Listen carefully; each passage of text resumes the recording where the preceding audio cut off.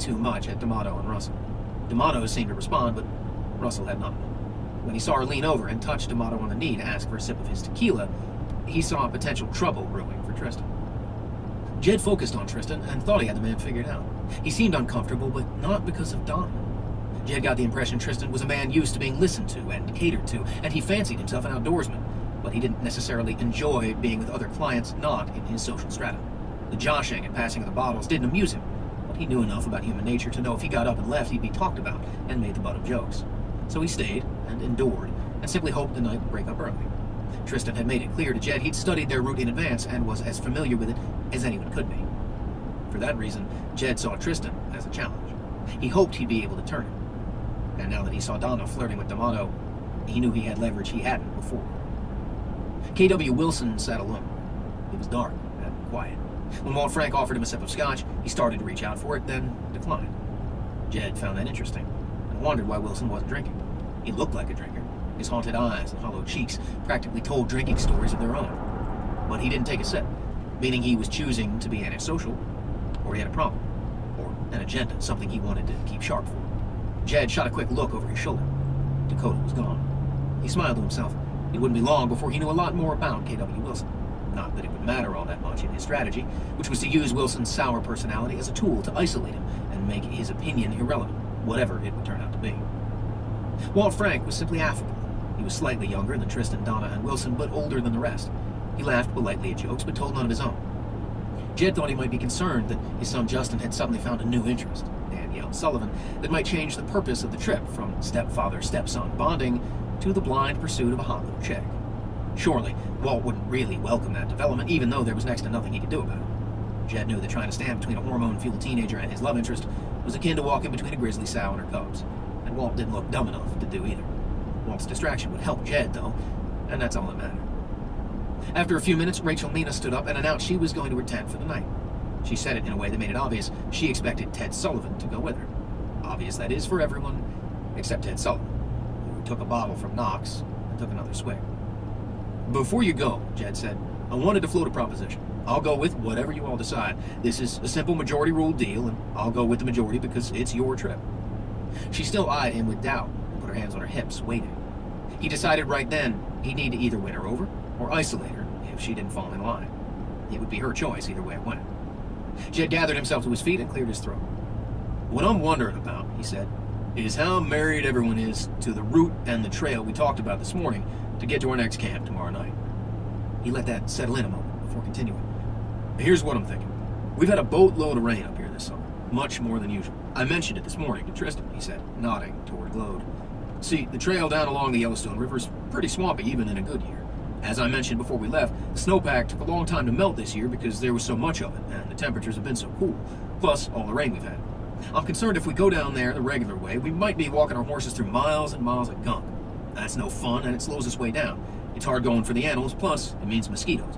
There's also the possibility the trail is washed out enough that we might lose quite a bit of time finding workarounds."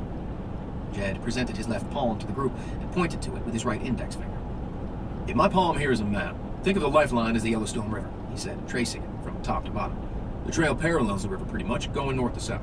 Normally, when we get almost to the southern border of the park," he jabbed the heel of his hand with his finger, "we take the fork by South Boundary Creek and leave the river valley and cut due west into the mountains up toward the Continental Divide and Two Ocean Pass. That's where we've got our camp for tomorrow night, up on Two Ocean." He looked up to make sure everyone was paying attention. They were, although only Tristan Glode and K.W. Wilson seemed rapt. The rest looked pliable. He continued, moving his finger up an inch on his palm. "So what I'm proposing we do tomorrow is leave the trail earlier than we normally turn west. That means cutting to the west between Fox Creek and Chipmunk Creek. I've been studying my topo map, and it looks doable. We still have to climb up into the mountains, and we should still be able to get to our camp. It's just that we're arriving an unconventional way through country that probably hasn't seen 10 people in 100 years. Somebody, likely D'Amato, whistled. "Excuse me," Tristan cut in, "but I remember asking you about the trail this morning. You didn't indicate then we may have trouble." Jed said patiently, "Mr. Glode, I believe I did. I said it was possible the trail might be washed out in places. This is the first time I've been up this way this year, so there was no way to know for sure. Even the Park Service doesn't send many rangers down where we're going until hunting season, when they try to guard against poachers coming up from Wyoming. There were really heavy snows last winter, and they've run off this spring, and the rain this summer. I don't think there's been anyone down that direction yet this season to provide a report.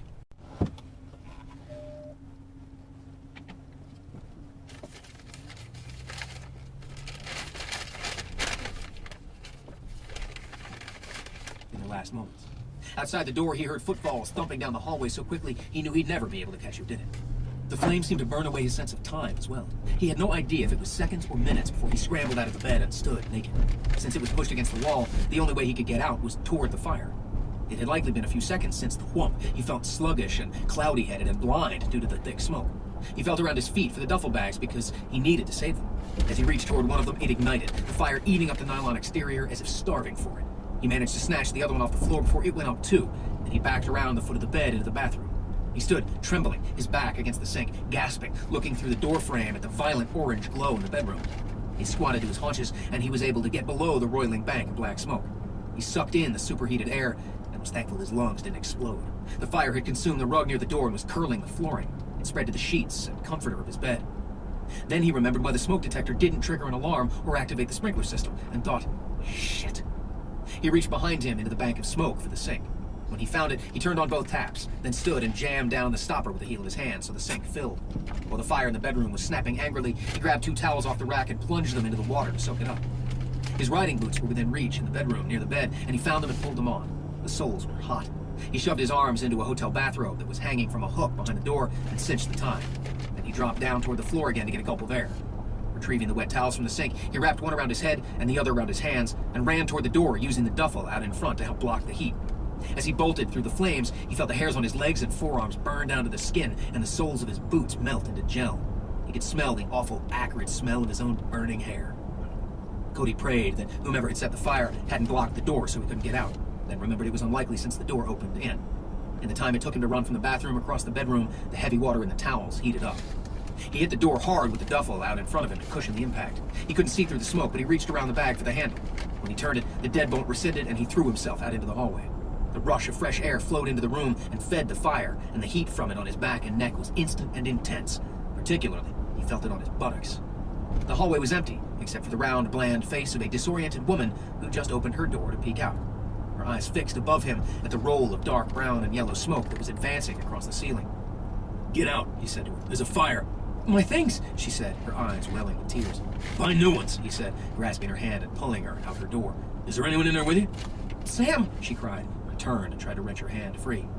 Cody shouldered her aside and thumped into the room. Sam, who, like her, was in his mid-70s, was sitting up in bed in a pair of boxers and a threadbare wife-beater, rubbing his face. "Who are you?" Sam asked. Cody didn't take the time to answer, but jerked Sam to his feet and pushed him toward the door. "Let's get out of here," he said, herding Sam and Mrs. Sam out ahead of him like stubborn steers. As they went down the hallway, he slammed his fist on every door and wished he knew which ones were occupied and which ones were empty. But at each one he yelled, "Get the hell out now, the place is on fire!" The 3 of them descended the stairs and were suddenly joined by guests from the other wing. Cody realized that the ringing in his head was from the fire alarms. The alarms bleated, and emergency lights flashed in staccato everywhere. Overhead sprinklers suddenly hissed to life, making flower-shaped showers that streamed down the walls and pattered on the carpets. The guests covered their heads against the water, and one woman said she was going back for her umbrella, but her husband put a quick stop to that. Cody was impressed by the lack of shouting or panic, as barely clothed people of all ages streamed across the lobby. There were several sharp shouted curses, but most delivered by him. As the people were herded toward the massive front doors, the hotel staff shouted and gestured for them to keep moving. From outside, sirens were whooping, and Cody thought, man, that was fast. Too fast. And he guessed whoever had lit up his room had called it in, so there would be only one fatality. In the river of guests headed toward the doors, under the interior lights that strobed in rhythm with the honking fire alarms, he searched for anyone who looked out of place. He didn't remember kicking or seeing an empty can of lighter fluid in the hallway, so he searched the throng for anyone who might be holding a can or trying to hide one, or someone fully clothed booking it toward a side exit. He saw no one that made his alarm bells go off. He was outside in the instant chill before he thought to check out the hotel staff and emergency responders to see if one of them might be the guy who did it. There was already a fire truck in front of the hotel with firefighters pouring off it, and another coming down the drive.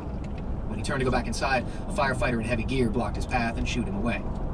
"Let me back in," Cody shouted out. "I can help get people out." The firefighter, who had a wispy blonde mustache and pale blue eyes under his helmet, said, "Now, why would you want to do that? Now turn back around and go with the others. You're blocking the door." "Let me by," Cody said. The firefighter shook his head. "Get back, sir. We've got this under control." Cody thought about guests who might have slept through the alarms, who were now unable or unwilling to get out, and he thought of his burning duffel bag of gear in his room. "Let me in," he said, trying to squeeze by the fireman in the doorway. "Look, I'm a cop. I can help in there." "Get with the others now," the fireman barked, inadvertently whacking Cody on his injured ear. The blow stunned him, froze him, the pain sharp and furious.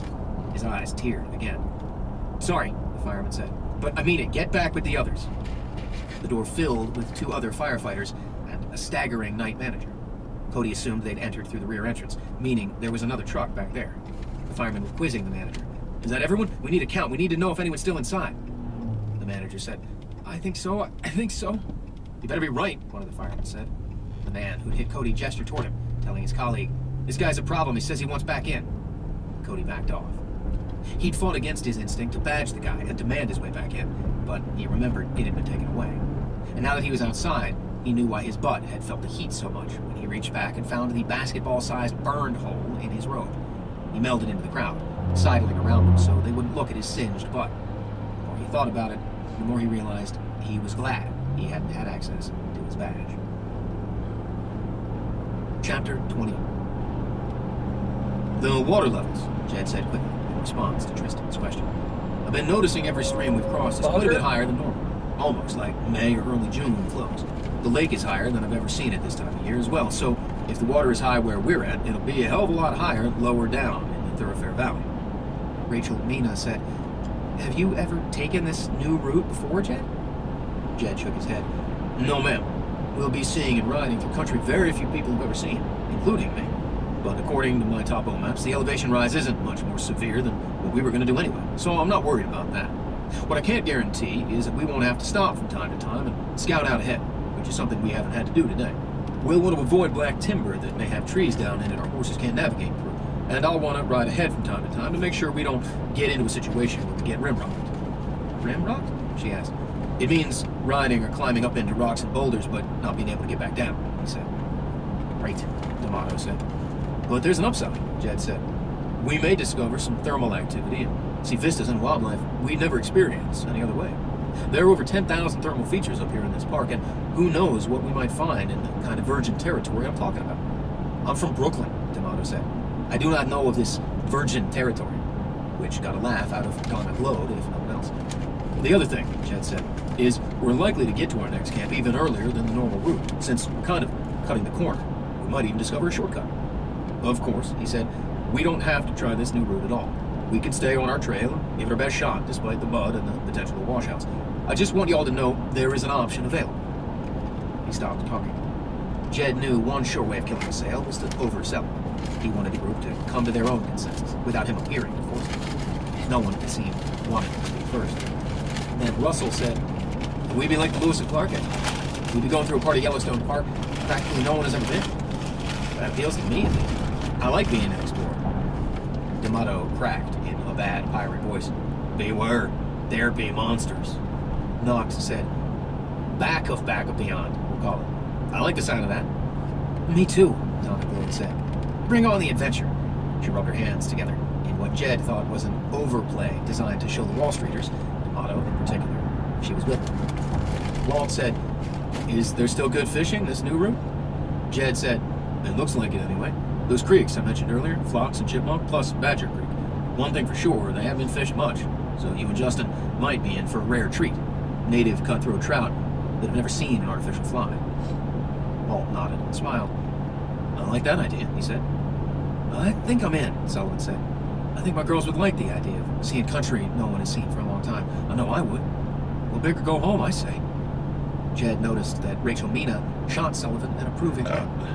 Tristan stood up and turned away from Jed to address the group. "I feel it's my obligation to bring something up," he said, the back of his shoulder to Jed. "What Jed is suggesting is kind of radical. We don't have radios or cell phones. The only thing the Park Service knows about us, or our families at home, is where we're supposed to be from day to day. So if we don't show up at the end, they know where to look. If we deviate from the trail and get lost or rim-rocked, no one will know where to find us." Tristan said, "I've had a lot of success in my life by determining where I want to get to and staying the course.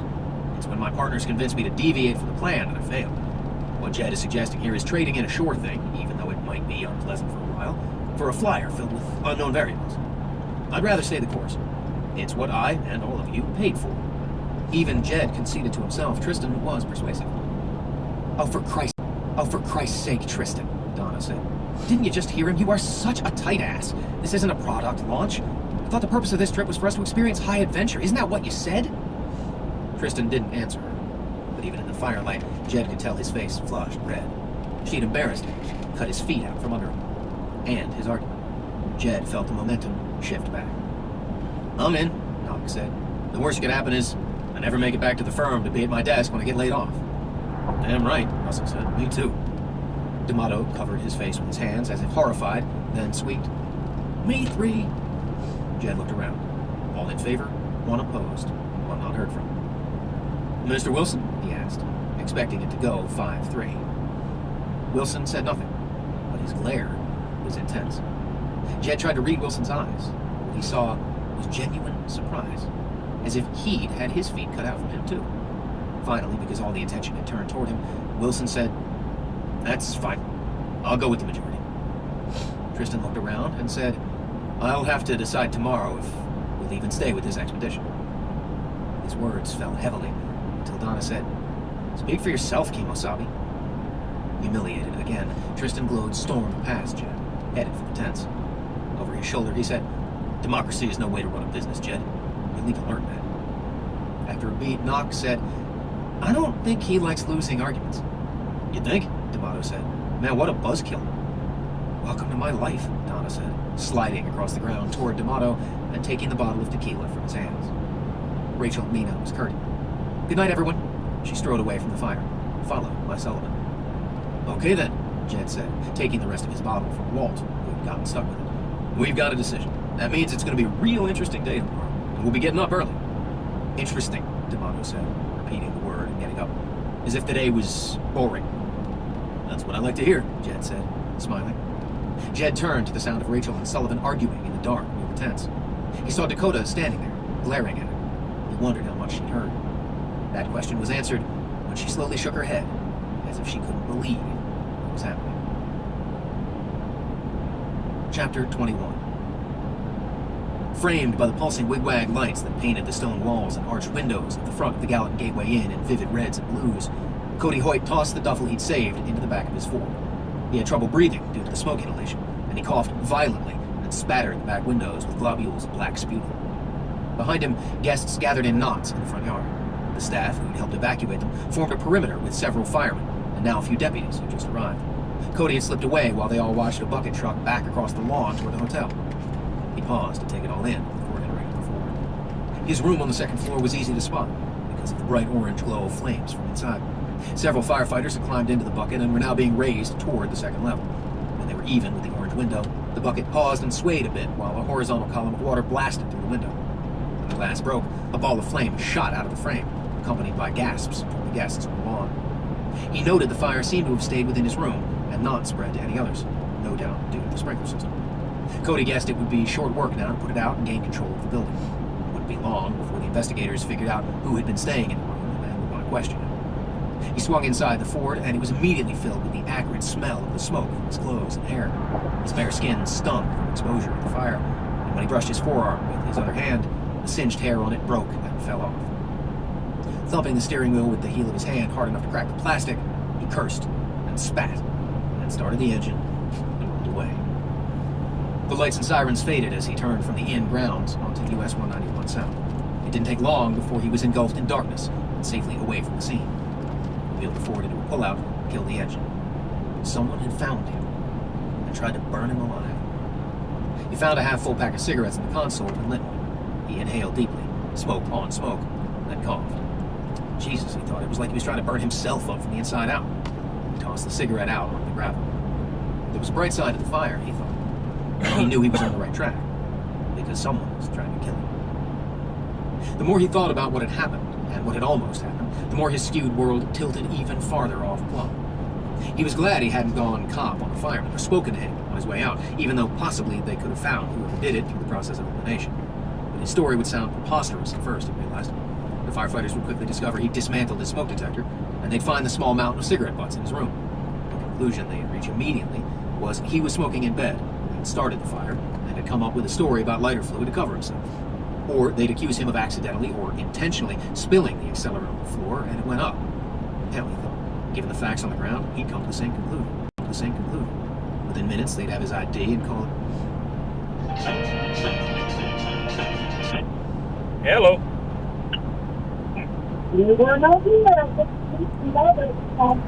I can't understand what you're saying. What? I said if I could see some neighbors on the Alexa.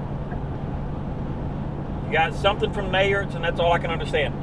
I said I got to see the neighbors on Alexa. Oh, they call in?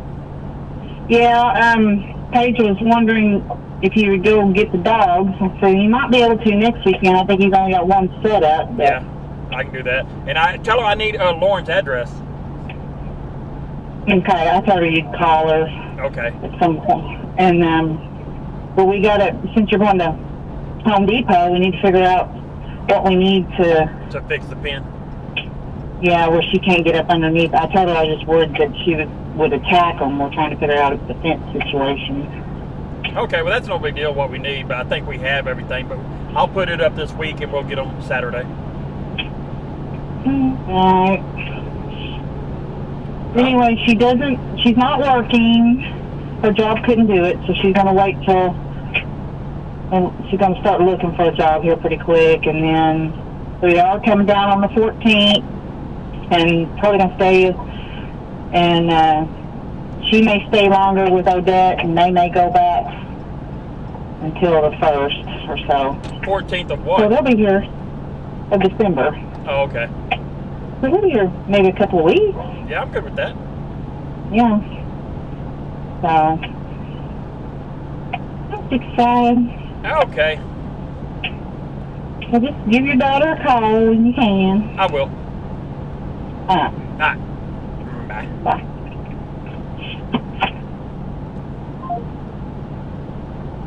To the same conclusion. Within minutes, they'd have his ID and call it in, discover who he was, where he was supposed to be, and he'd likely spend the rest of the night in the Bozeman jail waiting for a Helena deputy to come get him and take him back. No doubt the damage to the hotel caused by the fire and water would cost millions to repair. He thanked God all the guests had been accounted for, or there would be a murder charge as well. He couldn't risk that. Since the attempted method of getting rid of him had been fire, he wondered if the murderer he was tracking wasn't on the pack trip after all, but had stayed around Bozeman. But how would the killer know he was in town, what he was up to? And how could he possibly know he was spending the night at the Gallup Gateway Inn, or which room? It made no sense. Did this mean he was next on the killer's list? Cody dismissed it since the other victims had been clean and sober for years, and he hadn't. Unless, of course, the killer knew Cody was getting close and had decided to try a preemptive strike.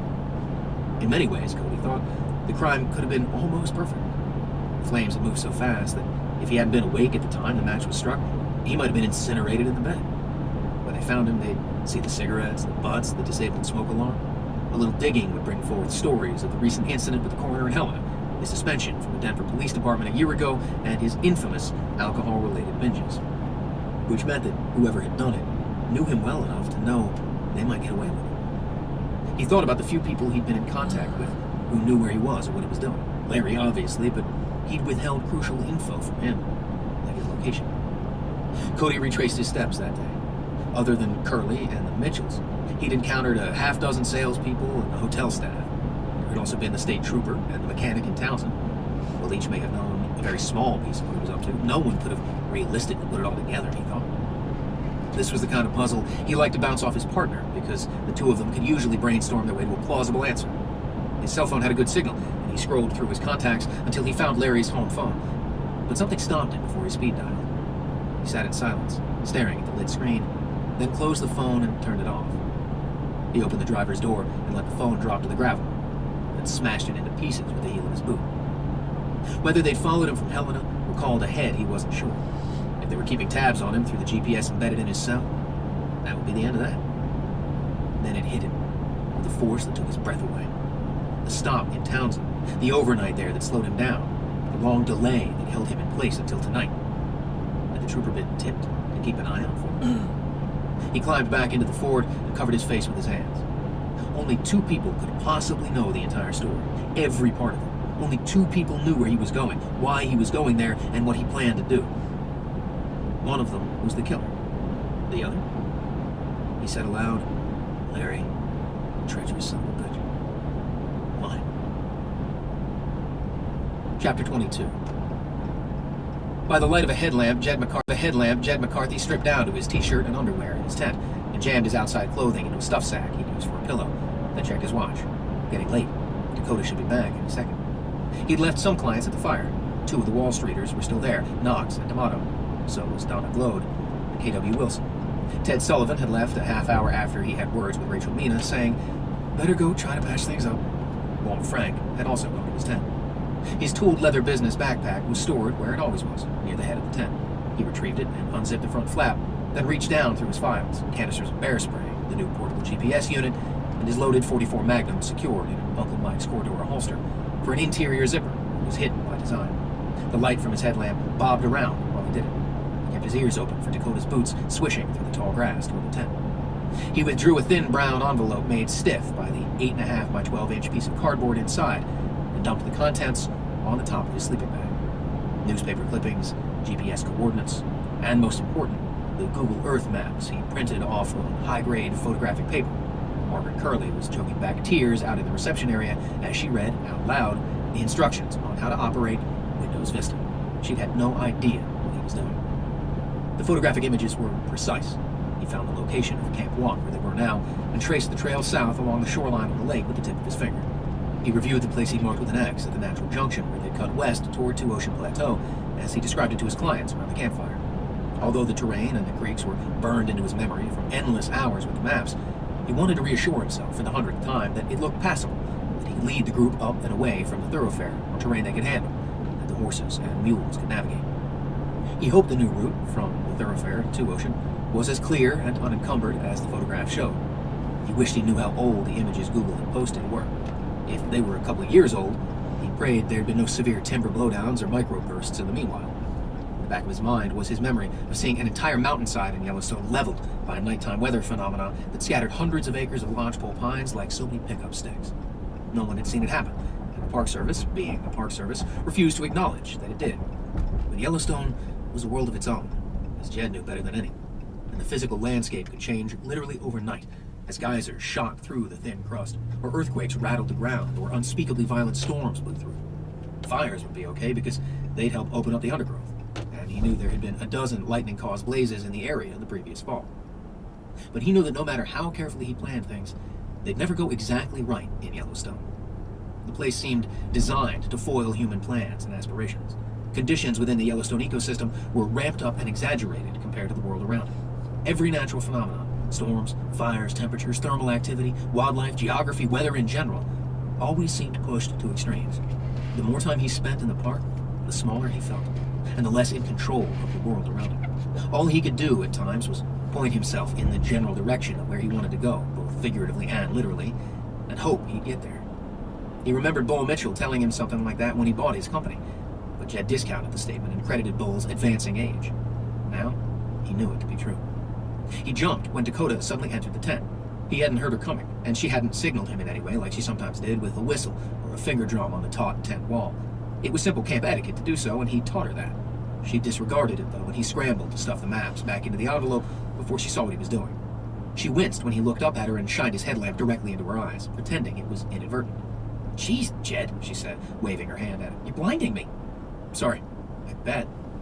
Once the papers were back in the envelope, and the envelope slipped under his sleeping bag, he turned his head at the beam of light. That was too close, he thought. She didn't unzip her jacket or remove her boots, but sat Indian style on the foot of her sleeping bag. He pulled the headlamp off and hung it from a loop, so the light hit the inside tent wall and was diffused. "Horses okay?" he asked. "Yep."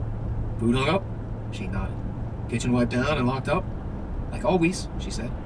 "Anyone left at the camp?" Dakota said, "Donna Glode is still there with Tony D'Amato and James Knox. Knox is trying to protect his friend from her, I guess." "Donna will be easy to track if she gets lost," Jed said. "We'll just have to follow the cougar tracks." Dakota didn't even smile as she fixed her eyes on him. "Jed, what the fuck is going on?" "Keep your voice down," Jed said. Even though their tent was 200 yards from the other tents and closer to the horses than the camp itself, he always worried about being overheard by any guests, since the topic of conversation was generally them. Her eyes blazed in the semi-darkness. You're breaking every damn rule you've ever told me about, she said. You've got something going on here, or else you just lost your damn mind. He started to speak, but she cut him off. Never leave the guest to tend the fire at night, she said. She lowered her voice and added a low drawl to mimic his cadence as much as possible. Gently encourage the guests to take their social lives.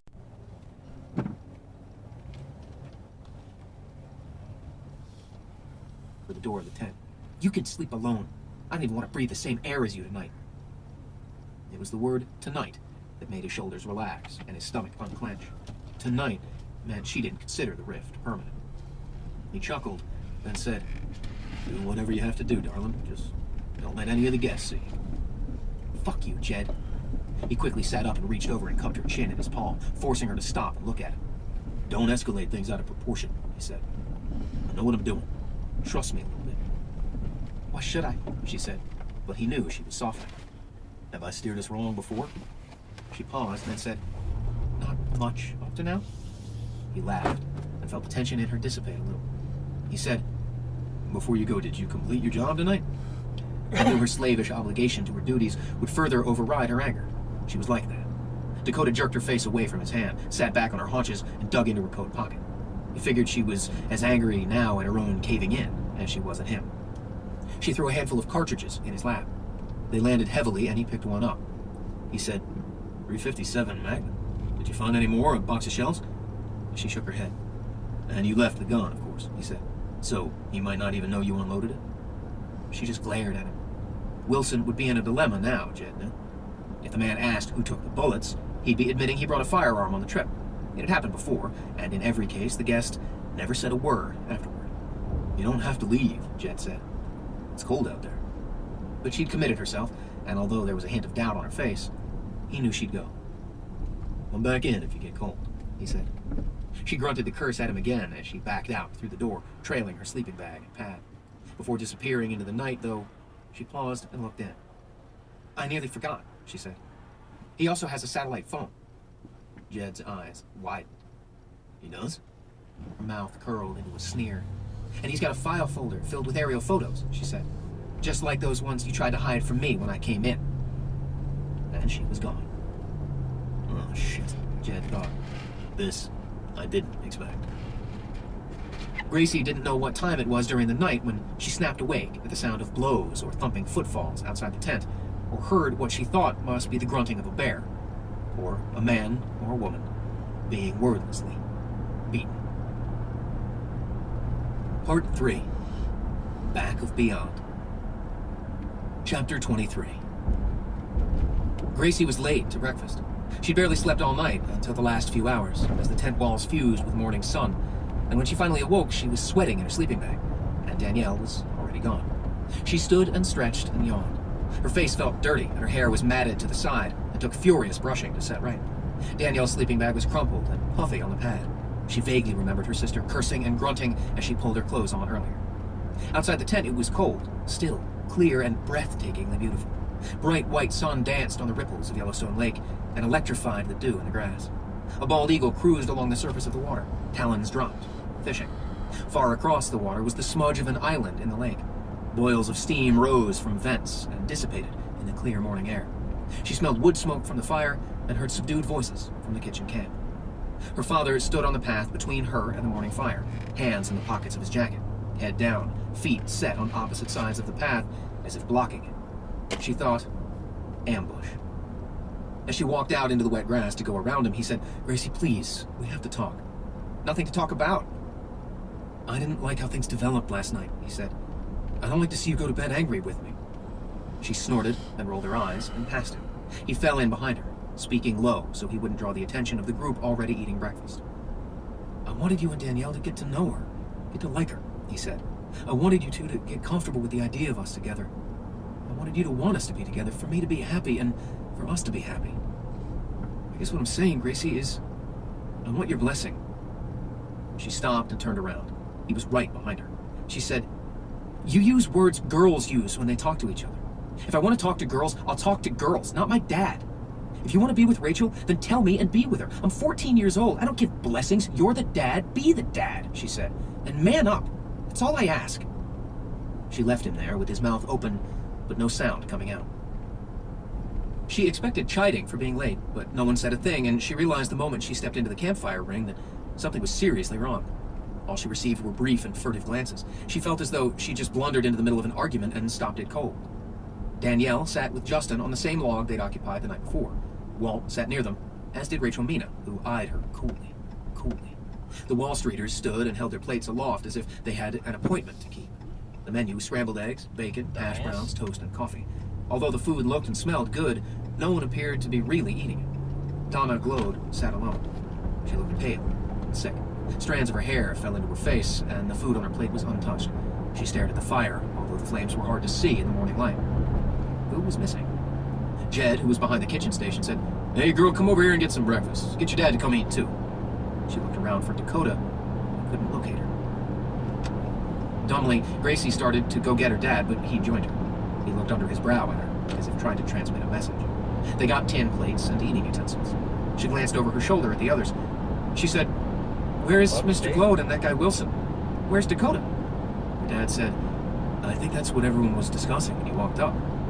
Jed gave her a scoop of eggs and 3 strips of bacon. He said, "I sent Dakota back on the trail to find a couple of strays." Gracie waited for a further explanation, but Jed ignored her.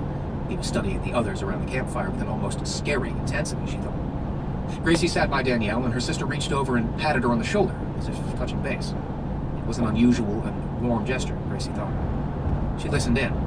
Tristan Glode and K.W. Wilson hadn't come to breakfast because they were gone. Their things had been cleared out of their tents, and both of their horses were missing. "No," Jed said to answer a question from James Knox. "I can't say it's ever happened before. I've had the few rare unhappy customers, but I've never had any who up and went home, especially on my horses." "I don't see them sneaking away together," Walt said to snickers from Knox and Dre Russell. Jed said, "I wish they would have talked to me about it. Being on your own in Yellowstone is dangerous." Gracie found herself watching Donna Glode, seeing what kind of impact the speculation was having on her. After all, her husband had left her. But she didn't look distraught, Gracie thought. She looked guilty. This was confirmed when Danielle leaned over and whispered in her ear, "She didn't spend the night in her tent with him." Gracie nodded slightly to indicate she'd heard, but didn't give her sister away by looking at her or responding. Gracie noted how Donna glanced repeatedly at D'Amato, hoping, no doubt, he'd share a wink back. As far as she could tell, D'Amato pointedly didn't turn his head toward Donna, and he seemed much more inhibited than he'd been so far. In fact, he looked ashamed, like a little boy. His 2 friends shot glances at him while they ate, as if seeing him in a new light. Walt said, "Do you think Dakota will find them and talk them into coming back?" Jed said he hoped so. He looked stricken as well, Gracie thought, maybe a little unsure of himself for the first time, like he had too much swirling around in his head.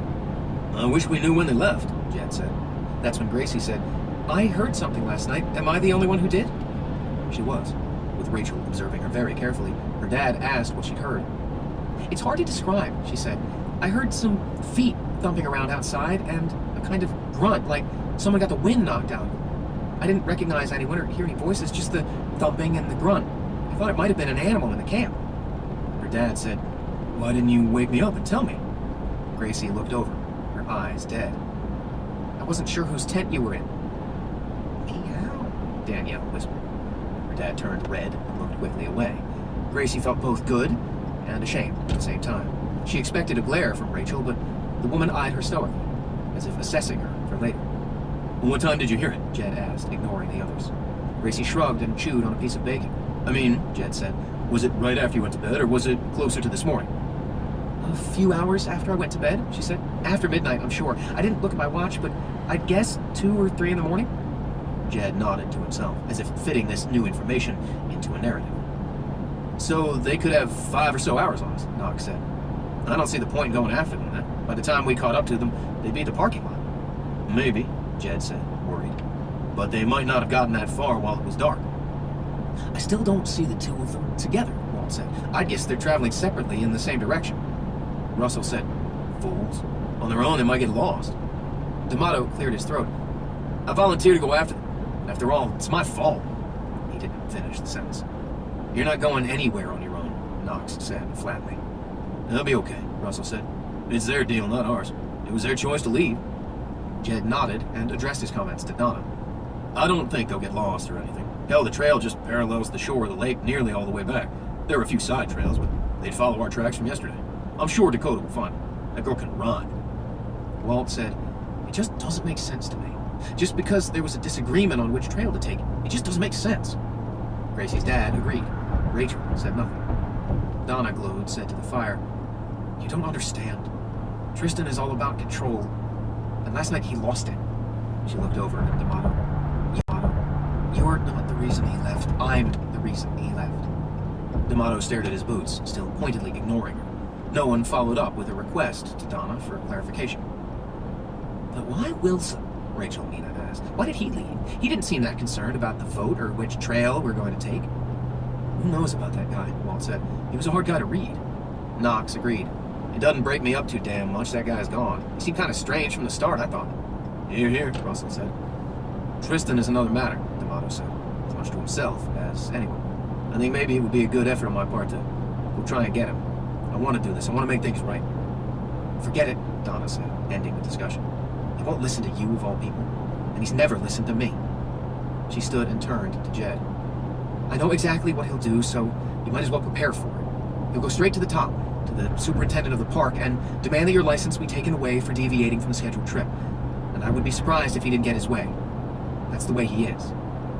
It was only for a second, but Gracie thought she saw real fear in Jed's eyes. "Dakota will find him," Jed said, assuring no one. Gracie found the whole scene fascinating and a little sickening. There was no filtering of words or emotions for the sake of Danielle, Justin, or her. She felt suddenly older and more mature, but she didn't like the feeling. Jed said to Gracie, "What you probably heard last night was one or both of them clearing out their tents to leave. Maybe one of them tripped on a tent stake or something." Gracie shook her head. "I don't think it was that." "Then what was it?" her dad asked, suddenly perturbed. "If you can't say what you heard, maybe you shouldn't say anything at all." Gracie felt her face flush. She knew his anger had more to do with her snub of him than anything else. She said softly, "It sounded more like a fight."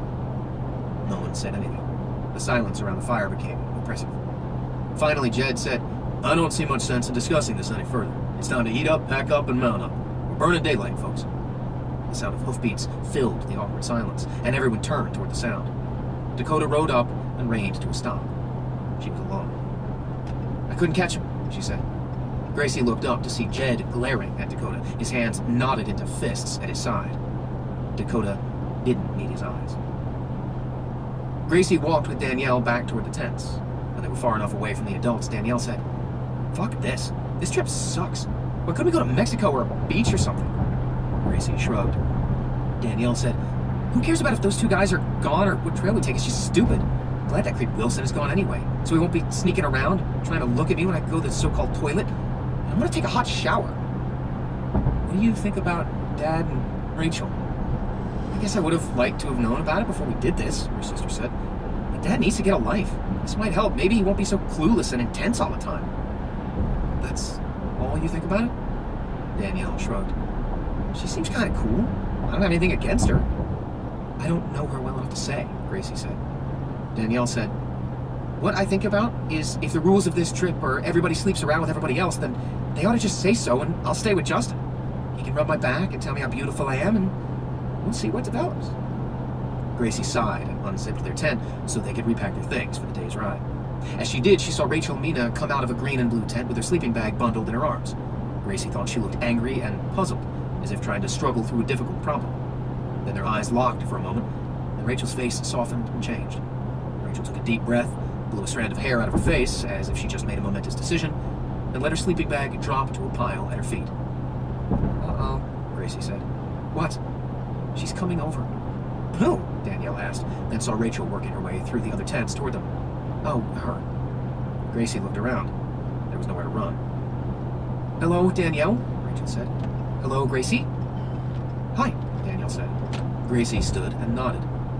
"We haven't officially met," Rachel said, looking from one sister to the other and extending her hand. "I'm Rachel." They shook her hand. Rachel said, "I wanted to take this opportunity, since we're away from everyone, to set the record straight regarding your dad and me." Gracie braced for it. "I want you to know something," Rachel said, talking mainly to her. "I don't want to be your stepmother. I don't necessarily want to be your best friend, but I want to get along with you, and I hope you give it a shot to get along with me. We all know the situation, even though the truth came out much more awkwardly than I wanted it to. I'm very very fond of your father. I know he feels the same about me.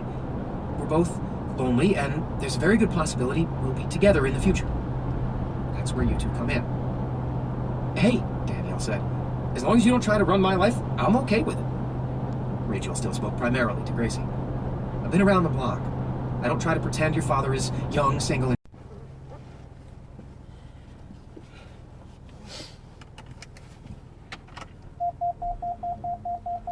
and started to carry it and her duffel toward the horses.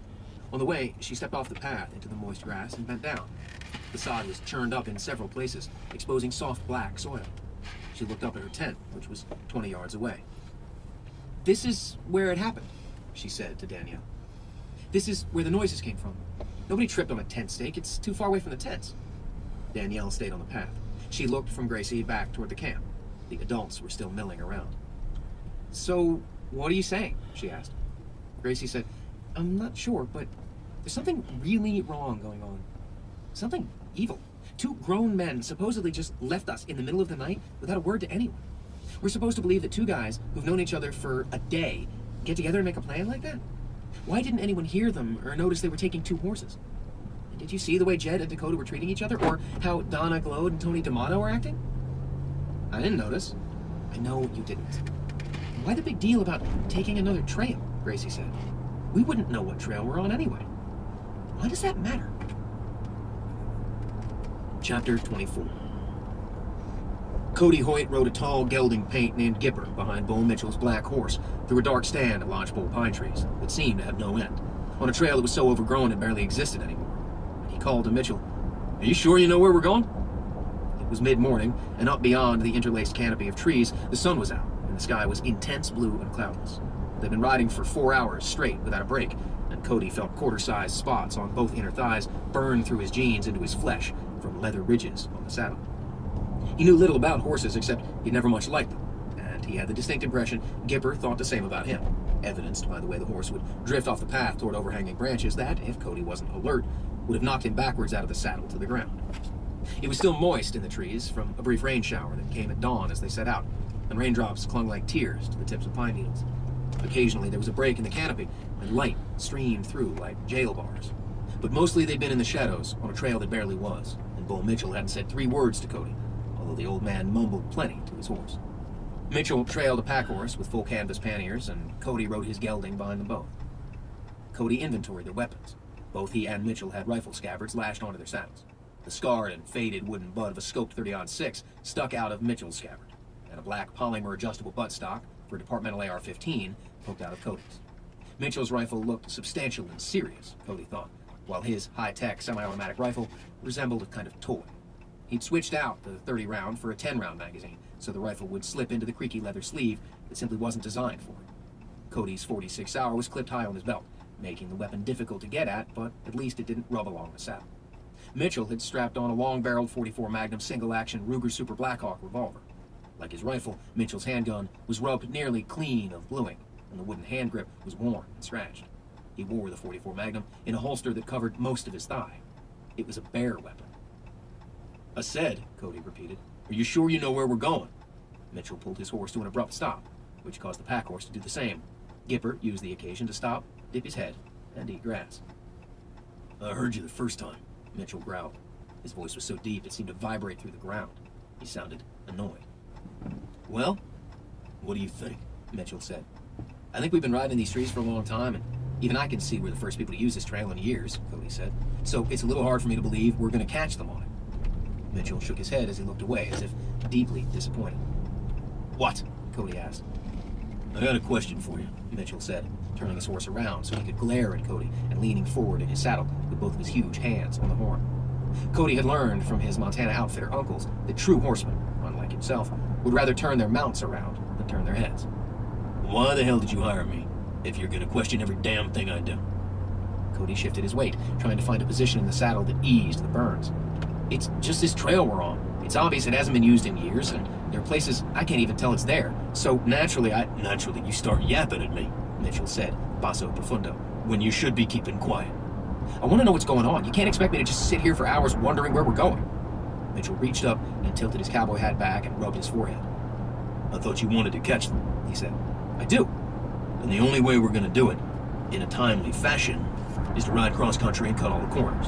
We should intercept the main trail by early this afternoon. They'll still have about half a day on us, but with all those rookie riders and trail horses, we'll make up plenty of time. Cody nodded. Thank you for that. All you needed to tell me was you knew where you were going and you had a plan. Mitchell shook his head again. Cody said, all you had to tell me was you were familiar with this sort of trail we're on, and that it will eventually run into the main trail where Jed is. Mitchell said, well, I ain't never been on this trail in my life.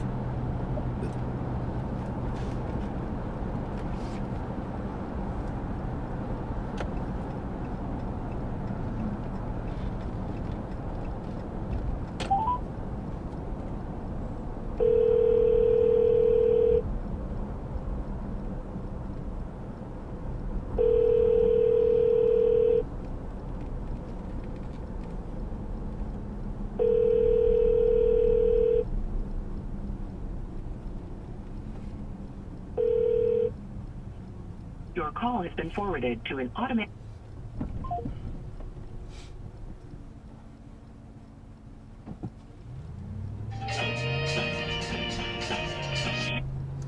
Hello, Miss McCaffrey. Yeah, you know, David, I saw your name. That's a nice name, but who is that guy? So I didn't answer. I understand. No, we have an appointment this afternoon to set you up on your CPAP, Yeah, but I had a couple people cancel, and I was wondering if you'd be available earlier. you bet. You come anytime. Okay, well, I'm in Fort Smith. I just turned on 71, so I'll be heading your direction. Okay, you should be here in about 30, 40 minutes then. Good luck on the GPS. That's encouraging. Okay. You'll find it. All right, thank you. I'll see you in just a bit. Okay, bye-bye. Bye-bye.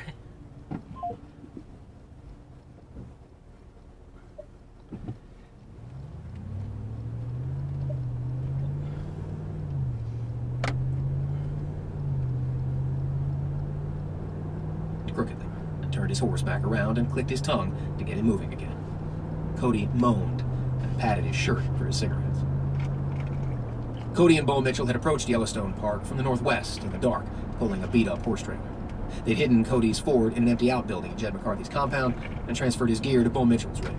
Mitchell drove a dented F-250 pickup and sipped from a plastic Go cup of coffee, and Cody tried to get some sleep since he hadn't gotten any the night before. Every time he closed his eyes, his mind swirled with technicolor visions of cabins burning down, hotels burning up, conspiracy, and betrayal. He'd finally dozed for a few minutes when he was jolted awake by a violent pitching of the truck. When he opened his eyes and reached out for the dashboard to find out what had happened, he saw they'd turned off the highway onto an ancient two-track that skirted a dark river and vanished ahead in a bank of dark timber. What's this? He'd asked, groggy. Old Indian trick, Mitchell said. What the hell does that mean? Means we sure as hell can't drive through the gate at the park and explain to the ranger who you are and why we're bringing horses in without taillights, so we're sneaking in through a back door. Mitchell gestured vaguely ahead in the dark. This is an old fire and service road nobody's supposed to know about. It's from the old days when the Park Service actually provided service and put out fires, so we're talking a really long time ago. We can get pretty deep into the park without anyone knowing we're here. Then Mitchell added, I hope. They might have blocked it off. Cody asked, how long has it been since you were on it? Mitchell shrugged and sipped at his coffee. 7, 8 years, he said. Maybe more. Jesus, Cody said. What if it's blocked? We'll figure something out, Mitchell said, and shrugged. Always do. I got a chainsaw in the back in case we need to cut trees and a winch on the front in case we get stuck. Of course, I haven't tested either one out in a few years, so let's just hope they work if we need them. I got shovels and a handsaw if they don't. At least I think I do. When Cody just stared, Mitchell said, keep in mind, this is Yellowstone. Anything can happen here. The plans always go wrong. It's just the nature of the place. The road was passable, although Cody and Mitchell twice had to get out of the truck and cut a path through fallen trees.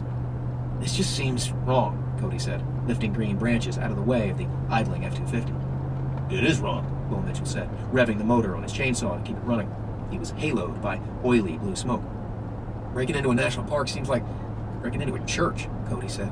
Mitchell snorted and said, that's a result of too much indoctrination in public school and too many Disney shows.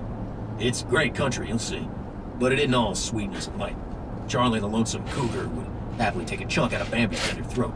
This place will eat you up and spit you out if you're ever off your guard, especially where we're going. Dawn rose pink and cold, and sudden waves of rain lashed at the trees and drummed on the hood of the truck, but went away as suddenly as they'd come. Cody told Mitchell about the fire in his room at the Gallatin Gateway Inn, as Mitchell eyed him warily but didn't utter a word. Cody let the story trail off without sharing his suspicions about Larry. Got a question, Mitchell said, minutes afterward. What? Why are your hands shaking like that? Cody had held up his right hand. Mitchell was right. DTs? Mitchell said. I guess. Let's hope you don't have to aim your gun at anything. Mitchell said. Mind if I smoke? Damn right I'm fine.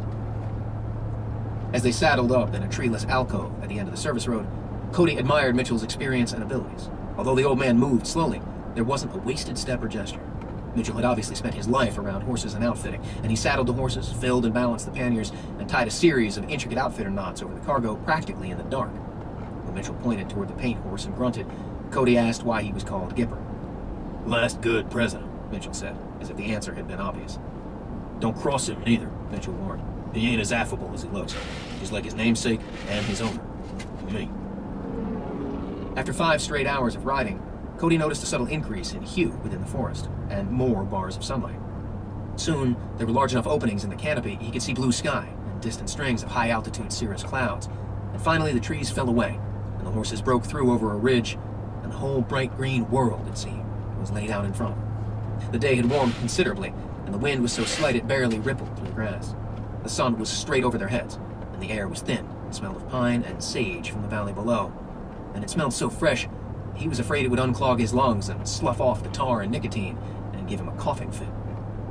Bull Mitchell paused his mount. Cody wrestled with Gipper until the gelding finally understood he was to keep walking alongside the pack horse, and Cody pulled his horse to a stop abreast of Mitchell. When Cody looked out over the vista of green, carpeted saddle slopes with tree-choked river valleys, massive red-veined geological upthrusts that bordered the eastern horizon until they gave up and became mountains, and the vast, sprawling tableau of Yellowstone Lake miles ahead and below them, he said, "What big country." Mitchell grunted and reached back into a saddlebag for his binoculars. Don't fall in love with him, Mitchell said. It's guaranteed to break your heart. Cody used the pause to dismount. His legs were stiff, and his knees felt as if they'd been tortured on a rack to bend them in. He hobbled toward the pack horse and began to unbuckle one of the panniers where he'd seen Mitchell pack his duffel bag. See anything? Cody asked Mitchell. After a long pause, Mitchell said, I see a herd of elk, a couple of coyotes, and an eagle. And a whole meadow filled with buffalo chips. Must have been 100 of them critters there not long ago. I meant the pack trip, Cody said, irritated.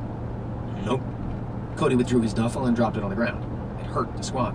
As soon as he opened it, his stomach clenched. Manically, he rooted through the clothing and the gear. Shit. Mitchell didn't look down from his glasses, but asked what the problem was. My cigarettes, Cody said. I bought a carton of them for the trip. I know I bought a carton, and I remember packing them. Mitchell was silent. Cody stood up and felt a wave of pure panic. Then he kicked the bag. Shit. They must have been in the duffel bag that burned up. Shit. Mitchell said, It's a long way to the nearest convenience store. Cody stanched an impulse to pull his 6 Sauer out of his holster and shoot the outfitter right there. Mitchell shrugged. Now's as good a time as any to quit, I suppose. I did it years ago. Just stop. No big deal. Cody rubbed his face. It felt as if there were tendrils of sinew inside his body tightening up, waiting for the familiar shot of nicotine to relax them. The sky began to spin, and the earth itself seemed to undulate like slow waves across a pool. He patted his pockets, hoping he'd find a spare pack. He rooted through his coat and saddlebag. In the bottom of a saddlebag, he located a cellophane pack that contained 2 cigarettes. Cody felt as if he'd won the lottery. Mitchell said, Might as well save them. Cody said bullshit and lit one up. He'd figure out later when he'd have the last one. As he sucked in the smoke, his body relaxed and seemed to moan with delight. The sky stopped spinning, and the valley below stilled. Cody asked, Does Jed smoke? Not that I remember. I bet somebody in that group does, Cody said, swinging himself painfully back into the saddle. The sores on his thighs burned instantly, which is another reason to find him fast. Mitchell clucked his tongue, and his horse stepped out. He said, I'm not sure I'm getting paid enough money to come out here into the wilderness with a desperate man withdrawing from alcohol and cigarettes. Please shut up, Cody said. Mitchell laughed. First you chew my ass for not talking, and now it's shut up, he said. Make up your damn mind. I know one thing, Cody said 20 minutes later, as they descended toward the valley floor. If I can't find some cigarettes pretty soon, I'm likely to rip the heart out of the guy we're chasing with my bare hands and feed it to him. Mitchell said, So who are we chasing anyway? Hell if I know. Cody rode in silence, consumed by the maelstrom in his head. He recounted the conversations he'd had with Larry and the information Larry had conveyed. The pieces of the puzzle had been laid out on the table by Larry, along with a few more he'd added himself. So the logical sequence should have been for the two of them to start assembly and come up with a viable theory or conclusion, or at least to be able to discard unworkable scenarios. But if Larry had been working against him, could he count on anything his ex-partner had said? Were there even other victims at all? Was Larry the puppet master, pulling his strings, leading him to where Larry wanted him to go? Or was it simply a matter of Larry getting Cody out of the picture and out of the way? There was no place in the country more isolated than where he was right now, Cody thought. If Larry's plan had been to get him out of the way, he couldn't have succeeded better. So, was there any validity at all to Larry's information? Was it even true that the last website Hank Winters had looked at was the one for Jed McCarthy's pack trail? Or was that all part of Larry's misdirection, too? He weighed the possibility of turning around and going back. That way, he could wring Larry's neck and blow up whatever game Larry was playing. They were in the middle of Camp 1 before Cody even realized it. Only when Bull Mitchell stopped his horse and swung down to the ground did Cody notice there were rough squares of flattened grass on the plateau where tents had been, and an alcove in the trees with a fire pit. Jed's doing a good job, Mitchell said, with a lilt of admiration. He's running a low-impact outfit. You wouldn't even know they were here last night except if you knew the exact location. No garbage or human sign except where they flatten the grass. Cody dismounted as well. He thought he knew why real cowboys liked to sit their horses so long. It hurt too much to get off. He leaned against Gipper while the blood flowed into his legs and the pain receded. He watched Mitchell roam the campsite and thrust his hand into the fire pit. When he came back, wiping the ash on his jeans, he said, "Yep, they were here this morning. The rocks are still warm and the ash is moist from when they put the fire out." "Any idea how long they've been gone?" Mitchell said, "It's hard to get everybody up, fed, and get an entire camp packed up. My guess is that they were probably on the trail by 9, so 4 or 5 hours is all." Cody swallowed. He tried to imagine his son in the camp just hours before. He hadn't seen him since last Christmas. He wondered how tall he was now, and how long his hair was. Cody started to ask Mitchell how long it would take for them to catch them, when he noticed Mitchell looking down toward the shore of the lake, squinting. Cody turned and said, "What are you seeing?" Mitchell said, "I thought I caught a glimpse of something down by the water. Something moved. You see it?" Cody couldn't see well enough through the trees, so he shifted to his left. Branches were parted enough for him to get an unimpeded view all the way down the slope to the shore of the lake. "Wolves," Cody said. "At least 3 of them. One wolf was jet black, another was silver, and the third was mottled gray." Cody could see they were feeding at the water's edge. Chapter 25. Gracie lagged behind her sister on the trail, putting distance between Strawberry and Danielle's horse. It seemed odd to her there were 4 fewer riders ahead on the second day. Despite his friend James Knox's disapproval and Jed's pleading, Tony D'Amato had decided the only way he could live with himself was to track down Tristan Glode and try to persuade him to come back. Dre Russell thought D'Amato was on a fool's mission, but agreed to ride with him. Their plan, they said, was to rejoin the group at Camp 2. Grudgingly, Jed had given the two his maps and told them to look for a marker on which trail to follow when they came back. Gracie noticed how Dakota watched the exchange in silence, shaking her head. It had warmed up enough that Gracie had stripped off her hoodie to her t-shirt. Although she could still see Yellowstone Lake to her left, the path had climbed away from it, and they'd gained hundreds of feet of elevation. The rhythmic clop, clop, clop of the horses soothed her and reminded her she was in a beautiful, wild place on a perfect summer day, and that not everything was horrible. That Rachel Mina had smiled at her with a hint of sympathetic understanding while they were saddling up, had buoyed her more than she would have thought. But all of the questions remained unanswered. "Everything all right up there?" Dakota asked from behind her. "You need to keep up, girl." Instead of goosing Strawberry into a faster walk, Gracie reined her horse off to the side of the trail so Dakota could catch up. The trail was not so narrow or the trees so close as they climbed that they couldn't ride side by side for a while. When Dakota caught up, Gracie fell in beside her. "Nice day," Gracie said. "Yes, it is." Dakota looked over with a hint of suspicion. "You do this a lot, right?" Gracie asked. "This is my 3rd summer, so yeah, a lot of pack trips. Most of them are quite a bit shorter than this one, though. This is the big one of the year." "How'd you meet Jed?" Gracie asked. "Are you two a couple?" Dakota smiled slyly. "Right to the point." Gracie tried to smile back innocently. "I met him in Bozeman," she said. "I was in my 3rd year at the university, and I was helping pay the bills by barrel racing and riding horses for rich folks. There are quite a lot of rich people who've moved to Montana, and they like the idea of owning horses, but hardly any of them know a thing about them. But horses need to be ridden, and I put an ad in the Chronicle. Pretty soon I was getting paid for going out to ranchettes and riding their horses for them to keep the animals in shape and to keep them well trained.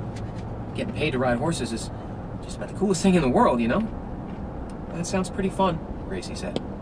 So one of the ladies I worked for got divorced and decided to sell out and move back to L.A., Dakota said.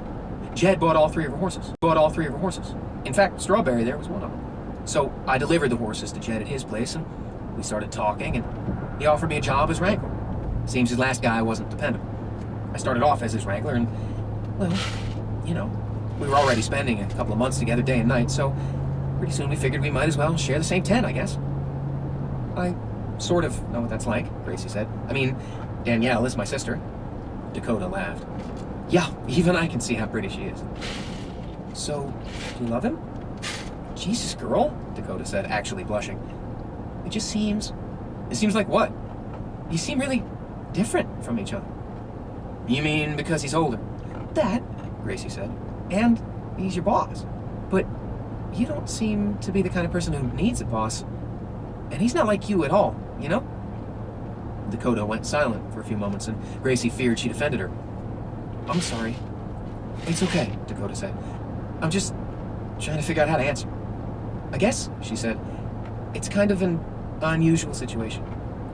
I never knew my dad, except that he worked in the oil fields in Wyoming, and when I grew up, the only thing I could do well was hang around horses. I trust horses more than people, even though they can be knuckleheads. At least they're innocent knuckleheads, though. They never do anything because they're mean, only because they're scared or spooked or trying to get away. But they aren't mean like people are. When I talked to Jed, he pretty much said the same thing. Plus, do you know how hard it is for a girl like me to find a partner my age who isn't an idiot? So many of the guys my age are slackers who are just plain scared of girls in general, and me in particular. I get tired of waiting for him to grow up, you know? I don't think I can wait forever. I tried to find someone to take me as I am, but pickings are slim, girl. Gracie nodded. So, what's he like? I mean, when he isn't being the boss? I can't believe you're asking me these questions, she said. And I especially can't believe I'm answering. He seems mysterious, Gracie prompted. Oh, he is that. He's always got something going, she said. Did you know he was a poet? He's published a couple books of poetry. Can you believe that?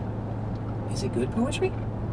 I can't tell, she laughed. It's beyond me. I mean, I get parts of it, but it's really difficult to understand. He's even won a couple of awards for it, I guess, and there have been times when he reads it to me.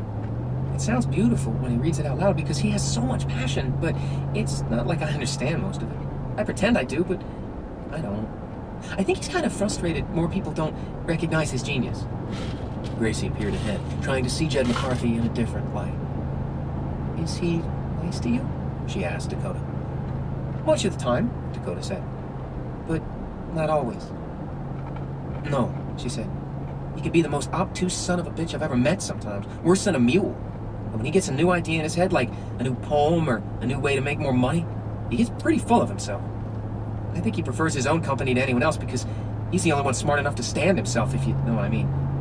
That's when I feel like throwing in the towel and just hitting the road. Are you feeling that way now?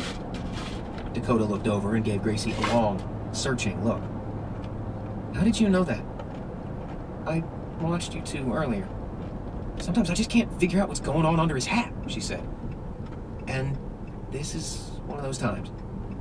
Why do you think Mr. Glode left? Dakota sighed. Mrs. Glode, she said. Simple as that? It's a hell of a lot more complicated, Dakota said. I think the two of them were hoping they'd find something out here they didn't find. There have been other couples on these trips looking for the same thing, so at least I can sort of understand that. What else? Gracie said. Wilson, Dakota said. You mean you don't know why he left too? Dakota nodded. I'm gonna tell you something nobody knows, she said. I didn't stay with Jed last night. We had a fight and I slept outside by the fire. At one point I had to get up to pee and I walked up above the tents into the trees. In the moonlight I could see somebody lurking around, kind of moving real slow and deliberate, walking back and forth from the tents to the lake. I sort of snuck down there and I saw it was Wilson. I don't know what the hell he was doing, but he gave me the creeps. He was just out walking around. Did you tell Jed? Not yet. His head is too far up his butt to listen to anyone. What do you think Wilson was doing? She shrugged. I don't know, but it looked like he was planning something or waiting for someone. Maybe it was Tristan Glode, but that doesn't make much sense to me. Gracie thought about it. Maybe it was Wilson and Mr. Glode who had a fight, she said. Maybe, but you're the only one who said they heard anything. Don't you believe me? Dakota said, let me put it this way. I believe you think you heard something. You heard something. Gracie said, but why would they leave together after that? And what would they fight about? I mean, if it was Tony and Mr. Glode, at least they'd have a reason. I know, it beats me. I didn't hear an argument, Gracie said. Dakota shrugged. I don't know what the hell is going on, but something is. You look ahead of us at all those people on horses in this setting and you think, what a perfect thing. What you don't know is what's going on in everyone's head and what they might be thinking about everyone else. That, she said, is the reason I prefer horses. Jed had pulled his horse and mules off to the side of the trail to let his clients ride past. When Gracie and Dakota reached him, Jed said, Dakota, you take lead for a while, I'll tail up. Gracie saw that Dakota wanted to argue, but clamped her mouth closed, pulled her hat tight, and urged her horse and mules on. Jed fell into place where Dakota had been, but he didn't stay there long. He said, so you enjoying the trip so far? There was something disconcerting in the way he asked, she thought, like he couldn't wait to get past the formalities, like he kind of enjoyed playing with her, enjoyed reeling her in with his soft voice. I guess. What about your sister? She seems like maybe this isn't her dream vacation. Gracie had to smile at that. Thought so, he said. I wanted to ask you something, he said. I saw you talking away with Dakota. What on earth were you girls chatting about for so many miles? Nothing in particular, she lied. Really? A hint of sarcasm. Girls do that, she said. We just talk about nothing for hours. You know, clothes, nails, shoes, girly things. That's just how we girls are. He chuckled. You're a pistol, he said. No, really. What were you two talking about for so long? Gracie squirmed in her saddle. She wondered why it felt like it had gotten warm, like those car seat heaters did in her mother's Volvo. She said, I asked her how she liked her job, since I like horses and all. Ah, Jed said. And she told you what? She said it was pretty good most of the time. My name come up? Of course, Gracie said. You're her boss. Up until that moment, she hadn't noticed the sheath knife on his belt that lay across the top of his thigh. She guessed it had always been there amidst the things he wore, but she'd just not focused on it before. He said, females always talk too much. She didn't know if he meant her or Dakota, or both. He had looked away from her, but there seemed to be a lot going on in his head. Are we going to find those two guys? She asked. Oh, he said, almost vacant. We'll find them. Chapter 26. Bo Mitchell roared and fired his .44 Magnum over the backs of the wolves. The concussion in the epic stillness was tremendous, and Cody flinched and came back up with his ears ringing. The big slug slapped the surface of the water 20 feet out, and all three wolves wheeled toward them on their back haunches. Cody could look into their black eyes and see their long red teeth and pink-tinged snouts, and he instinctively reached for his 6 Hour. He'd bought bear spray the day before in Bozeman, but it had been in the duffel with his carton of cigarettes, so therefore he didn't have any. He couldn't get over how dog-like they were, yet they weren't dogs. They had the eyes of dogs and the fur of dogs, but they were wild, big, and menacing. The black one had yellow-rimmed eyes that seemed to burn in their sockets. Hold on, Mitchell said. Stand tall and tough. They want to protect their food, but we've got to face them down and show no fear. To the wolves, Mitchell barked, Get the hell into the woods where you belong. Now get! To emphasize his point, he ratcheted back the hammer on his Ruger and fired again, this time exploding a plume of swamp mud from a depression 5 feet in front of the wolves. The black alpha male, Cody guessed he'd weigh 175 pounds, woofed and exhaled and loped away along the shoreline to the south. The silver female followed, and Cody caught a glimpse of something long and blue that reminded him of sausage swinging from her jaws as she ran. The mottled wolf, likely also a male, Cody thought, followed her without conviction, as if he'd wanted to fight. He couldn't believe how fast they ran, or how powerful they looked, like ghosts with teeth. They might not have gone far, Mitchell said, so keep your eyes open. My God, Cody said, and lifted his hand. Look at this. I was so scared my hands stopped shaking. Mitchell chuckled while he withdrew the empty brass cartridges out of the revolver and replaced them with fresh hollow-point shells. I'll keep this out and cover us, Mitchell said, chinning toward the shoreline where the wolves had been. You might as well keep that little pop gun of yours in your holster. It'll just make them mad if they decide to come back. The first thing Cody noticed as they approached the shoreline was the smell. Mingling with the thin, warm air and algae-tinged odor from the lake was a primal whiff of musk from the thick hides of the wolves and the dank, metallic smell of viscera. A tangle of partially submerged driftwood stretched from the shore into the lake for 20 feet, a scum of algae sucked in and out of the water-worn branches of the structure as if being inhaled and exhaled by the structure itself.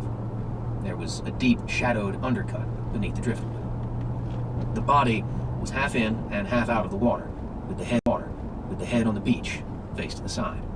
Its legs were submerged in the water and pointed down toward the undercut at such an angle that the feet could hardly be seen in the murk. The body appeared to have no arms. Male, thin, pale, middle-aged, the waterlogged skin alabaster white except for the jagged, gaping holes between its ribs and between the legs. All the soft internal parts had been torn away and eaten by the wolves. The clothing on the victim, a lightweight long-sleeve shirt, baggy cargo pants, cowboy boots, had been flayed into ribbons by the teeth of the wolves. The dark sand beach was trampled with canine paw prints, some slowly filling with chocolate, milk-colored swirls of water. The deep indentations of their claws looked like small-caliber bullet holes in the sand. Oh, man, Mitchell said. It wasn't Justin. As soon as Cody was assured of that, he felt his cop blinders descending like the shield of a motorcycle helmet.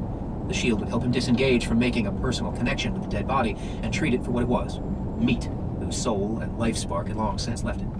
The wolves had certainly understood that. Cody turned the body over to find that the arms weren't missing after all. The wrists had been bound with wire behind its back.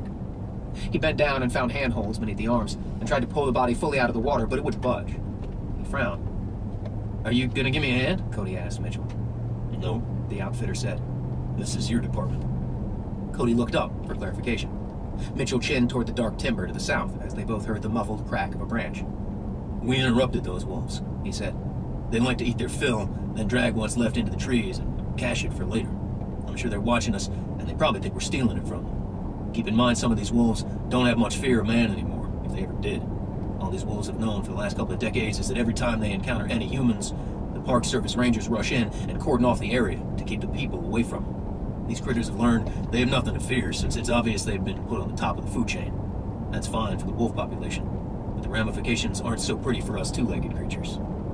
So, if they decide to come back, I want to be ready. Cody said, "Okay."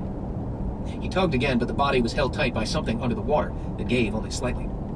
Then he saw the cord wrapped around the ankles that vanished into the hole beneath the driftwood structure. He waded to his thighs in the water. It was startlingly cold for midsummer, so cold it stung. He followed the cord down with his fingers until he could get a good grip with both hands, and he grunted and leaned back, putting his back into it. Whatever the cord was attached to gave. Cody grunted again and walked backwards toward the sand until it was on dry land. His efforts spun the body around as well as revealed the large round rock intricately tied to the other end of the cord. He kept yanking until both the body and the rock were out of the water. For the first time, he noticed another length of cord around the victim's neck, so deeply embedded into the flesh he'd missed it earlier. A 2-inch length stuck out from a tight knot, with the loose end slightly frayed. Cody recognized it as nylon parachute cord, a staple of hunters, hikers, and trekkers everywhere. Cody said, "Whoever did this tied rocks to his feet and neck and dropped them under the driftwood, dragging the body beneath the surface. Whoever did it probably thought no one would ever find the body. They didn't count on the wolves fishing him out and biting through one of the cords." Mitchell grunted. He looked pale and a little gaunt, and he did his best to scour the trees for signs of the wolves and avoid looking at the body. Cody dropped to his hands and knees and crawled around the body, looking over every inch of it. He guessed the victim was in his late 50s or 60s and had been in pretty good shape. Unfortunately, his eyes, throat, belly, and genitals had been eaten away. "Ah," Cody said, bending in close to the victim's head and turning it so the grotesque features no longer faced him. "Here we go." There was a 1.5-inch cut under the man's right ear. It was J-shaped, with a jagged entry at its wide end, tapering to a narrow slice slightly above the jawbone. "Knife wound," Cody said. "The puncture looks deep enough the blade likely went all the way into his brain. An instant kill.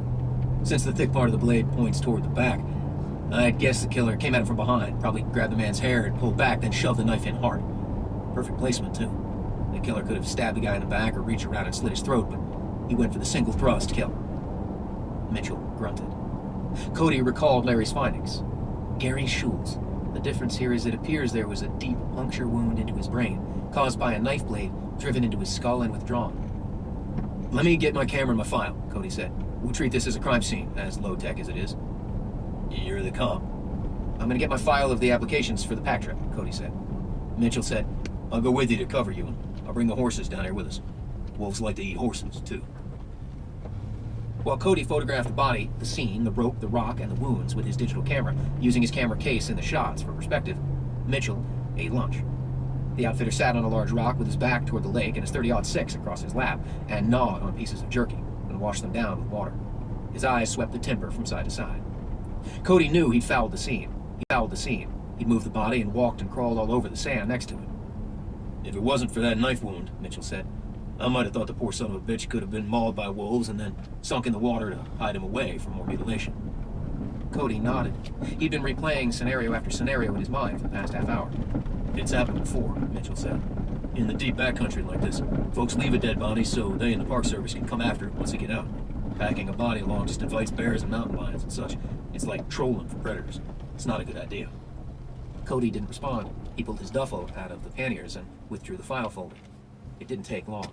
He said, my guess is...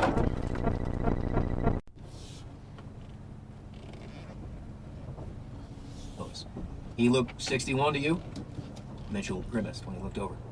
Yep, could be. He fits the physical description here in the applications, Cody said. There's only 2 other older men on the pack trip. One is named K.W. Wilson, and there isn't much background on him. The other is Walt Frank, his richness, and I know that son of a bitch, and this isn't him, which is kind of a shame. Want some jerky? No, Cody said. I want a cigarette. Sorry. I wonder what he did to deserve this, Cody said. Knifing a 61-year-old man. His wife's on the trip, it looks like. I wonder if she's involved or if we'll find her body up ahead. I can't see her just going along after her husband's been killed. And how many in the group saw it happen? And what kind of hell are they going through now? Mitchell shrugged. Do you have a GPS? Cody asked. Mine got burned up in a fire. I'd like to get the exact coordinates here.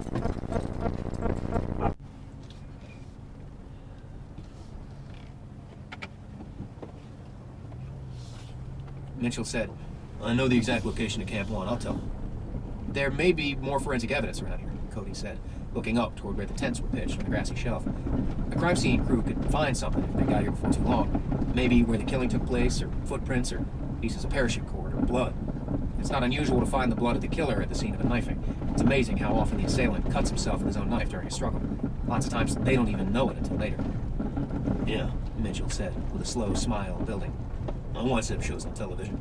The CSI folks would get here, and we know the whole story and catch a bad guy in 48 minutes flat. It doesn't work like that, Cody said. And it sure as hell wouldn't work here, Mitchell said. I promise you that. It'll likely rain this afternoon and wash evidence away.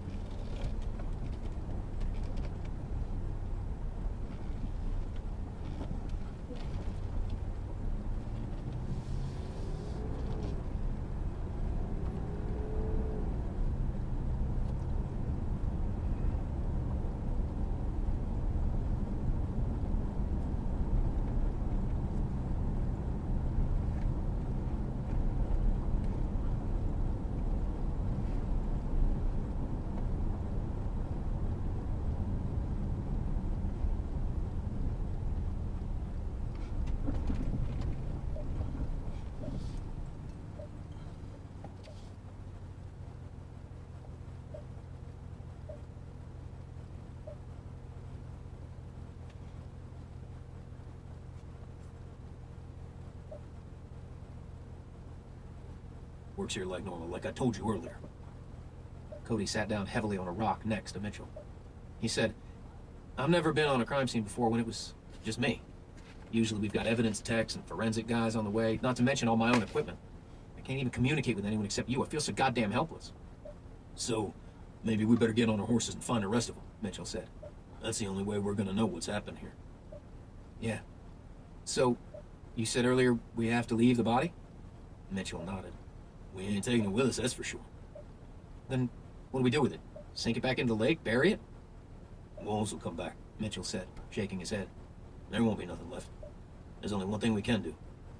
Cody said, hang it up? I know where the food pole is, Mitchell said, struggling to his feet, his back popping. 100 yards up the mountain away from the camp, unless Jed moved it. We can run the body up the pole until the rangers get here. Man, Unless you've got a better idea. I wish I did. It wasn't easy. Cody got kicked in the face with Glode's boots as the body was pulled up into the air. Mitchell had dallied the rope around his saddle horn and walked his horse toward the north until the body was raised 20 feet into the air. Cody looked up. Glode's arms were splayed straight out to the sides from the rope looped under his arms. His head was cocked to the side and his legs hung straight down. The body turned and slowly. New text message from 47940. 20S 21st Van Buren. The trunk of the lodgepole pine. Birds will get at it, Mitchell said, but there ain't much we can do about that. This is about as dignified as we can get for now. Mitchell tied the rope.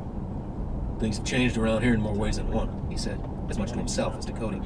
If anything, they've gotten a hell of a lot wilder and more dangerous than they used to be. The grizzly bear population is way up, and there's nothing gonna keep it down. And the reintroduction of the wolves has changed the whole ecosystem. I've heard old-timers compare this wolf deal to introducing street gangs back into inner cities where the gangs have long since been wiped out. I'm not sure I'd go that far, Mitchell said, but it sure has changed things. There are a hell of a lot more critters around that can eat us than there used to be. Great, Cody said. As they rode away from Camp 1, the trail was instantly recognizable. It was churned up by the hooves of multiple horses and mules. One thing I'm sure you noticed, being the detective and all, Mitchell said over his shoulder as he rode, was that rock holding the body underwater. Puzzled, Cody said, "What about the rock?" I guess I mean the knots on it. "What about the knots?" Cody said, annoyed. You didn't recognize the style of knots used to secure that rock to the line? Cody sighed. "I'm getting tired of being strung along here." Diamond hitches, Mitchell said. Damn near perfect ones. Not the easiest thing to tie in the world, but probably the best damn knot in an outfitter's arsenal. Cody felt his face go slack. Think about it, Mitchell said again. Cody reached back into his saddlebag as he rode and found the satellite phone. After staring at it in his hand for a few minutes, he powered it on. It took 2 minutes to boot up, find the satellite, and come back with full reception. He had 5 messages, all from Larry. Chapter 27. As Gracie and Dakota topped the hill, they found the others. Jed had ridden ahead and gathered everyone off to the side of the trail, and they sat their horses and looked back at the stragglers. Dakota said, "Oops, looks like we let him get too far ahead of us. Are you in trouble?" "No, I can handle it." Gracie saw where Jed had tied a red bandana on a sapling to indicate to D'Amato and Russell, and possibly Tristan, Glode, and Wilson, where to turn off. Jed said to Dakota, You need to keep the hell up. Dakota lied. "Gracie was having a little trouble with Strawberry. We got it all worked out." Jed narrowed his eyes and looked from Dakota to Gracie and back. Gracie could tell he wasn't sure he was buying the explanation. Her dad rode over to her. "Everything okay, honey?" "Fine," Gracie said. He rode close alongside and reached out and touched her cheek. "I'm sorry about earlier." "Me too," she said. She could see the relief in his face. He said, "We still do need to talk." "I know. Danielle, too. We all need to talk. I thought it would be easier on this trip, but we're constantly with everyone else." Gracie nodded, and he touched her again and walked his horse back to his place in line. She said, "Dad?" When he turned, his face filled with concern, she said, "Danielle and I talked with her. She seems nice." He beamed and said, "She is." Okay, Jed barked, gesturing toward a thick copse of trees at the edge of the meadow. this is where the trail breaks off. And if everyone will keep in line and follow me and not wander too far behind, he glared at Dakota, we should all be okay. And with that, he turned his horse and gathered his mules and set off across the meadow. To Gracie, it didn't even look like a trail. Where are we going? She turned and looked over her shoulder at Dakota. Dakota shrugged and extended her arms, palms up, in a who knows gesture. Chapter 28. Cody wanted to hurt someone, break something, unleash holy hell. He chewed up 2 packages of stride gum and drained his Nalgene bottle, pretending the warm, plastic-tasting water was 100 proof alcohol. But it wasn't. His cravings for nicotine and booze pulled at him from the inside like talons, and he thought, 1 cold beer, 1 cigarette, that's all I fucking ask. That and my son. The single cigarette he had remaining was in his breast pocket, but he'd sworn to himself to save it for when everything was over and Justin was safe. As he rode past pine trees, he wondered what their bark would taste like if he stripped it, crumbled it into powder, and inhaled. When he rode Gibber over small streams of water, he looked down and wished it came from a brewery. His head swam and he couldn't concentrate, but there was one thing he knew, and he finally said it to Bo Mitchell. "You need to turn around and go home." Mitchell acted as if he hadn't heard him. He rode ahead, comfortable in his saddle, his shoulders wide as if telling him to shut up and go away. They were an hour from Camp 1, an hour from where they'd found the body. They hadn't talked, but Cody recognized that Mitchell had picked up the pace and made his horse and the pack horse work harder than before. "I said you need to turn around now and go home," Cody said again. Mitchell didn't turn his head. He drawled, "Why is that?" "Because I promised your daughter I wouldn't put you into a bad situation. But we're in one. We got a dead body and who knows what we're riding into. The deal was you'd guide me. I figured we'd find them and you could hang back and let me do my job, but we got a dead man hanging from a tree and this isn't what the deal was." Mitchell rode along. Cody said, "This trail we're on is all churned up by Jed's horses. An idiot could follow this. It's like a highway. I don't need you anymore, and your daughter does. Your wife does. I'll return the horses when I'm through." Mitchell chuckled dryly and said, "Will you now?" "Yes, go back to the truck and trailer and I'll meet you there when this is through." Mitchell rode along. "I'm not kidding.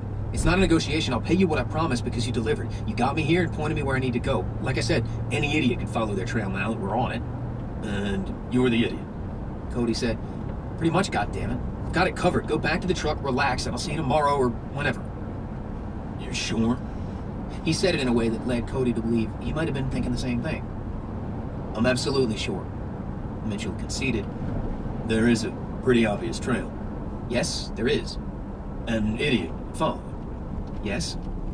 "If I get back to the truck, you want me to call the Park Service? Tell them about the dead man?" Cody hesitated a moment, thinking about the ramifications. He knew the Park Service would respond, but probably not quickly.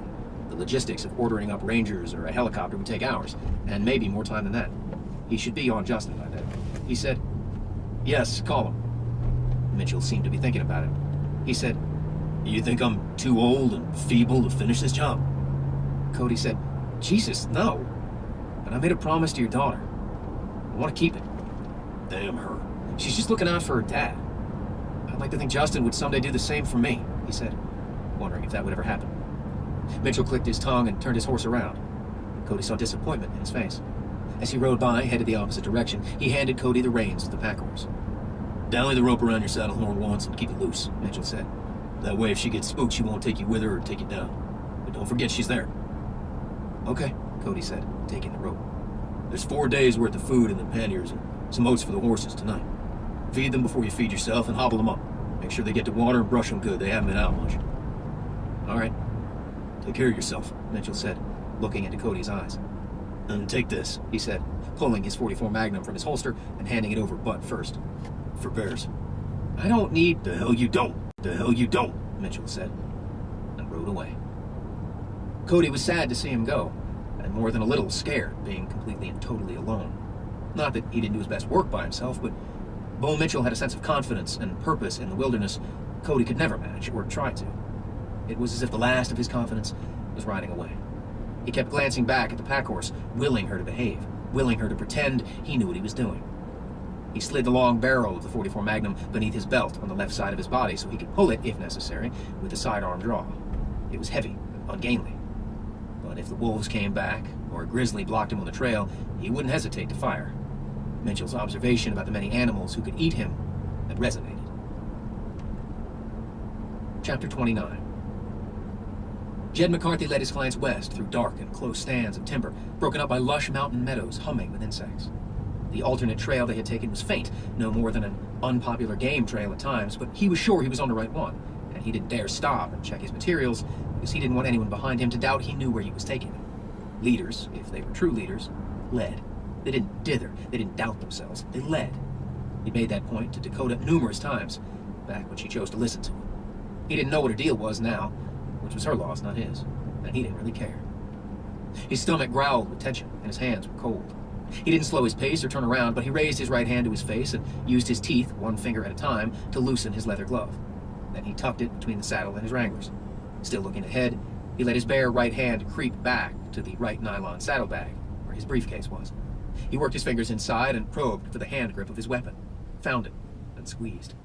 The weight and texture of it reassured him. He was glad it was in easy reach. They emerged into another grassy meadow, and he clucked his tongue and led the mules off the trail over to the side against the wall of trees to make room for the rest of the riders. When they were gathered, he smiled at them because they looked apprehensive and they didn't know why he'd stopped or what kind of news he might have for them. Dakota squinted at him, trying to guess the reason for the pause as she rode past the group and over to the side. Everyone dismounted. "I'm getting a little concerned about Tony and Dre," Jed said. "I thought they would have caught back up with us by now. At least, I hope they would." Knox, the friend, said, "Me too." He seemed alone and uncomfortable without his buddies to bounce his comments off of. Jed shot a glance over at Donna. She looked back with no reaction at all, even though he'd not mentioned her husband. Jed said, "I'm thinking it's possible they might have ridden past my red bandana back there and not gotten on the right trail. That's the only place I think they could have gotten confused, even though these horses leave sign like we're an army on the march or something." He let the implications of that settle in before he said, "So I'm thinking I might ride back there and find those guys before they get too far down the wrong trail." He could tell by the dark looks on three faces in particular, Ted Sullivan, Rachel Mina, and Walt Frank. They didn't like his idea at all. He didn't even look over at Dakota because he could feel her eyes burning twin holes in his neck. Walt said, "You're gonna leave us?" "Just for an hour or so," Jed said, keeping it light. "I'll ride hard down where we were, find those guys, and ride hard to get back. We should meet back up with you about the time you folks get close to camp, too." He nodded toward Dakota and said, "Dakota knows our camp's as good as I do or better. You don't need to worry about her guiding you at all." Dakota's voice was tight. "What about your mules?" "I'll leave them with you," Jed said, looking over at her, showing his teeth. She glared. Targeting twice in the first 3 games for them, by the way. Today was Gabriel Murphy for...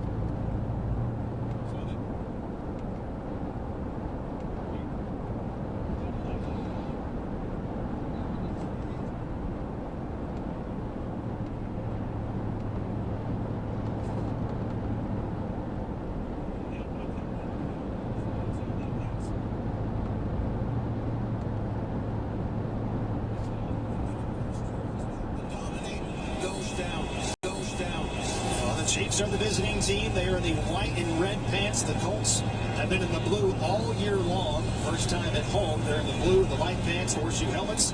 And Matt Amendola kicks it off. It's returnable. It's hanging up in the air. Coming forward, Isaiah Rogers at the 3. He's at the 10. Right up the gut, 20. He's at the 25. Comes off a block. Now he's at the hash marks near side. And he's going to wiggle it up to around the 34-yard line. Great return by Isaiah Rogers on the opening kickoff. The Colts will be on offense. That unit trots on the field. Before they get going, let's pause 10 seconds for station ID on the Bell Tire Radio Network. Football fans, this is Tom Brady. Join me and Jim Gray every Monday night at 6 Eastern for Let's Go on Mad Dog Sports Radio, Channel 82. And listen whenever you want with the SXM app. Hard return for Isaiah Rogers, who's been one of the best return men in the NFL on kickoff since 2020. Colts moving left to right. First play of the game on offense for Indianapolis. Shotgun snap. Matt Ryan comes near side, and it's dropped in a near flat by Jonathan Taylor. Had to make an adjustment on the ball around the 35-yard line. That was a little bit of a hot pass coming out of the hands of Matt Ryan as they try to go on the screen to the running back Jonathan Taylor. No gain. Second down and 10. Yeah, that was Hines in a game where Taylor showed spread, came out of it. You got to get that ball in front of the running back, about 1 yard, eye high. Hines in the game, as you said, Rick. He stays in. He's the slot to the left. Jonathan Taylor's the back, and they give it to Taylor right up the gut. He's gang tackled, but second and third effort and an extra push for Taylor. He's going to power it up to the 39-yard line. Gain of about 3 on the play. Braden Smith at right tackle, providing that extra push for the running back. That's going to bring up third down and about 7. Yeah, the one thing we have to do is pound the ball at Chris Jones. He's their money guy, their 3 technique. We want to power at him and keep him off balance. Taylor last week, 9 carries for 54 yards and a long of 21, which was his longest rush of the season. Empty backfield here for Matt Ryan, but now Jonathan Taylor motions in to the right. Ball the near hash, 3 receivers before the left side, 3rd and 7 for the Colts. Chiefs showing blitz. Shotgun snap for Matt Ryan. He's flushed out of the pocket before he wanted to, and he throws the ball into the dirt, intended for Jonathan Taylor. And that pressure came right up the gut from the safety, Justin Reed. We told you they came on the blitz. They got home, and they force it 3 and out by the Colts on offense in the first possession. Yeah, they brought Reed up on the line of scrimmage. They faked up and mugged us up inside. Then he came clean. Nobody touched him. This has got to change. We have not picked up blitzes from the beginning of the year to this moment. Got to change. Matt Hawk on the punt. He had 5 punts for an average of 45.4 last week with a long of 53. 3 of them inside the 20-yard line. Gets this one off. And backing up is Sky Moore. He muffed the ball. It's picked up by the Colts inside the 5-yard line. And it's Kylan Granson. Sky Moore muffed the punt. And a ball right to the Colts. Kylan Granson will be 1st and goal. Beautiful punt. I mean, he turned that ball over. That thing was as high as the sky. And Moore couldn't handle it. Great chain of events here. Now, let's destroy them in the red zone. Sky Moore, the rookie out of Western Michigan. And the Colts have it at the 4-yard line off a muff punt by the rookie. A big-time blunder there by the first-year player. It's a gift for the Colts. 13:47 to go, first quarter. Now the Colts have to make them pay. Yeah, this is where we've got to get in that mode where our best players touch the ball. Gotta have Jonathan Taylor, gotta have Pittman touching the ball in this red zone. Colts are just 2 out of 7 in the red zone so far this year, and 1 for 4 on goal-to-go situations. But the Chiefs, one of the worst teams so far in red zone defense, giving up 6 of 8 touchdowns on opponents hit inside the 20-yard line. 1st and goal for the Colts at the 4-yard line. Ball's on the near hash. Jonathan Taylor's a lone back. Another motion Ashton Dillon to the right side. And it's a counter to Taylor. Stutter steps. He's hit. Powers forward down around the 3-yard line. Yeah, they stayed in their base defense. We were in a 3 wide receivers. They had all their linebackers in the game, and they were able to stuff that off tackle hole. That was Nick Bolton, the linebacker out of Missouri. Year number 2 on the tackle. He had 10 tackles against the Chargers. He has against 10 tackles in each of the first 2 games this season. 2nd down and goal for the Colts at the 3. Under center again, Matt Ryan. 3 receivers to the left, on the far hash. Jonathan Taylor's the lone back.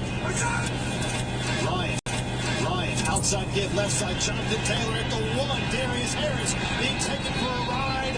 Just short of the goal line, though, for Jonathan Taylor down to the 1-yard line. It'll be 3rd and goal inside the 1.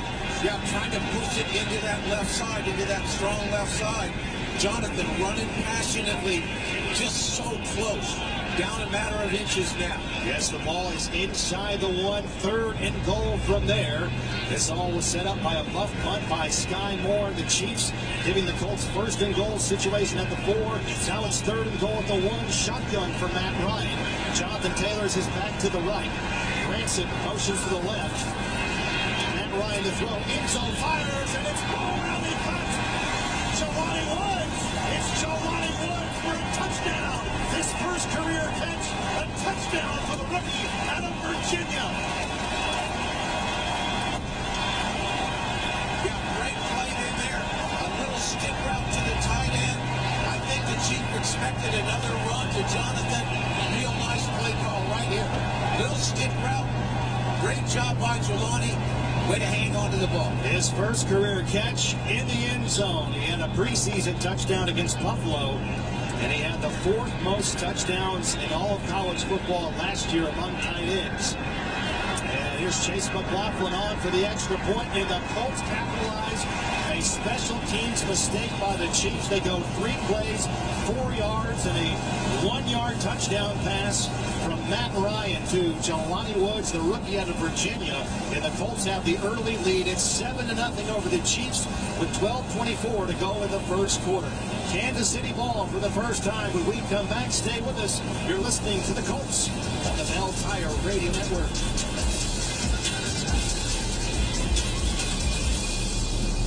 Colts fans, it's time to download the greatest app of all time, Caesars Sportsbook. Bet on your Colts or whoever else you like all season long, and with Caesars Rewards, every bet you make, win or lose, brings you closer to redeeming the types of perks only Caesars can offer. Tickets, free hotel stays, experiences, and more. You must be 21. Gambling problem? Call 1-800-9-WITH-IT. Caesars Sportsbook, proud sports betting partner of the Indianapolis Colts. You bet.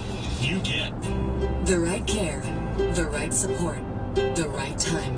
When you need primary care, Indiana University Health is right here for you. With locations close to home, virtual visits you can access anywhere, and urgent care that lets you save a spot. IU Health gives you more options for highly skilled care when, where, and how you need it, including right now.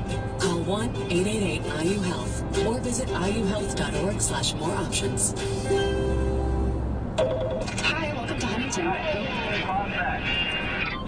hi. I signed up for a checking and savings account online, and the app is great, but I'd still like to be able to go to my local Huntington branch. How does that work? Actually, you don't have to choose. Just keep using the app, and then anytime you want a face-to-face chat with a banker, you're always welcome at any Huntington branch. Wow, best of both worlds. Thanks. You bet. Thanks for banking with Huntington. Learn more at huntington.com/app. Welcome. Ever wondered what it's like to be on the radio? Here's your chance.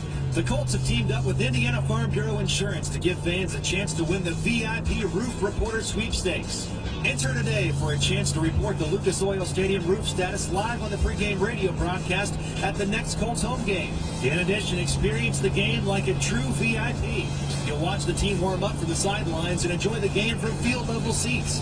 Are you ready to get in the action? Enter today at Colts.com/roof reporter.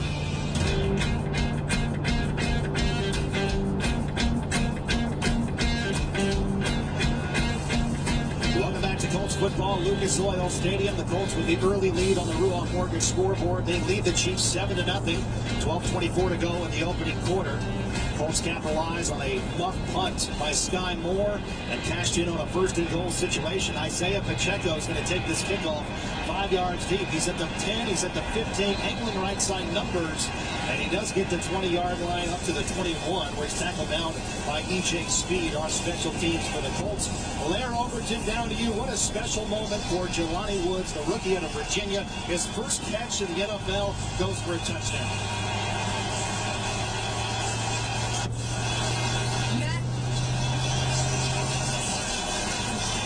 I think we might have technical difficulties there with Lara. 1st and 10 to the 21-yard line for the Chiefs. Moving right to left on the Colts and left on the Colts in your radio dial. Under center, it's Patrick Mahomes. And he's got bootleg to the right side. And now he steps up. He fires over the middle. It's incomplete. He was looking for Juju. Can't make that Marquez Valdez-Scantling at the 30-yard line. But it's a great play there.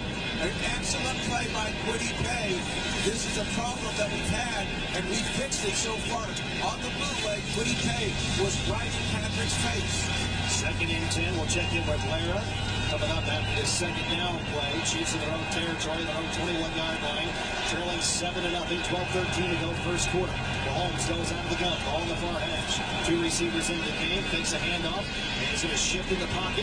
Now he's wiggling upfield, crossing the 20-yard line on a broken play. Quarterback scramble up to the 24-yard line. Stop made on the tackle by Quiddy Pay. Gain of only 3. Let's try to check back in with Lara, brought to you by 4 Winds Casinos. Sorry, Matt, you can hear how loud it is down here on the field, but Jelani Woods grew up in Atlanta playing quarterback, played for his state title in Georgia, and the very first jersey he ever owned, a Matt Ryan Falcons jersey. So fitting that his first touchdown pass goes from the guy he idolized as a kid. 3rd and 7, big moment for Jelani Woods. Let's see if the Colts can get a big moment on third down on defense. Shotgun snap for Mahomes. The Colts bring pressure. He's going to air down downfield, looking for Scantling. It's too far in front of him. Incomplete, and the Chiefs on the first drive of the game, or on offense for them, they go 3 and out. That was an errant throw by Patrick Mahomes. It's 4th and 7 at the Chiefs' 24-yard line. Yeah, good job by Kenny Moore. They tried to isolate Scantling on him in the slot. He did a good job of running downfield. That's complimentary football. Special teams score on offense, stop them on defense. Tommy Townsend is in to punt for Kansas City. So far this year, he ranks 2nd in net, 9th in gross punting. He has the longest punt in the NFL so far this year at 74 yards. And he gets away a booming kick, and it takes a roll inside the 15, where the Chiefs are there to down it. It appears to be around the 12-yard line. Terrific punt by Townsend in his 3rd year out of Florida. That's a 64-yard punt. And it backs up the Colts in terms of field position, and that takes us to another timeout on the field. 11:16 to play, first quarter, and the Colts lead the Chiefs 7-0. It's the second offensive drive of the game upcoming for the Colts, up by a touchdown. We'll have more in a moment when we come back on the Bell Tire Radio Network.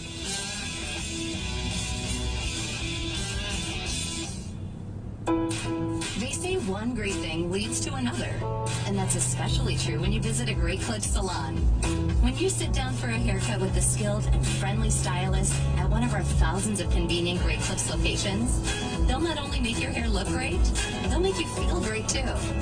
And that's something you can't help but share with the world. Download our online check-in app today and opt in to get a Ready Next text when you're up next. Great Clips. It's gonna be great. Hey, Coast Nation, Prepay here. Turn off the faucet while brushing your teeth, shaving, or doing dishes to help you conserve water at home. Save water to save money. Find more water-wise money-saving tips at citizenswaterwise.com. Citizens Energy Group's Warm Heart, Warm Home Foundation provides financial assistance to customers having difficulty paying their utility bills. You can help by donating at citizensenergygroup.com/WHWH. Do you want free, delicious fries from Arby's? If any Colts running back scores a touchdown, fans in Indianapolis can get a free small curly or crinkle fry the next day. But that's not the only game day special. On Colts game days, fans can get 4 classic roast beef sandwiches for only $10. That's 4 famously tender, thinly sliced roast beefs for just $10. Arby's, we have the meats. Valid at participating Indianapolis Arby's locations. Limit 1 free curly or crinkle fry per fan. Hey, Colts fans, do you have old and outdated windows? Do they let in drafts, don't stay open, or don't open at all? Universal Windows Direct will make your house feel like new again. Our custom replacement windows are built specifically for your home, so it's a perfect fit every time. If you're ready for a window upgrade, call today at 317-659-7574 and schedule your free estimate. Right now, buy 2 windows, get 2 free, plus interest-free financing for 36 months. Universal Windows Direct, a proud partner of the Indianapolis Colts.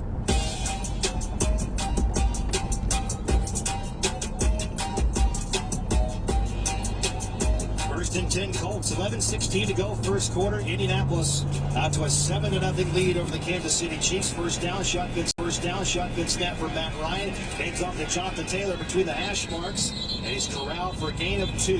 He's going to plow it up to around the 13-yard line, and Justin Reed, the safety, and the former Houston Texan, makes the tackle. Yeah, and they jumped in. They're repeating the Jacksonville plan on defense.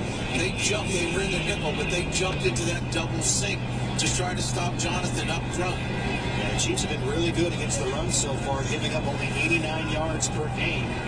They're brought pressure 2 out of 4 times now. 2nd and 7 for the Colts, moving left to right. They hand off to Jonathan Taylor, sweeping left. He's got the 15-yard line, following blockers, and he's going to plow it up to the 20. He picks up 6 on 2nd and 7. Good run by Jonathan Taylor. Derek Nottie makes the tackle, the defensive tackle on the stop. 3rd and 1 for the Colts, and they go quickly. Yeah, outstanding by Pryor and Nelson. Matt Ryan out of the gun on 3rd and short. And he hands off to Taylor, and he jumps over the pile and gets a first down. He crashes up to the 22-yard line for a gain of 2 on 3rd and short. First down for the Colts. Indianapolis last week only had 9 first downs against the Jacksonville Jaguars. Yeah, we can end up in those 3rd and shorts. difference. That will be the difference in the game. It was nine first downs for Indianapolis, their lowest total in that department in the game since 2004. First and 10 Colts on their own 21-yard line. Play action. Matt Ryan throws in the far flat. Pass is caught by the tight end, Mo Cox. He's pushed out of bounds from the far sideline by Rashad Fitt. And they're going to say Mo goes out of bounds at the 30-yard line for gain of 9. I like the mix. I like the mix pass run on first down. Get them on their heels. Mo with his 4th catch of the season. And the Colts again are in promising down and distance here. 9:24 to go, first quarter. Indianapolis with the ball and the lead, 7-0, 2nd-1. On their own 30-yard line, moving left to right. The Colts in blue, Chiefs are in white. Shotgun snap for Matt Ryan. Ball in the far hash. Hands off to Taylor. He's got a first down and more as he navigates it across the 35 and plunges up to the 39-yard line. 9 more on 2nd-1. First down for the Colts. Yeah, good mix again. Now we come right back to the running game and pound it inside. Basically, really good job on the trap. Nelson comes and traps basically on their left and right up the middle. Colts already have 3 first downs. They've run it 4 times on this drive already. 8:40 to go, first quarter. Colts lead by a touchdown. Ball in the far half. Now they're going to move 99 to the slot to the right side. Matt Ryan out of the gun. Play action, fakes a handoff for Jonathan Taylor. Now he's going to throw it left side to Mo Cox, and he juggles it at the 40-yard line. Matt Ryan was sort of limbo on if he's going to run the ball on field or throw it. He threw it laterally down the line to Mo Cox. He couldn't handle the pass. No harm, no foul. 2nd and 10. Stops the clock with 8:30 to go, first quarter. 2nd and 10. Yeah, he definitely wanted Pittman on the route. It came out of the break, they closed on him, and then he had to start moving and threw it accurately. Ball's at the Colts 39-yard line. Already this is the 7th play of the drive. Ball on the far hash for Ryan, who goes out of the gun. His running back is Taylor to the right. Hines in motion to the right side. Hand off to Taylor. Hash marks left. And he's going to get the 40. And then second effort, rumble it up to the 42-yard line. Gets it up 3, maybe 4, depending on the spot. And now it'll be 3rd and medium upcoming for Indianapolis. Yeah. Again, this has been a pressure down for Spagnuolo. A lot of pressure, either from the nickel or one of the safeties coming up. So far today, the Colts are 2 out of 3 converting 3rd downs. This is 3rd and 6 at the Indianapolis 43-yard line. Empty set for Matt Ryan. 2 receivers left. That's the boundary. 3 receivers deployed to the right side. That's the wide side of the field for the Colts quarterback. Chiefs bringing some pressure off that left edge. Here they come, 2 guys. The Colts throw it upfield on a screen to Naeem Hines. He's going to catch the ball and immediately be tackled at the 41-yard line. Check that, that's Michael Pittman Jr. on the catch. Nevertheless, still short of a first down, and the Colts drive will stall out, and they'll have to punt it for the 2nd time today. Yeah, it was a good idea. They tried to throw the quick screen expecting the blitz. They got the blitz, but Kansas City responded. Sky Moore back deep to receive. The last time he was back in that position, he muffed a punt, setting up the Colts touchdown. Matt Hawk on the punt, setting up around the 26-yard line, waiting on the long snap from Luke Rhodes. There it is. Left foot into it. Infield green rugby-style punt. Coming forward this time is Sky Moore. He's going to let it bounce. It takes a Colts roll inside the 5, and they have to hurry to get it. And did they get it? Yes. And it's Kylan Branson, who had to hurriedly go after the football off the roll, and he does count it just before it gets to the goal line at the 1-yard line. Yeah, it's an adventure with Sky Moore back there.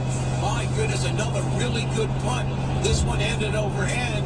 He didn't know what to do with the ball, and great coverage. 6:55 to go, first quarter. The Colts lead 7-0 over the Chiefs, but Kansas City will start on their own 1-yard line when we come back.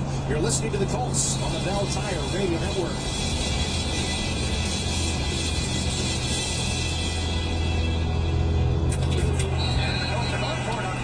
What play will they call? Pass it.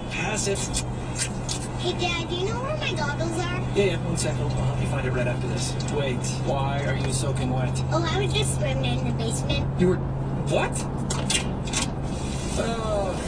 Water in your basement? Don't know what to do next? Tell your insurance agent you want to work with Hayes & Sons, the team the Colts call. Because at Hayes & Sons, we do restoration right. Visit hazeandsons.com/Colts. Planet Fitness is the one and only judgment-free zone. That means for just $10 a month, you can work out at your own pace choice and just do you. However you want, whenever you want. Get free fitness training and tons of cardio and strength equipment, plus a totally friendly staff for just $10 a month with absolutely no judgment. We want you to be you for just $10 a month. Come in for a free tour or join online at planetfitness.com. Join any Indianapolis area Planet Fitness for only $10 a month. Planet Fitness, official fitness partner of the Indianapolis Colts. See club for details. Colts Nation, how do you start your game day? Every game day should start with Tostitos, chips, and dip. And now you can rock your fandom with Tostitos Colts bags and delicious restaurant-style tortilla chips in unique Colts packaging. They're only available for a limited time while supplies last, so hurry to get your local Tostitos Colts bag at a store near you. Check out the back of your bag or Tostitos.com/recipes for Colts bratwurst and caramelized onion nachos. This message is brought to you by Tostitos, the official chip and dip of the NFL. Go Colts!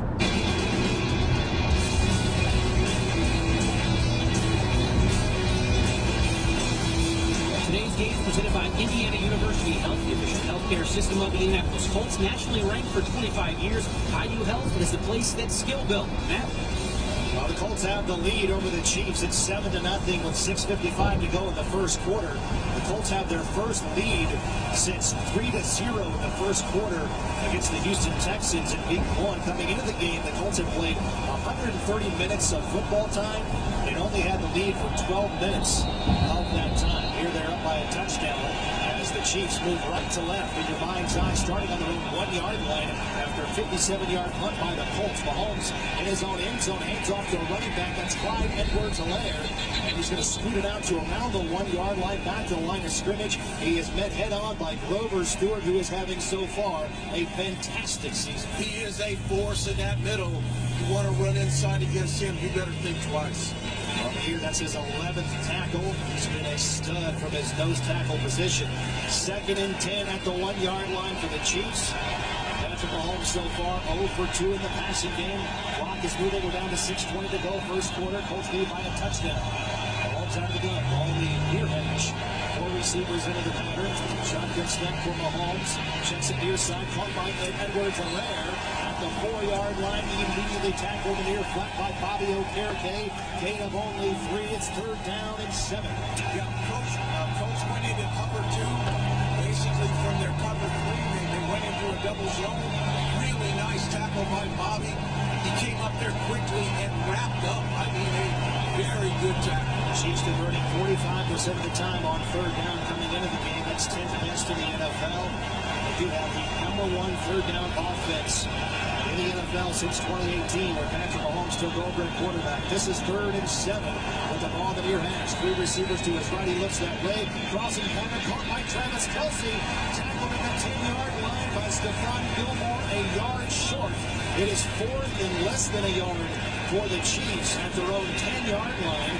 Patrick Mahomes wants to keep the foot on the gas pedal and go for it, but Andy Reid says, no way, am I going for it on my own 10, and they'll punt. That's a great play by Gilmore. Basically, they tried to get their ace on a drag route going across.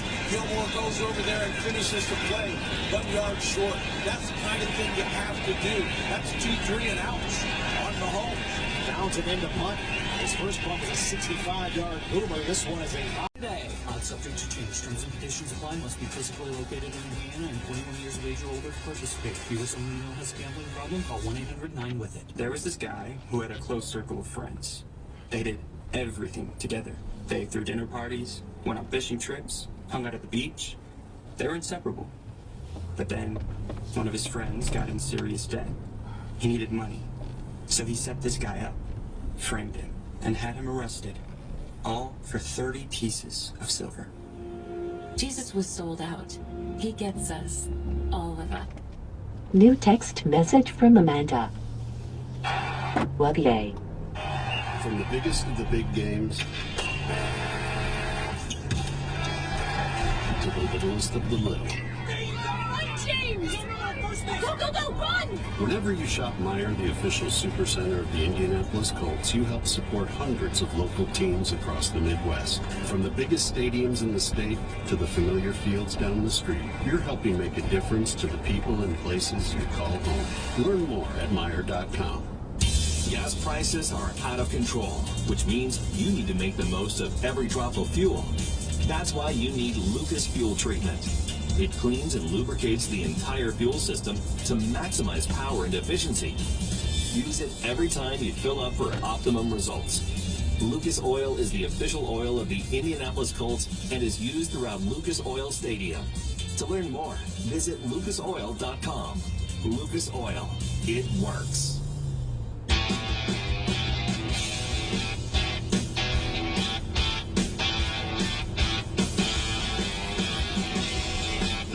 To go in the second quarter. Welcome back to Lucas Oil Stadium. It's the Colts 10, Chiefs 6. Colts kick off right to left back to Kansas City. Isaiah Pacheco from the 2. He's at the 10, angling left at the 15-yard line, and he's wrapped up. He will not make the 20. Brought down on special teams by the starting safety, Julian Blackman. Textbook open field tackle there by the third-year man out of Utah. Special teams is setting the tone today, Matt. Terrific coverage on every single kick. No question about it. So this is the third drive of the game for Kansas City, starting inside their own 20-yard line. And so far, the Colts are dominating time of possession, Rick. That's exactly what we thought they had to do to win. They're leading at 14:56 to 5:24 so far. Patrick Mahomes and the Chiefs. And here's an end around to the near sideline, and the Colts are there. And they're wise to the play. It's McCole Hardman on the end around. The jet sweep to the wide receiver. And he's brought down on the near sideline by Kwity Paye. And he scoots it up to the 17-yard line, gain of 2. Yeah, and that was an excellent play by Kenny Moore. He just strung it. No place to go. More time for the pursuit to get there. Hardman with his second. In the Colts uniform, he ranks 8th in the NFL in sacks. Since the start of the 2016 season, when he broke into the league, 2nd and 15 after the loss. First sack of the game for the Colts. And their first sack since week 1 in Houston. All back to the 21-yard line. Mahomes out of the gun. Sunshine now here at Lucas Oil Stadium. Mahomes flings it near side. It's incomplete. Broken up at the 30-yard line, but a late flag in. The pass was intended for Jody Fortson, the backup tight end out of Valdosta State. Zaire Franklin was right on the scene. And the officials now congregating and talking it through. There is a flag in the Colts secondary. Yeah, the Colts are saying tip ball, depending if it's holding or PI. If that's a tip ball, there is no pass interference right. Because of the deflection. That's what I'm saying. It has to be a holding, defensive holding to back. Head referee today is Sean Smith. He's been in the NFL since 2015 and a head man since 2018.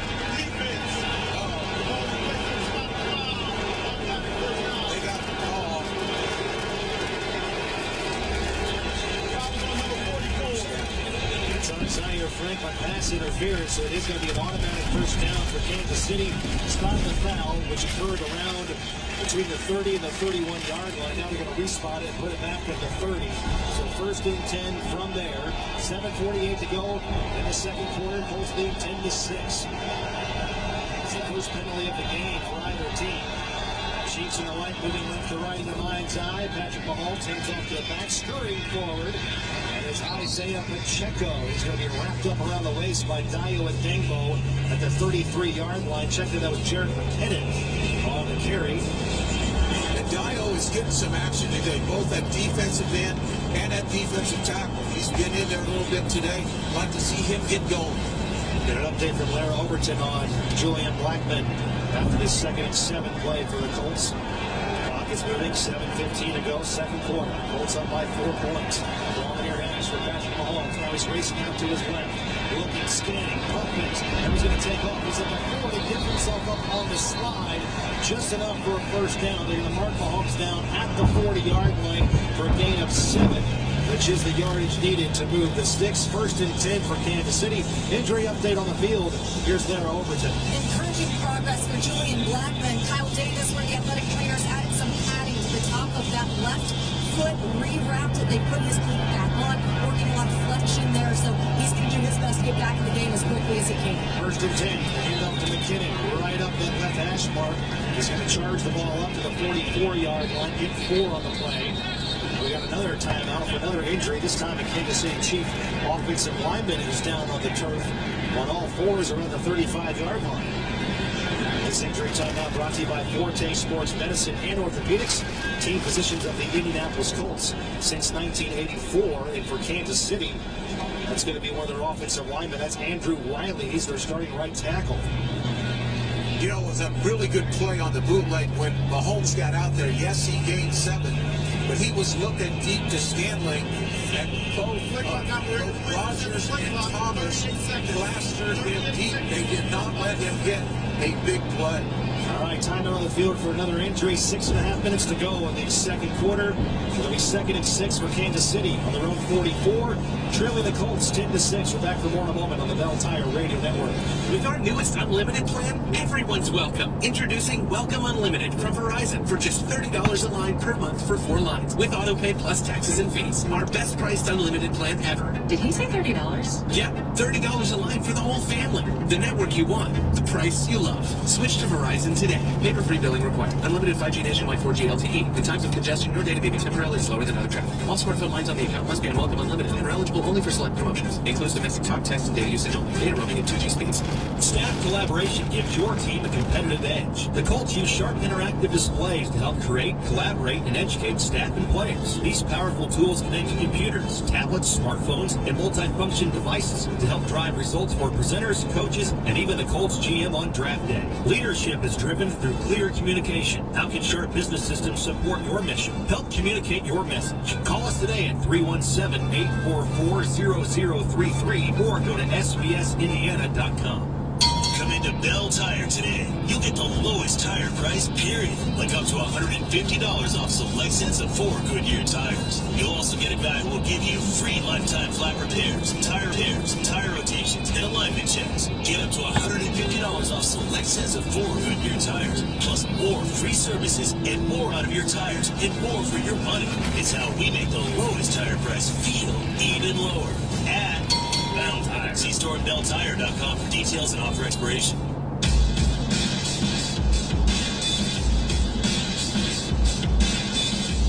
Join in on the conversation in the fan forum section of Colts.com, presented by Forum Credit Union. You can post a topic and participate in various discussions regarding the Colts. Forum Credit Union helping members live their financial dreams. Matt? 2nd down and 6 for the Chiefs at their own 44-yard line. 6.5 minutes to go second quarter on the Ruoff Mortgage scoreboard. It's the Colts 10, Kansas City 6. Timeout for Andrew Wiley at the right tackle position. He has to check out. So the Chiefs now 2nd and 6, moving left to right. They're going to move Juju Smith-Schuster wide to the left side. Play action. They throw to Schuster in the far flat. He's run out of bounds by Stephon Gilmore at the Indianapolis 49-yard line for a gain of 7. And that's enough to move the sticks. Kansas City starts to rack up the first downs. Each team now with 6 first downs in the game. And they technically have it now at the Colts 49-yard line, so inside Indianapolis territory. That ball in front of us, they will make a mistake. You'll get some pressure. Rioja station ID coming up after this first down play. Mahomes out of the gun. Edwards-Helaire is it back to the right. Nicole Hartman in motion to the left. Mahomes looks that way, steps up in the pocket. Now he floats it. Lateral pass back to Helaire as Mahomes was possibly going to get sacked and gobbled up in the pocket. And Zaire Franklin tracks him down in space over there at the 48-yard line. So after all that, a gain of only a yard as Patrick Mahomes not afraid to do anything wizardry with the football, gives it up to Helaire, gain of only 1. I'll tell you what, we have really good man-to-man coverage in the back end. Basically, our man-to-man coverage has held up, except for the double coverage that we actually made a mistake on. But we played good man-to-man like we did in 19 against them. 2nd down and 9 from midfield, and Patrick Mahomes is going to have to call a timeout. 30-second timeout. Let's pause 10 seconds for station identification on the Bell Tire Radio Network. Interact with our stable of former players, coaches, and executives all day long on SiriusXM NFL Radio Channel 88 and the SiriusXM app. 5:08 to go, second quarter. Colts still lead 10-6. The Colts are dominating time of possession so far in this game. Yeah, and we've had some interesting things. We have Thomas, who has now taken over at free safety for Blackman, with McLeod becoming the strong safety, and Isaiah Rodgers is getting a ton of playing time. That's the number 2 corner. had the ball 14 minutes and 56 seconds compared to just 9:56 for the Chiefs. It is 2nd and 9 at the Indianapolis 49-yard line. Shotgun snap over to Holmes, backs the pass, being flushed out. Now baseball turns his way to the left. Looking, squares his shoulders, fires it out of bounds. Intended receiver down there was Noah Gray, the backup tight end out of Duke. The Colts had great pressure from all angles and good coverage in the back end to bring up 3rd and 9. Yeah, Brown at left tackle is struggling with Ngakwe. If we can continue to cover tight, the difference today is we are covering tight, and the Holmes has no quick opening. Kansas City so far 1-3 on 3rd down. This is 3rd and 9 at midfield.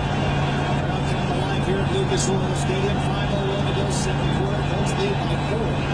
On the pass from the gun to Holmes. Backs the throw, steps up in the pocket. Looking downfield. Now he gets out of the pocket. Fakes, throws across his body, and the pass is incomplete. It's incomplete. The ball had been turned before. Schuster trapped for a goal. Mahomes, man, those plays last 6-7 seconds at a time. He just does a terrific job of buying time. Got out of the pocket, threw across his body, intended for Schuster. But the Colts get a break. The ball hits the turf before Schuster can corral it. 4:49 to go in the 2nd quarter. It is 4th and 9, and the Chiefs will punt. Yeah, and the Colts are really doing a good job, Matt, though, of holding the coverage. Nobody's giving up the coverage right now, and that would have had to have been a great catch by Schuster just to make the play. Kansas City to punt, 3rd punt. And this is Tommy Townsend. He's averaging 61.5 yards per punt so far in this game. That's a big deal. There are games they don't need to punt it. No question about it. That is a big deal. 3 punts already in the first half with 4:54 to go. But our coverage is so much tighter today. It's allowing a lot of things up front to happen. Last week he had 3 punts inside the 20-yard line, averaging 55.5 yards per punt last week against the Chiefs. Trying to put the Colts back here. Indoor-wing rugby-style punt bounces at the 4-yard line, bounces straight up into the air, and the Chiefs down at the 1-yard line, a 47-yard punt. Well done by Tommy Townsend. That's been their best play on special teams by far today. And that takes us to a timeout on the field. 4:46 to go. Here in quarter number 2, the Colts will start on their own 1-yard line, 1st and 10, leading the Chiefs 10-6 on the Ruoff Mortgage scoreboard. Colts ball. When we come back, this is the Bell Tire Radio Network.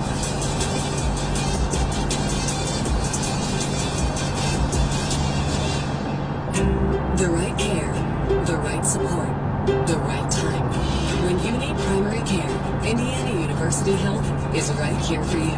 With locations close to home, virtual visits you can access anywhere, and urgent care that lets you save a spot. IU Health gives you more options for highly skilled care when, where, and how you need it, including right now. Call 1-888-IU-HEALTH or visit iuhealth.org/more options. Escape to Four Winds Casino South Bend with over 1,400 slots, live poker, and all of your favorite table games. Enjoy delectable dining at award-winning Copper Rock Steakhouse or Kankakee Grill, featuring comfort food with a modern twist. Coming in spring 2023, Four Winds South Bend Hotel, your entertainment escape.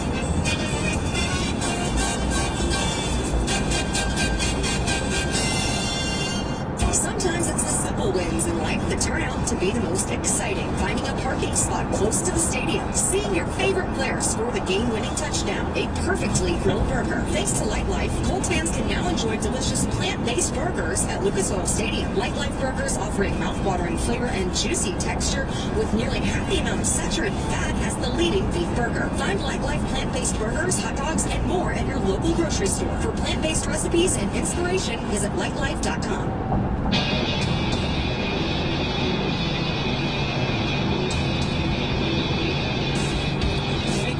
You might not know that anyone, no matter age or medical history, can sign up to be an organ donor. That means you say yes to life, say yes to organ donation. Sign up today at DonateLifeIndiana.org. Matt? Colts are stacked up on their own 1 yard line after a terrific punt by Tommy Townsend. 1st and 10 Colts at the 1, 4:46 to go. Second quarter, Indianapolis leads the Chiefs 10-6. The Colts got a field goal with Chase McLaughlin the last time they had the football. Injury update on the Colts and Julian Blackman. Let's go downstairs again and check in with Blair. Officially ruled questionable for the remainder of the game. He already headed back to the Colts locker room to get a full additional examination and have a little bit more time to address that ankle before the second half, Matt. All right, the Colts got to be careful here on the 1 yard line. No safeties, no momentum plays for the Chiefs. Out of the gun is Matt Ryan. He's going to pass. He's going to walk it down the far sideline looking for Allen Pierce. Makes an adjustment on the ball, and he catches it all the way up to the 31-yard line. Gain of 30. Allen Pierce, his second round of the first half. Great protection in the back there in the end zone. Jonathan Taylor had to pick up the blitz, and this is the Pierce that we know. This is the Pierce that we saw in training camp, who can get on top of the defense and make the difficult catch. Last year, Allen Pierce had 6 catches over 30 yards. As a collegiate player for the Cincinnati Bearcats, 1st and 10 at the 31-yard line, just what the doctor ordered for the Colts. Handoff right side to Taylor, and he's going to be stacked up between the hash marks and the numbers right side. He's going to navigate it up to the 32, gain of only a yard before his gang tackle. Darius Harris led the charge for the Chiefs as we approach 3:50 to go. Second quarter, 2nd down and 9 for the Colts. As we approach this middle 8 here, the middle 8 minutes of the game, that's a huge play to get out of that end zone. It's huge. The Colts were starting on their own 1 and then a 30-yard play. That's big. Taylor's the back to that on the far hash. Ryan out of the gun, 2 receivers to the left. Ryan flushed out the pocket, looking, being chased down. He lost the ball. He was sacked from behind. Now the ball's ping-ponging back to the Chiefs, and they have it at the 21-yard line. That is the Jarius Sneed. As Matt Ryan was strip sacked for the second time today. The ball pinballed back and forth off a couple of jerseys, and the Chiefs with Sneed pick it up at the 21-yard line. The sack is Carlos Dunlap. Yeah, it was a good coverage in the back end, so Matt didn't have an initial place to go. Braden Smith couldn't hold on to Dunlap. Dunlap just keeps running around the edge and ends up running him down. And obviously he has a million sacks in his career and a ton of strips. 98 of them for Carlos Dunlap in his 13th year out of Florida. He has the 8th most sacks in the NFL since 2010. A big play right there for the former Cincinnati Bengal. 1st and 10 at the Colts 21-yard line. Colts lead by 4 points. That's in danger here as Mahomes in the pocket, flushed out left, fires it upfield, 15-yard line, rolling up to the 11-go Kansas City for a gain of 10. And that's Juju Smith-Schuster on the catch. You've got to squeeze him here. Got to squeeze Mahomes here because he can get out and make the quick throw now in the red zone. Chiefs making substitutions. Noah Gray, the tight end, trots off the field. We're going to move Marquez Valdez-Scantling and Travis Kelce to the left. 2 other receivers go down to the right side. Ball to far hash. Edgar Taylor is the back to the left of Mahomes. Looking to pass again. Looking left. Fires it upfield with that jerk route to McKinnon. Down to the 1-yard line. Clyde Edwards-Helaire on the reception. Out of the 1-yard line, gain of 10. It'll be 1st and goal now for Kansas City. Yeah, they got a little bunch route right there. Basically ran a little H. New text message from the Nemesis. What the hell is that? Back inside, they got a little bit of an angle for him. Almost between the 1 and the 2-yard line. Mahomes just shovels it over to Travis Kelce. He bobbled it, picked it up, and then he crashes towards the goal line. No signal yet. I think he's going to be short as the Colts will rise to that play. DeForest Buckner and Zaire Franklin make the tackle on Travis Kelce. I'll let you draw that one up, Matt, because I have no idea. You talked about playground. That was playground. Yeah, Mahomes right there just took the snap from the center and then just with 2 hands pushed it over to Travis Kelce, who lined up as the wing to the right side. We're at the 2-minute warning. Both teams have, or I should say the Colts have 3 timeouts. Kansas City has 2. It'll be 2nd down and 1 as I was incorrect. the Chiefs can get a first down at the 1-yard line without scoring. Injury update for the Colts. Let's go down to the field and check in with Blair for that. Additional concern for the Colts secondary. Stephon Gilmore headed to the locker room early, so now it's Julian Blassett and Stephon Gilmore without both of those players in this critical portion of the game. All right, meanwhile, we're at the 2-man warning. Let's get some scores elsewhere in big number 3. Let's check in with Casey Valier for that. So in Nashville, the Titans lead the Raiders 21-10. About a minute left in the first half there. Raiders have the football. Some other games in the AFC, the Patriots lead the Ravens 10-7. The Bills and Dolphins all square right before halftime there. The Bengals 17 to the Jets 6 minutes ago in the second quarter there. Other games, the Texans lead the Bears 14-10 with 5 minutes to go in the second quarter. The Panthers and the Eagles all ahead right now before halftime. Matt? All right, 2 sacks in this game for the Chiefs. Jarius Sneed with 1, Carlos Dunlap with 1, and they've both been of the strip sack variety. But the Colts recovered one of those, not as fortunate on the second one with Dunlap. So that's setting up this drive for the Chiefs. When they come back to the line of scrimmage, this will be their 4th play of this drive. That started at the plus 21-yard line. It is first and goal now at the 1-yard line as they remeasured the sticks. It's going to be first and goal at the 1-yard line. So they did indeed get a first down. So the ball is actually within the 1-yard line. That's short of the distance from the goal line for Kansas City. Yeah, they're running that play in the streets of Creole there. But I'll tell you the biggest problem today is, and it's been all season, we can't keep Matt Ryan upright. We just can't do it. It doesn't, whatever, and they're in critical situations. I mean, we got the game under control twice, and both times, they're able to strip and get a 4th down conversion, and now a strip sack to get the ball back. And that's a problem. Colts have 7 fumbles through 2+ games here. And we had 7 sacks, Matt, going in. Yep. So 2 today, 2 more allowed, and a lot more quarterback hits. Number 99 are eligible receivers. Number 73 and number 99 are eligible. 73 and 99 are eligible. Kansas City brings in some extra people. That's Nick Allegretti and Colin Saunders, both as extra eligible offensive players. Jumbo package, Mahomes hands off to Edwards-Helaire at the 1-yard line. Second push, no signal yet, and it's going to be down inside the 1-yard line. The Colts defense blows their neck. It's going to be second down and goal at the 1-yard line, stuffing Edwards-Helaire at the point of attack. And I think the Colts have called a timeout. Yeah, I think Frank is confident that if we can get the ball back, we can do something before the half, even if they score. Right. He's going to try to use that whole clock. Force Kansas City to a field goal here, ideally. Yeah, you'll hold the lead if you do that, and you'll have great momentum going into the half. Remember, Kansas City deferred in the second half, so they're going to get the ball first to begin the third quarter. Meanwhile, here it's second down and goal at the 1-yard line. Yeah, we talked so much about how important the middle 8 is. Watch Kelsey in the flat. Kelsey lines up as the fullback. Now they're going to change the formation. 23 receivers out to the near side. That's the boundary. Mahomes play action. Fires in the end zone. It's incomplete intended for Travis Kelsey. There also is a flag right at the line of scrimmage before Mahomes threw the football. He faked the wide receiver screen down the line and then threw it into the end zone for Kelsey, who could not corral in traffic.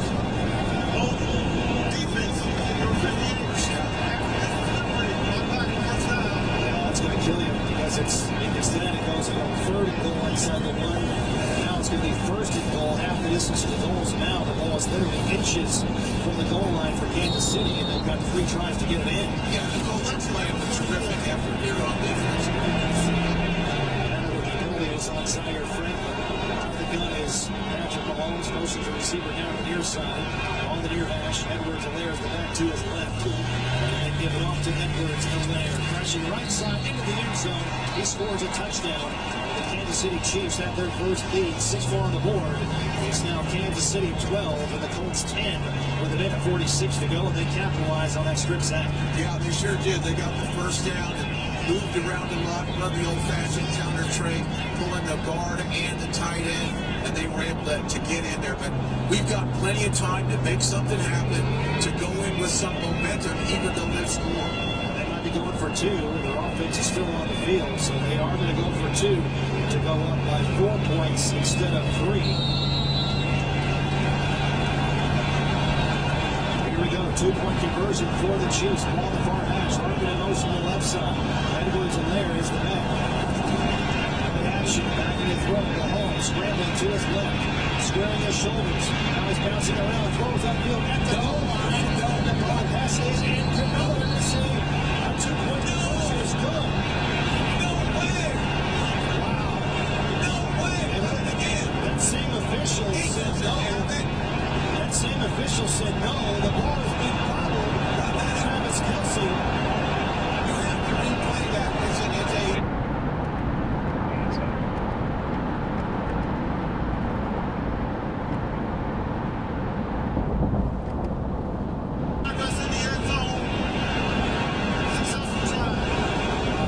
That's a horrible. Oh, you gotta be kidding me. That's a huge break. That's a huge break. 2-point conversion for the Chiefs is good.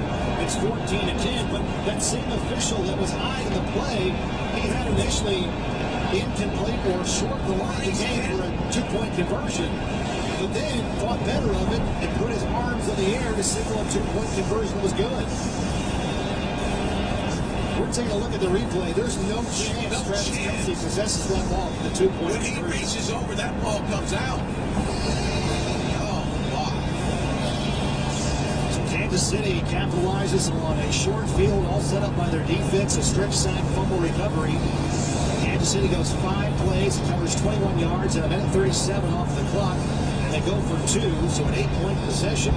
And that's a scoring drive to the end zone, brought to you by Sharp Business Systems, the official document provider of the Colts. So Kansas City 14, Colts 10 on the Ruoff Morgan scoreboard. The Colts, Rick, today, for the most part, are playing some good football. They are, but big breaks and big plays by Kansas City is keeping them in the game, or in this case, on the scoreboard. And it's giving them the short field twice. I mean, honestly, he's not killing us, but he's had 2 short fields to get 14. I mean, the Colts defense has played their tail off. So for Kansas City, that was their first 2-point conversion try of the season. It's good. It was questionable. I still think it's questionable, but it does go their way on the 2-point try on a bobble for Travis Kelce. And they said he had just enough possession time with the ball in hand and got it across the goal line for the 2-point conversion. So a minute 46 to go in the second quarter. The Colts have 2 timeouts. Still plenty of time here, Rick, to get some points. Again, it's how you finish that. We're going to take a look at this 2-point conversion here. And my question is, why it took so long? Absolutely. We had a timeout for television to go under the hood, and now we have to stop and do this whole procedure here. It makes no sense to me. I bet you New York got involved because his knee is down for the second. Right. You know, and we've got contact with him. We have contact with his knee down when he reaches the ball over. His knee is down. There's contact by the Colts, and the ball is not across the goal line. I mean, just enough. Don't give me just enough. I would never do that to you. Oh, my God. Great day here at Lucas Oil Stadium. I mean, the weather is just absolutely perfect. 67 degrees. Again, the roof and the window are open here in downtown Indianapolis at Lucas Oil. Our head referee is Sean Smith. He's taking a look at the many replays we've already seen here of this 2-point conversion that was called successful on the field. That's always important to remember and consider in these situations. But this would be really a big lift to us. And we, you know, our defense, with the exception of a mistake on the 30-yard pass to Kelce, has played his tail off. It really has. Right. Offensively, we can't protect the passer. That's what's killing us. We've got enough time of possession, but the turnovers, with a fourth down failure is a turnover. Those 2 turnovers have killed us. Right. I mean, all the points for Kansas City have come off of short field set up by the defense. I mean, they ran 4 plays, 35 yards at the obviously the plus 35-yard line, then 5 plays, 21 yards. Ruling on the field stands. That's a big difference. I mean, 12 to 10 to 14 to 10 is obviously huge. But you're right, Matt. We have 146. We have plenty of time. We have 2 timeouts to go down and get back on the board one way or another and go, and more importantly, go in with momentum. Right. And the Chiefs are going to get the ball first to begin the third quarter. They're already up by 1 score, 14 to 10. So the Colts will get at least into field goal range here at the end of the first half. Amendola kicks off with a big leg over the head of Isaiah Rodgers, 9 yards deep. That's where the ball lands. The Colts extend the touchback. First and 10, Indianapolis. On their own 25-yard line, they will be moving from south to north here at Lucas Oil Stadium. Colts are in the blue. Kansas City is in the formation. Kicking team number 26 left early. The really encouraging thing is the play of Pierce. All of a sudden now, we have that deep guy. We have that guy that can get on top of the defense.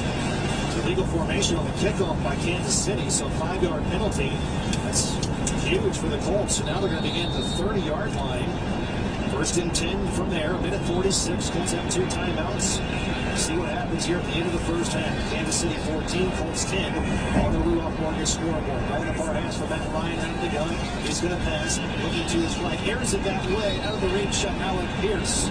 Incomplete, Darius Harris. In coverage also was Jalen Watson. Incomplete pass, second and 10 upcoming. He tried to run the go route on him. He had it covered. They adjusted to it out. Just couldn't quite make the throw in their tight. Personnel-wise for the Colts, Naeem Hines in the game.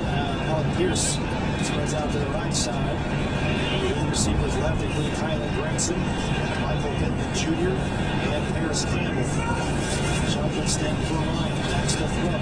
Kicks out to his right. Throws on the run and hits Naeem Hines right in the face mask. And he drops the ball at the 30-yard line. I don't think he would have had a big gain anyways, but that's a drop pass for Hines, who's normally more sure-handed than that. Stops the clock with a minute 38 to go, second quarter. And now it's 3rd and 10 for the Colts on their own 30. Yeah, that was up. Now be alert for that nickel coming off the edge.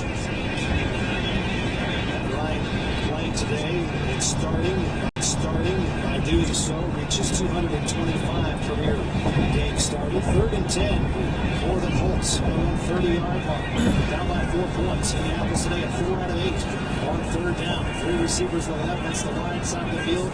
Ryan out of the gun. Hines is back to the right side, shuffling that throws off his back foot. They got a flag in the secondary at the 40-yard line. The pass to the near side intended for Paris Campbell. This might be on Kansas City. Early indication. I think it's on Snead. I think he grabbed him there. Comes over the top.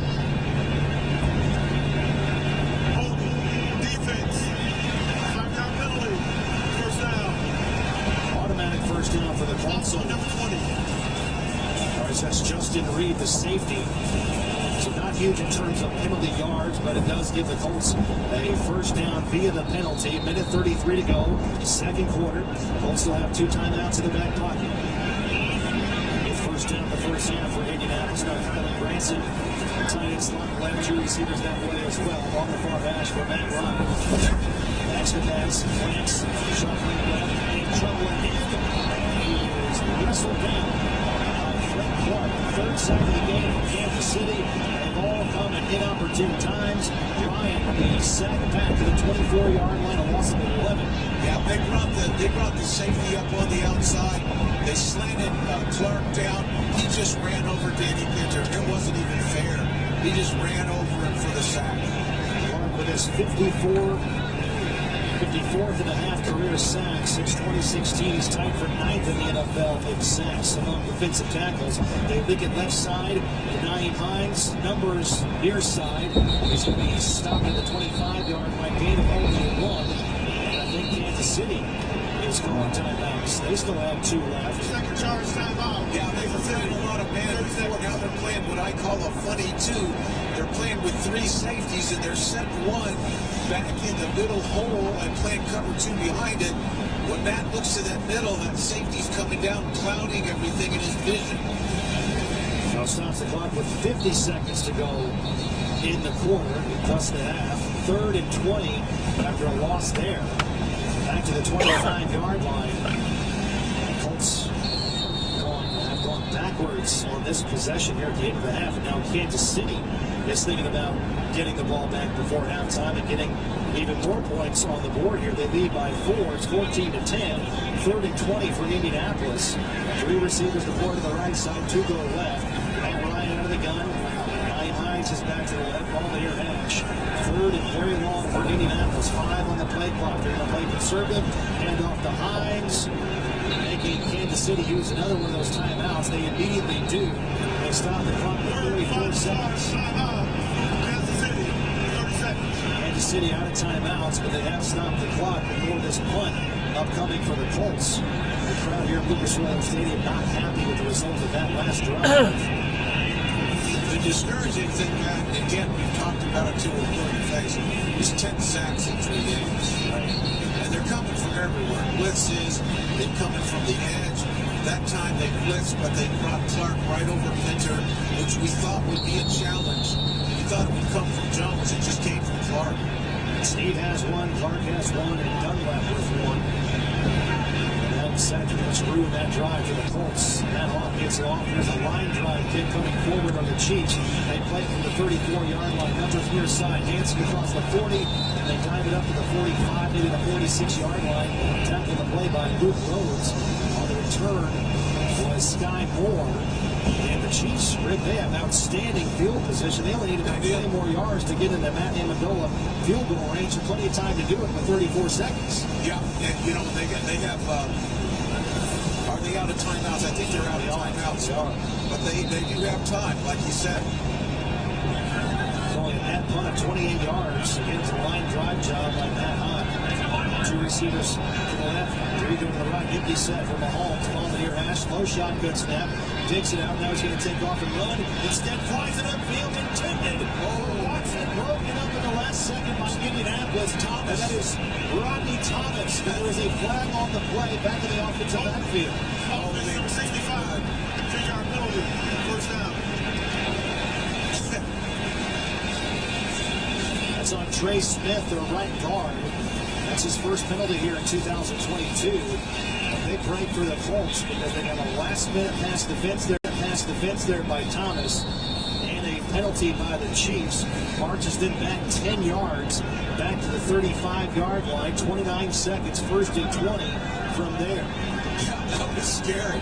Great play by Thomas at the end of the down. Schuster in motion, sets up as a slot to the right side, back to the throw. Mahomes has all day. Steps up, going to launch it downfield, and nobody's there around the 10-yard line. As Mahomes was hit as he threw.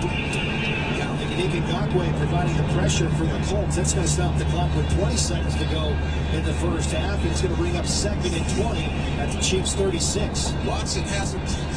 Mr. Watson hasn't played with Mahomes long enough, man. He stopped and ran the curl. Right. When he starts running, you got to run to the end zone, son. That's great for the Colts. Good pressure. We're still going to get out of here in a very, very tight game here if we play well here on 3rd down. The Chiefs need to get to the Indianapolis 32-yard line. Matt Amendola's longest field goal in his career is 49 yards. They're going to run it here with a back. That's Jarrett McKinnon. He's going to scamper up to the 42-yard line and gain 6. And I don't think Kansas City has much urgency here after that penalty.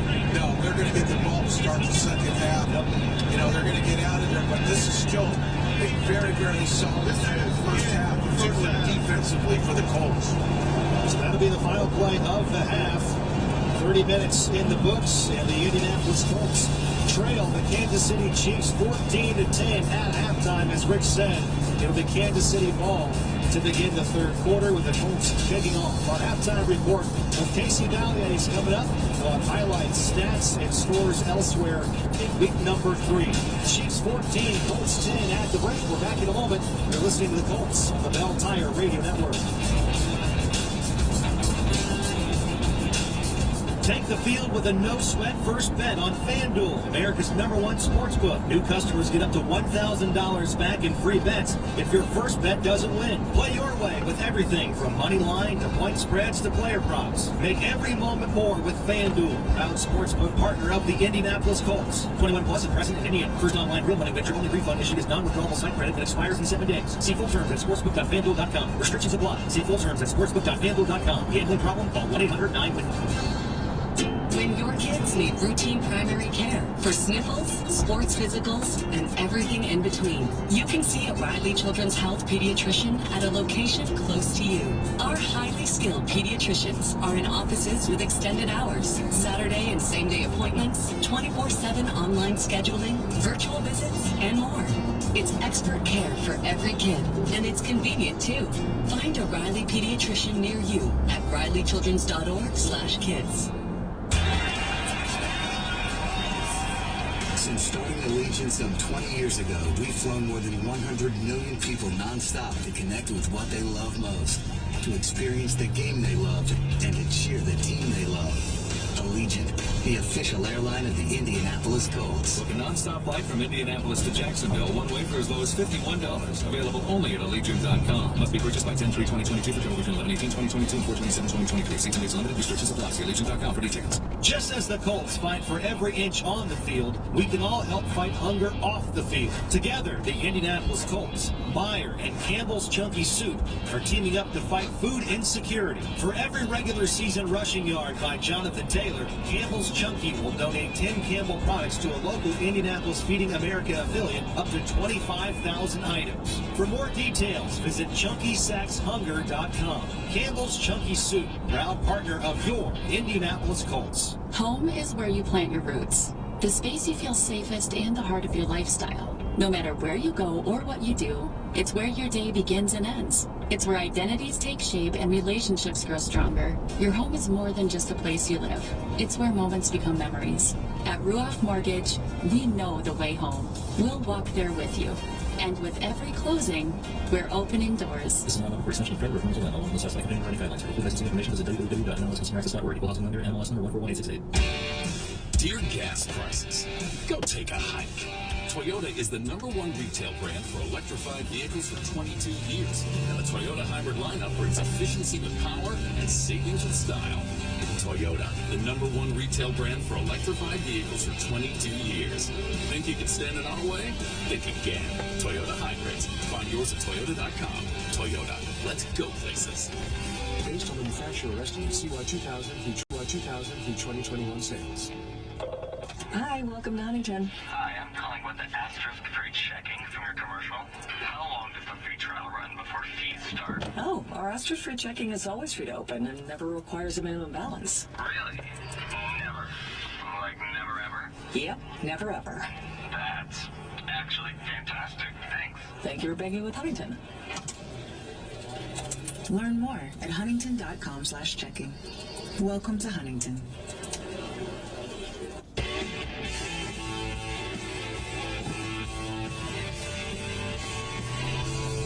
Time at Lucas Oil Stadium, the Chiefs lead the Colts 14-10. Welcome into the halftime show, brought to you by Carrier Turn to the Experts. I'm Casey Valier at Lucas Oil Stadium. Let's take a listen to the first half highlights to see how we got to 14-10. Hits this one off, and backing up is Sky Moore. He muffed the ball. It's picked up by the Colts inside the 5-yard line, and it's Kylan Granson. Sky Moore muffed the punt, and they're going right to the Colts. Kylan Granson, it'll be first and goal. Matt Ryan to throw, end zone fires, and it's home out. He cuts. Jelani Woods. It's Jelani Woods for a touchdown. His first career catch, a touchdown for the rookie out of Virginia. Ryan flushed out the pocket, looking, being chased down. He lost the ball. He was sacked from behind. Now the ball's ping-ponging back to the Chiefs, and they have it at the 21-yard line. That is L'Jarius Sneed, as Matt Ryan was strip sacked for the second time today. Those are your first half highlights. Then took a quick look At the Colts halftime stats brought to you by Kittles. The Colts had 101 total yards, 57 through the air, 45 on the ground. To the Chiefs, they just had 96 total yards, 79 through the air, and just 17 on the ground. The Colts leading rusher Jonathan Taylor, 14 carries, 41 yards. Alec Pierce leads the Colts in receiving, 2 receptions, 47 yards. Those are his first 2 receptions in the NFL. And those are your halftime stats brought to you by Kittles, furnishing more Indiana homes with furniture and mattresses than anyone since 1932. Kittles and the Colts, your home teams. At the half, the Chiefs lead the Colts 14-10. You're listening to the halftime show brought to you by Carrier Turn to the Experts. Up next, we're going to check in some scores around the league. This is Colts football on the Bell Tire Radio Network. Football season is back, and with it comes tailgating. To celebrate, American Family Insurance wants to give you and 5 friends the chance to win a Tailgate Town takeover at Lucas Oil Stadium. They'll fly you out, provide hotel accommodations, hook you up with a fully stocked pregame tailgate at the stadium, and get you incredible tickets for the game. Just register at amfam.com/Colts. No purchase necessary. American Family Mutual Insurance Company, SI, and its operating companies. 6000 American Parkway, Madison, Wisconsin. For your home, school, hospital, office building, or pharmaceutical facilities, everywhere from A to Z, for all of your heating, air conditioning, plumbing, and process piping needs, you owe it to yourself to hire the best. The piping professionals of UA Local 440, working for the contractors at the Mechanical Contractors Association of Indiana. To find a contractor near you, visit our websites at ualocal440.org or mcai.com. What is Pods? Well, it's a smarter way to move and store your items. Pods will deliver a container to you. Simply fill it up and take all the time you need. Call Pods and they'll pick up your pod and drive it anywhere you want it to go. You can have it delivered across country, across town, or to our secure storage center. Pods, the best moving and storage idea ever. We make it easy to order your pod today. Just call 1-800-776-PODS, 1-800-776-PODS, or click pods.com. I'm Dennis Reinbold for Dreyer & Reinbold BMW, Infiniti, and Mini at I-465 in Keystone, and Dreyer & Reinbold BMW, Infiniti, Subaru, and Volkswagen on US 31 South in Greenwood.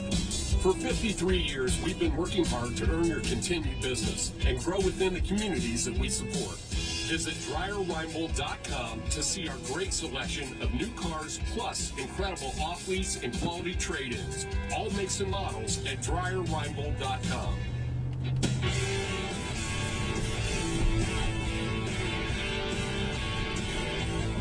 Welcome back to the Colts Halftime Show, brought to you by Carrier Turn to the Experts. I'm Casey Valley, live here at Lucas Oil at the half. The Chiefs lead the Colts 14-10. Looking at some scores around the league, we had a Thursday final with the Browns defeating the Steelers 29-17. Games in progress right now. Bills and Dolphins all square at 14 at the half. The Ravens lead the Patriots 14-13 at the half. Titans and Raiders just started the third quarter. The Titans there in Nashville lead 24-10. They will be here at Lucas Oil next weekend. Then we have the Bengals over the Jets, Texans over the Bears at the half, Saints over the the Saints at the half, and also the Eagles 24-0 over the Commanders at halftime there. Later games, Sunday Night Football includes the 49ers at the Broncos, and Monday Night Football, Cowboys at the Giants. You've been listening to the Carrier Halftime Show, Turn to the Experts. Second half action is up next. The Chiefs lead the Colts 14-10, and they will receive the opening kickoff to start the second half. This is Colts football on the Bell Tire Radio Network. Hey, Colts fans, all season long, play Pick 6, presented by Caesars. Pick 6 is a free-to-play predictive game and a great way to show off your Colts knowledge for a chance to win great prizes, including a VIP trip to a Caesars property in Las Vegas.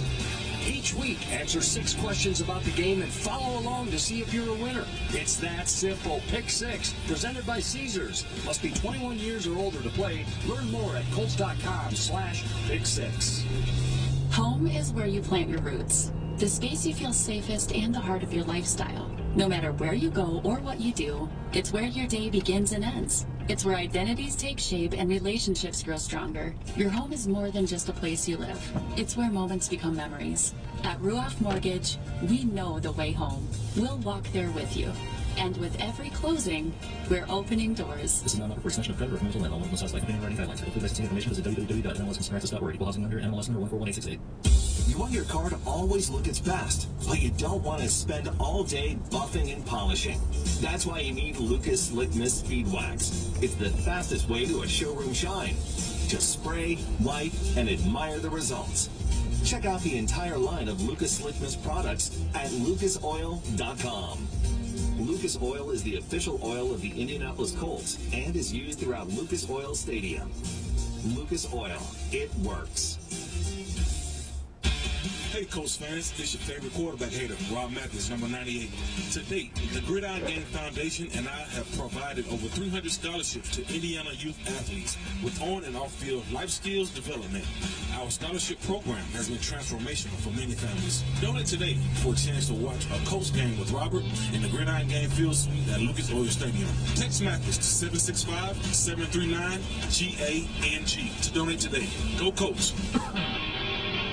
Midwest Landscape Industries offers professional services with sophisticated results. We provide a premier experience in every aspect of landscape consultation, service, and management for both estate and commercial properties. MLI specializes in managing your entire property and installation while effectively communicating throughout the process. We focus on landscape management, development, irrigation, and robotics for all of your project needs. Midwest Landscape Industries is proud to be the official landscape partner of the Colts. Visit MLI-IN.com to learn more about our services. When your kids need routine primary care for sniffles, sports physicals, and everything in between, you can see a Riley Children's Health pediatrician at a location close to you. Our highly skilled pediatricians are in offices with extended hours, Saturday and same-day appointments, 24/7 online scheduling, virtual visits, and more.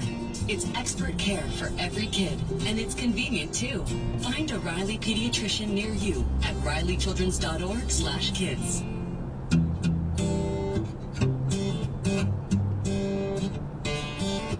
U.S. Foods is proud to support the Colts, along with the entire community in Indiana and northern Kentucky.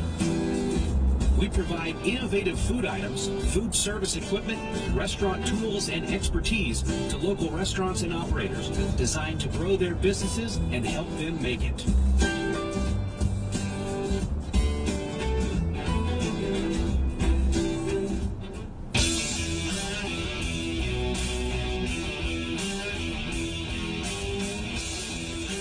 To Lucas Oil Stadium as we get ready for the third quarter. It's the Chiefs 14, Colts 10 on the Rudolph Oregon scoreboard. With Claire Overton downstairs, Rick Venturi in the booth, I'm Matt Taylor. Big thanks to Get Go for fueling up our broadcast crew during halftime today with their delicious signature sub sandwiches made fresh to order. Get Go, better believe it. All right, it's time now for the second half solutions, brought to you by Corson Fire and Security. Choose the right solution for your business today. Choose Corson Fire and Security, the official security provider and fire protection experts of the Indianapolis Colts. So, Rick, a lot of good things for the Colts in that first half, but what are your solutions here in half two? Well, I think the defense really played their tail off. I think they're doing a best job of covering of the year. Now what I think they have to do is squeeze Mahomes a little bit more. They've really covered him, but when he gets out, we got to squeeze him and get a sack here or there, get him off on third down. Offense, to me, get the ball in the city, ball in the far hash. Mahomes out of the gun, takes a shotgun step, looking to his left. Dancing in the pocket, flushed out to the right, looking, scrambling. He's at the 10, cuts back to the 5, slides, gives himself up. And they're going to say the slide was complete at the 4-yard line for a gain of 9. Not enough for a first down, I don't believe. They mark it at the 4-yard line. Yeah, I think they're giving it to him, Matt. Yeah, they did it, so they give Mahomes that extra half yard that he needed. So it is first and goal now at the 4 for the Chiefs. That's their 5th first down of this possession. It's the first possession of the third quarter. It's well over 5 minutes. Under center Mahomes, ball the near hash. Hands off to a back, that's McKinnon, and he is up in it and then sitting in the air, flying down to the 2-yard line. Gain of only 2 on the play. Kenny Moore makes the tackle for the Colts. He swiped in from his cornerback position. He led all NFL corners last year in tackles. A good stop there on McKinnon to bring up 2nd down and goal at the 2-yard line. Yeah, excellent by Kenny. He folded back inside from his nickel position and makes the hit. They got Pacheco in, I formation. The fullback is Michael Burton. Under center is Mahomes. Hands off to Pacheco. He is stonewalled, and Rodney McLeod makes the tackle. Pacheco comes off of it, but I'm going to say his knee was down before he got up to fool the officials. Great tackle there by the Colts at the point of attack. Now it's 3rd and goal at the 2-yard line for Kansas City. That was Bobby and McLeod up in there. We can't lose to a Rutgers backfield, can we? Try not to. No, they're in the Big Ten now. You're right. 3rd and goal at the 2 as the Chiefs break the huddle. McKinnon now is the back. 3 receivers deploy to the right side. Yeah, double Kelsey. 2 tight ends. Kelsey is to the right as well. Mahomes sprints out that way. Throws in the end zone, and it is incomplete. Looking for Travis Kelsey. He was face guarded by Kenny Moore. No flag on the play for pass interference. Now it's 4th and goal at the 2-yard line. And Kansas City, I believe now, they're going to think better of it, and they're going to try a field goal. But we'll take that. We will take that after a long drive. Stopping them in the red zone becomes a defensive win. Right. Matt Amendola on for a chip shot field goal. This is the old extra point range right here. It keeps it to 1 possession.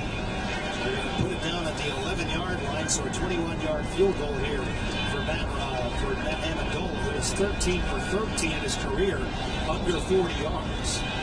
He kicked here last year in a Jets uniform. He got a whistle downstairs stopping the play. Delay game. Offense. 5-yard penalty. Fifth penalty of the game for Kansas City.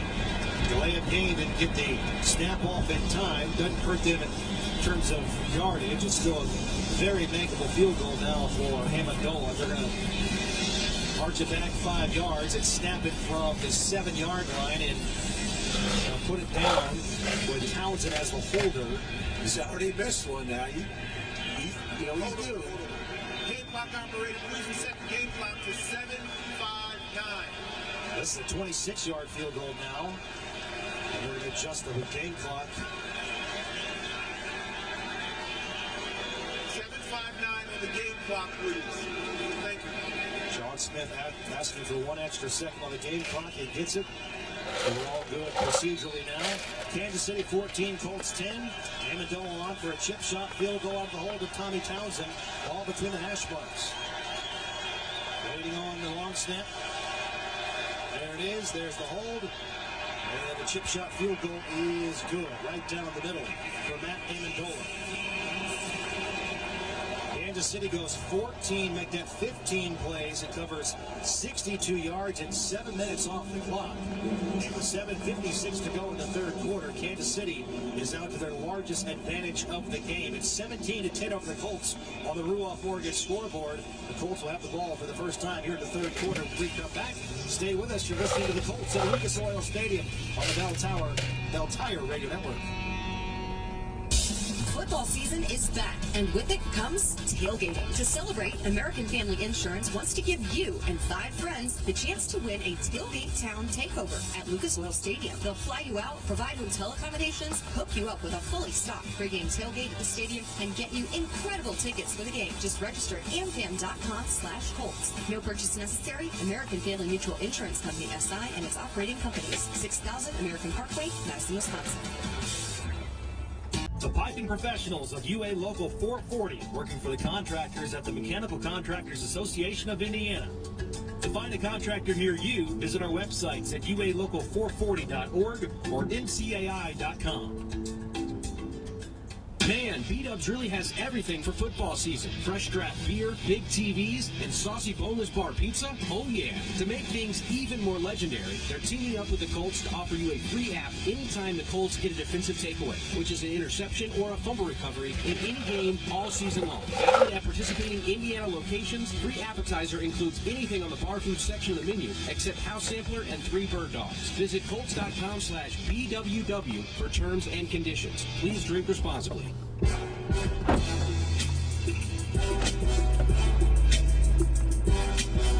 The Colts and AES Indiana want you to bring the energy to Lucas Oil Stadium all season long. Enter today for a chance to win VIP field seats to the next Colts home game at Colts.com/AES. Matt?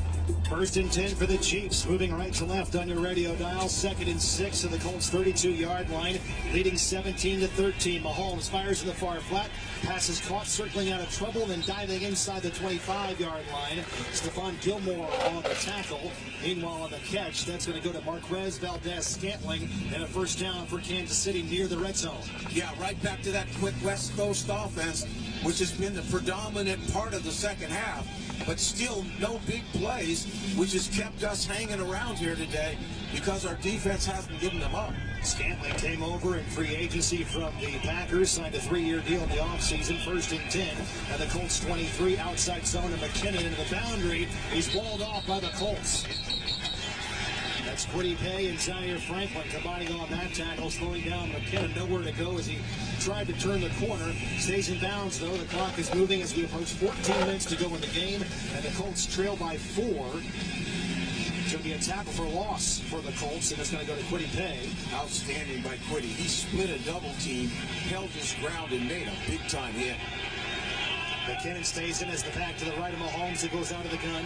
This time he's going to shoot 3 receivers to his left. That's the wide side of the field. He's looking right, though. Now he's forced out of the pocket. Baseball turns his way back to the right side.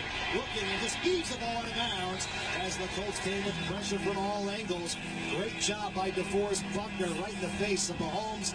A throwaway for the Chiefs to bring up 3rd down and 11. Again, outstanding coverage. Sticky man-to-man coverage. No place to go. This is huge, as you said right here, Matt. You force 3 here or get a turnover. Kansas City just 2 out of 7 on 3rd down. This is at the Colts' 24-yard line. 3rd and 11. 13:41 to go in the game. Kelsey is lined up to the left of the slot. Shotgun snap for Mahomes. Backs. He's feeling trouble. Throws it away as he's being hit, and it's incomplete at the 10-yard line. Boy, Mahomes was sacked dead to rights, but still got it off and threw the ball downfield, intended for Justin Watson, who had a touchdown on Thursday Night Football last week against the Chargers. Couldn't make the catch around the 10-yard line, and now Kansas City will go for a long field goal with their special teams unit here. Yeah, 5-man pressure off the left side. We ran a little twist game, had him squeezed in there. This time he couldn't get out of trouble. Amendola on for a 42-yard field goal with the sun in his face. There towards the north end zone at Lucas Oil Stadium.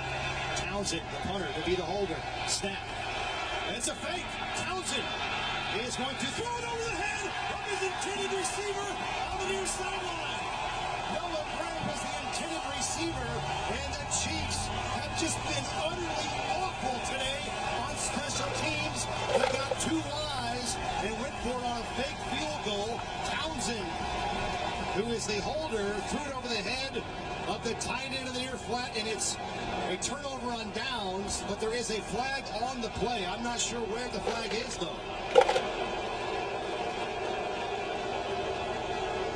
Eligible man downfield, offense number 74. Turnover on downs, and the Colts get a huge break. They give up yardage, but no points.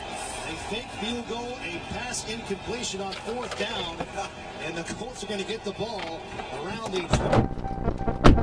radio network.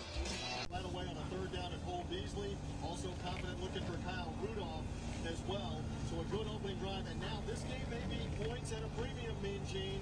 The Buccaneer defense going to get turned loose. They may not need a whole lot of offense today as we go back upstairs. The Buccaneers used 10 plays to go 48 yards. The quarterback sack knocked us out of perhaps going for it on 4th down in the red zone. Tampa Bay 3, Green Bay nothing.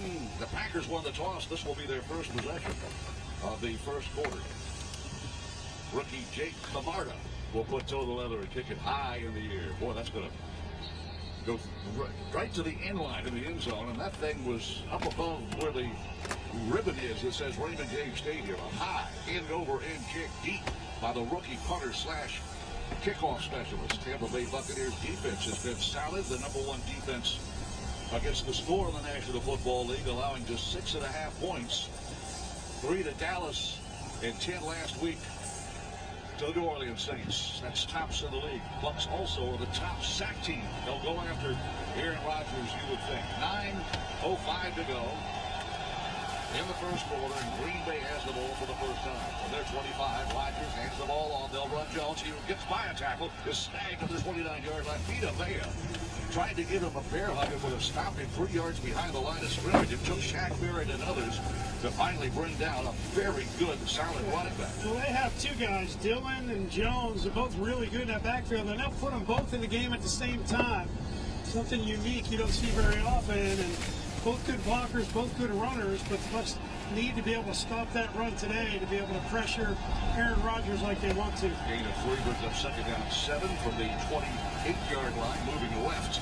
Well, the offense, they got both running backs in there. Now they'll hand the ball over the counter play and across the 30 to the 35 to the 38-yard line. Goes Aaron Jones. There you saw 2 running backs in the backfield and a little counter play to the near side. Getting a little bit outside the numbers was Aaron Jones. Jones averages 9.1 yards a carry. That's incredible through 2 ball games. 20 carries, 181 yards. He got 10 there. Yeah, they work on the edges. They try to get between that guard and tackle or outside the tackle. The swing pass, they got a screen pass play set up on the right edge. And out of bounds on the Green Bay Packer bench here. Here goes Aaron Jones. He touches the ball an awful lot of this offensive scheme that Matt LaFleur has installed. LaFleur, an offensive-minded head coach, a gain of 8. Will bring up second down and 2. So like the Buccaneers, Green Bay is on the move now on their first possession. Yeah, they're going to spread it around. They use a lot of formation, a lot of motions, and they'll motion either back along with the wide receivers, and forces the defense to stay home and man their responsibility. 2 running backs in the backfield, A.J. Dillon on the right hip, and an H-back alongside Aaron Rodgers. Second down and 2. A lot of options for Rodgers and the Green Bay Packers here, moving right to left. Inside play action fake. Aaron carries it out. Rodgers makes the catch. It is caught at the 35-yard line and inside the 35-32. Fumble football. Did he hang on? He did. Well, Romeo Dobbs, a rookie wide receiver, selling the play action fake, gave Aaron Rodgers plenty of time to let that speedy rookie get open. A gain of 21 yards. Yeah, and it was a play action. Got both linebackers to step up inside, so he had a big seam to throw the ball to Dobbs, and it looked like Carlton Davis was the guy that was able to strip it, but Dobbs recovered it himself. David Bakhtiari playing in his first game, an all-pro left tackle with an elbow injury. His first action protecting the line side of Aaron Rodgers. Dillon was set back, gets the handoff, runs to his left of the Boston College grad. Digs his way ahead inside the 30-yard line to near the 28. Depending on the spot of the ball. And Devin White made the tackle for the Buccaneers. White, our leading tackler coming into the game, which is nothing new. He led us in tackles every year he's been in the league. Devin White, a Pro Bowl invite last year. The LSU kid from Louisiana makes a nice tackle on a very tough guy to bring down. A.J. Dillon is big and he's fast. Second down and 6 from the 29-yard line. One back set, that's Dillon. Under center here, and Rodgers takes a step. Stretch hand off to the left, and Dillon's going to be piled up and stopped at the line of scrimmage. Very little gain, if any. And that will bring up third down and 6. Nunez Roches on the tackle. But that's what you have to do. Tryon Shoyinka does a great job of getting up the field. These guys want to get to the edges if they can. Tryon Shoyinka gets up, he forces the runner back inside, and then Nunez Roches is able to make the tackle for no gain. At the Tampa Bay 29-yard line, third down and 6. Crowd is very loud. Aaron Jones returns to the backfield. And now he lines up just to the right side of Aaron Rodgers. He tries to get the bumps to jump. Here's the snap out of the gun. Pressure coming as the pass play. Caught ball to the left lap. Tackle missed. Inside the 20 to the 15-yard line to the 12-yard line. It's Randall Cobb, veteran wide receiver slot guy. And he made 2 bucks miss. Was heading toward the end zone. A gain of 17 on third down and 6. And they knock it on the door. Yeah, he made a little out move, and he was able to lose with Devin White.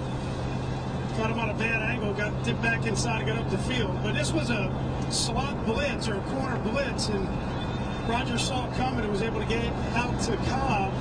And then Cobb was able to make some guys miss. Green Bay in the Buccaneer red zone at the Tampa Bay 12-yard line, moving left. Inside handoff and running outside. Jones slipped the loose leg and runs toward the edges, spun around and dropped at the 15-yard line. They'll say he's dropped at the 14, but Carlton Davis was one Buccaneer in there. That's a loss of about 1.5 yards, nearly 2. So that's a nice job. Jones was about to be tackled right on the edge by a linebacker.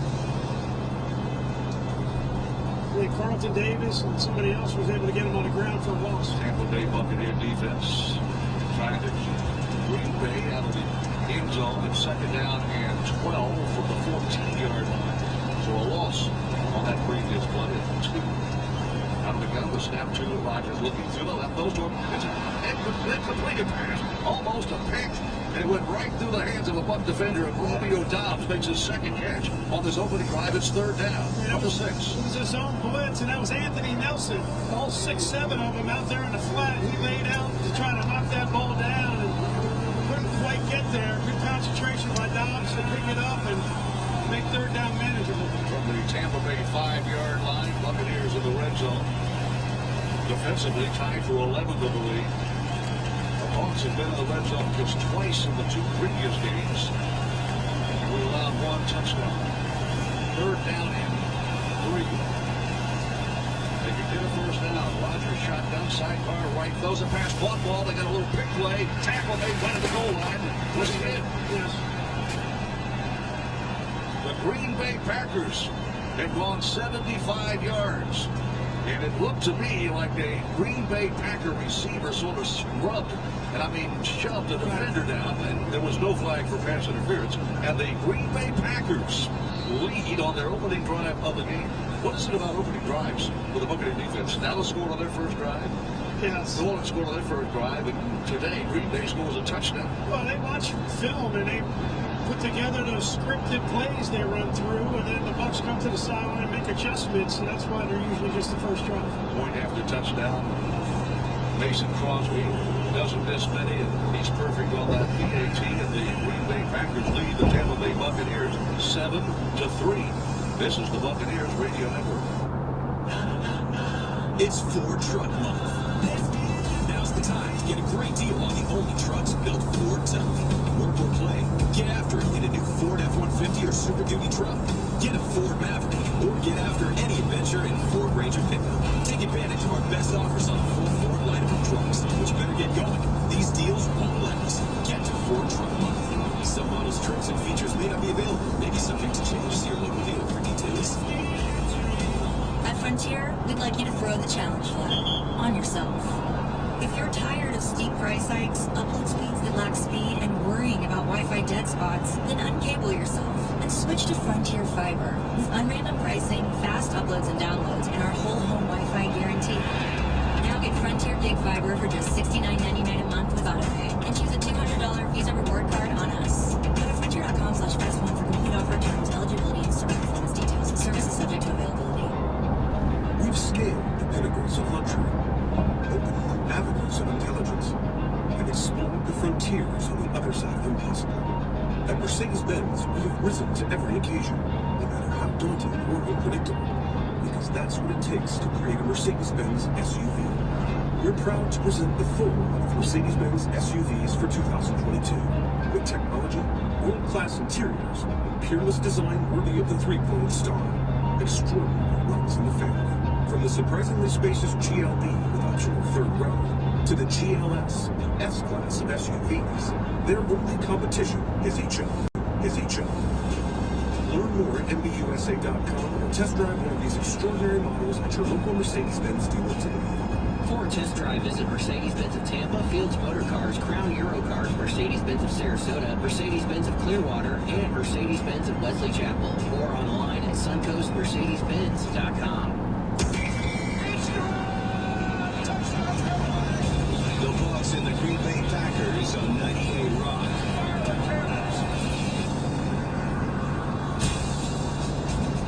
Buccaneers score first, but we settle for a field goal. Green Bay behind a perfect first drive series by Aaron Rodgers, who was 5 for 5, including 3 catches by a rookie receiver, Romeo Dobbs, 12 touchdown pass.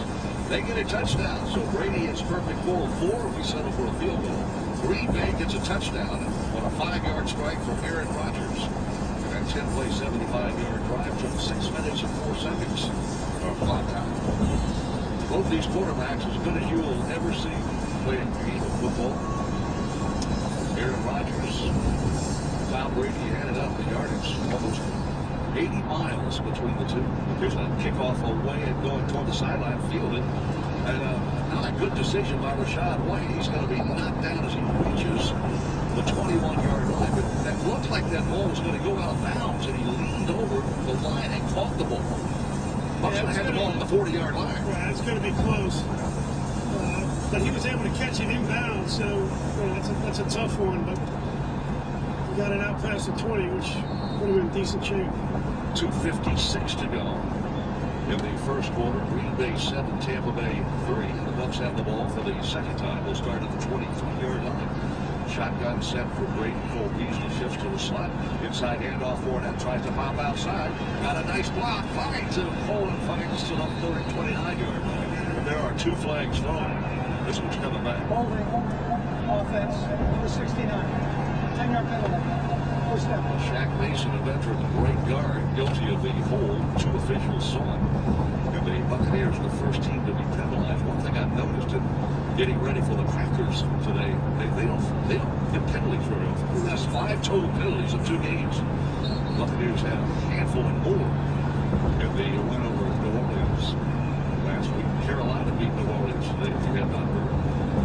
Big scoop and score to get Carolina off a good start. First down, 20 from the Buccaneer 12-yard line now. Brady shotgun, hard count, hands the ball off on a draw. And there's just no running room for Leonard Fournette. Green Bay Packer fans making some noise here in the stadium. There are a lot of them. Packer fans travel, Dallas fans travel. You know what I'm seeing when the Buccaneers go on the road, a lot of Buccaneer fans travel with us too. Right. Especially in New Orleans, we saw a lot of them there. Just not a whole lot in the middle for Fournette right there, and the Packers have given up a good amount of yards on the ground the first 2 games, and Bucks need to take advantage of that. Yeah, Bucks averaging 157 yards on the ground. Here's a snap out of the gun. Blitz coming, Brady looking, throws the ball upfield, receive, caught ball, and out of bounds at the 21-yard line. Nice catch by Gage, Russell Gage, and he fell out of bounds as he made the catch. Nobody covering him.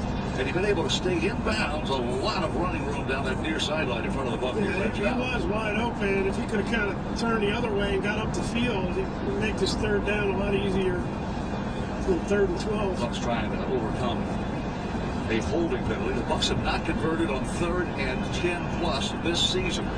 Be a good time for Tom Brady to break that jinx. 3rd down and doesn't need to reach the 33-yard line. Brady looks at the corner on that right side. He blitzed the last time. Here comes outside pressure. Brady throws the ball, caught ball, and tackle made short of the yard to make. Tackle made right at the 28-yard line. Rashad Perriman, who extended the opening drive with a great grab, is snagged after a pickup of 6, and the Buccaneers will have to run. Yeah, again, when the Russell Gage wide open, ball's a little bit low, and he caught it on the sideline, stepped out of bounds, but going to need more than that to make 3rd down a little bit easier.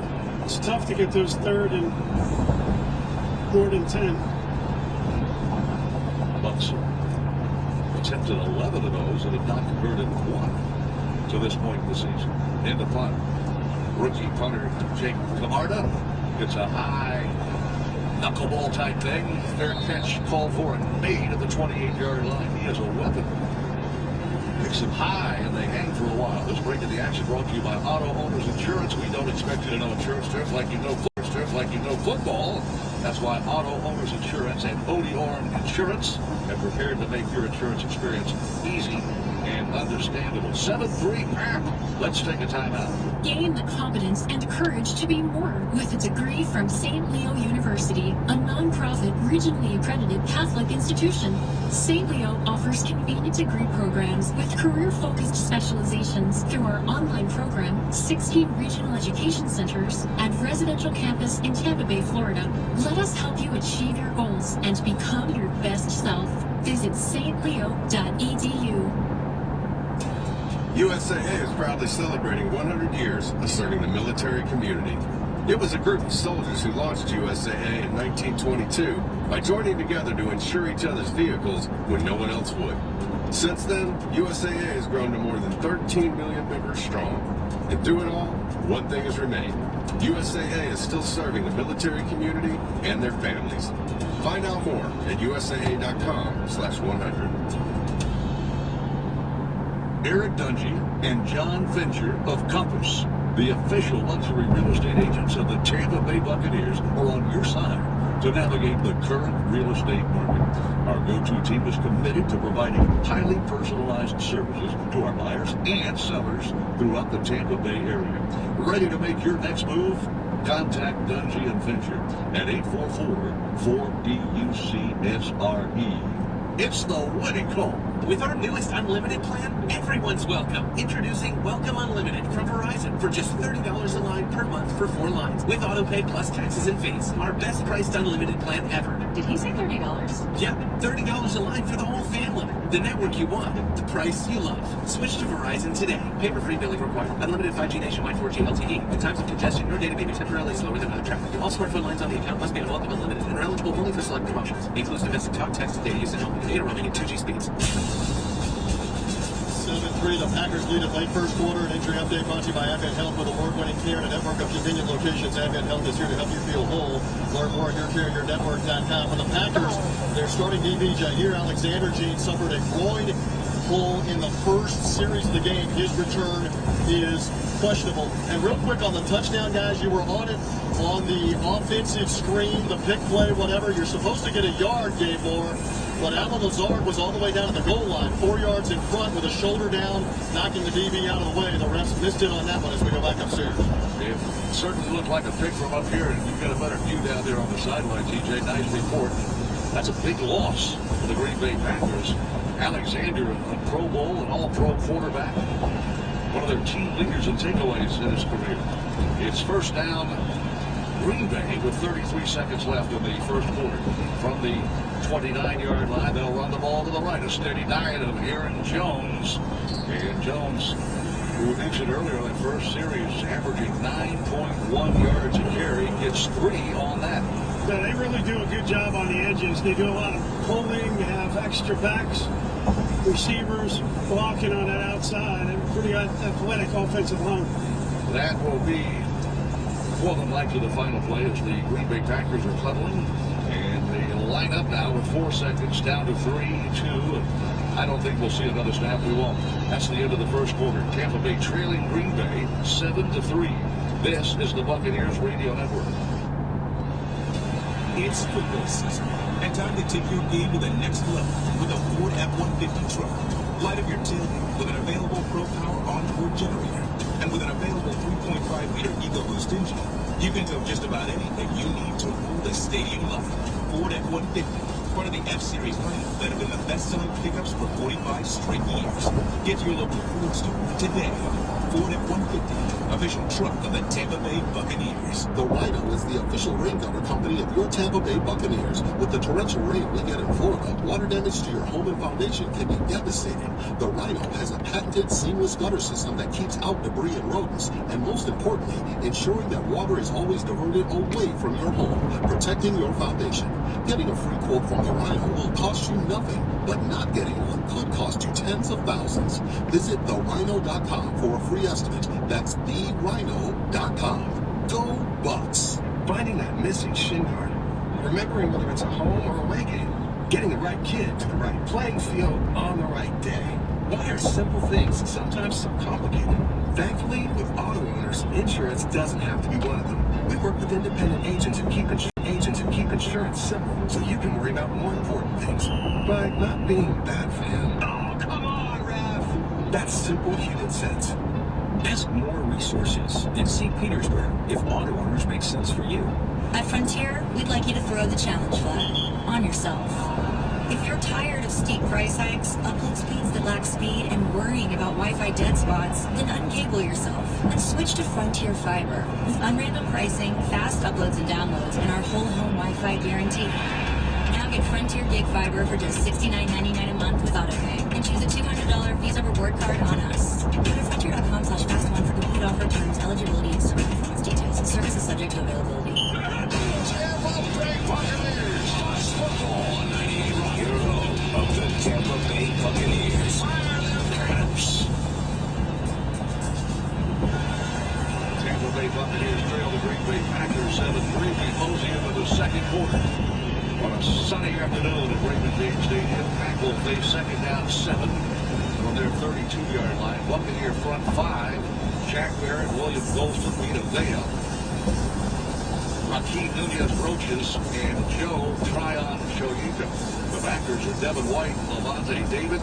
The secondary has been Jamel Dean, Mike Edwards, Antoine Winfield Jr., and Carlton Davis III. They have played every snap on defense this season. Yeah, they've done an exceptional job. Just need to slow this run game down a little bit so they can pressure Rodgers. It is second down, shotgun look, first snap of the second quarter from the Packer 32-yard line. They'll swing Dillon in motion. They'll pass the ball that way. Going to screen pass set up, and Dillon will be hit, stopped in his tracks, and dragged down to the 30-yard line. That's a loss back to the original line of scrimmage, and Jamel Dean. Remember his interception of Aaron Rodgers that turned the game around the last time they were here. What a great tackle against a big man. That's where there's two backs in the backfield. They motion Dillon, and they run a little swing screen to the wide receiver blocking, but Jamel Dean comes up clean on the outside and meets Dillon right at the line of scrimmage and pushes him back. Knocked him down, the 247-pound running back on a swing pass. Third down 9. The mark to make is the Green Bay 39-yard line. Shotgun look, two receivers to the right, the tight end, and Rodgers is calling a timeout. Green Bay. The looks were showing all-out blitz. They had three guys on the left edge on the line of scrimmage, and he was trying to identify which one was coming, and there were more than they could block. Well, Pat LaFleur is the head coach, but he also has a lot to do with the game plan offensively. He's got Adam Stenovich as his offensive coordinator. He was promoted when Nathaniel Hackett had a head coaching job. Well, by the way, a familiar name on that defensive side for Green Bay, Joe Barry. Barry was coaching here linebacker when he played here, too. Rich Bisaccia is a special teams coach as well. He was your special teams coach when you played for the Tampa Bay Buccaneers. Tampa Bay Buccaneer defense has been stingy on third down all season. We are tied for second, just one team ahead. We allowed opponents just 25% success on third down. Green Bay converted on third down to extend the drive and score a touchdown on their opening drive. 7-3 score. Now the timeout, third down 9. Tight end shifts in motion from the slot. Aaron Jones was set back on the left hip. Rodgers, who may be changing the play again. Here's a good snap. Belt by dropping it. Rodgers looks, gets the pass away. Caught ball. Close to the first down. And the first down achieved to the 40-yard line. Robert Cunyon, a tight end. Needed 9. He got 10.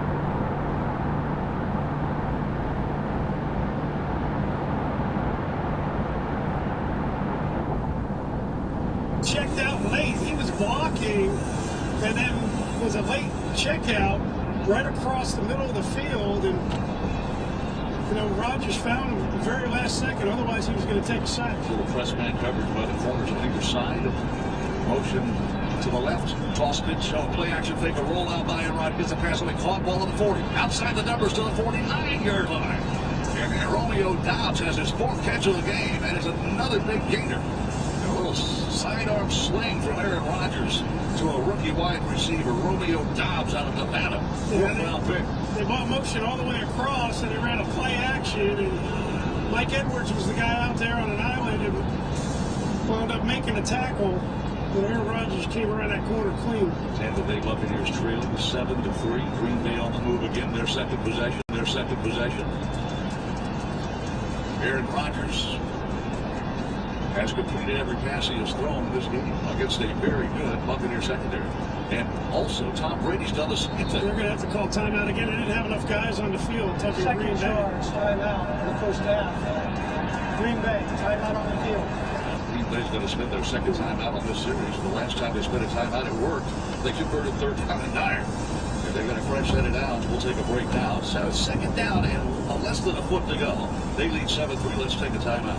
Hi, I'm attorney Robert Rubenstein, and this is Rubenstein's Rules for Personal Injury. Rule number 1, get an attorney. When you or a loved one have been injured by another's negligence, an experienced attorney can make a huge difference. At Rubenstein Law, we will find all of the insurance, make sure your injuries are documented, and work to get you the best result. While each case is different, a well-known insurance company's own study showed people with a lawyer, on average, got more money. Call Rubenstein and law at 1-800-FL-LEGAL. Offices in Tampa and throughout Florida. At ReliantQuest, cybersecurity is a team sport.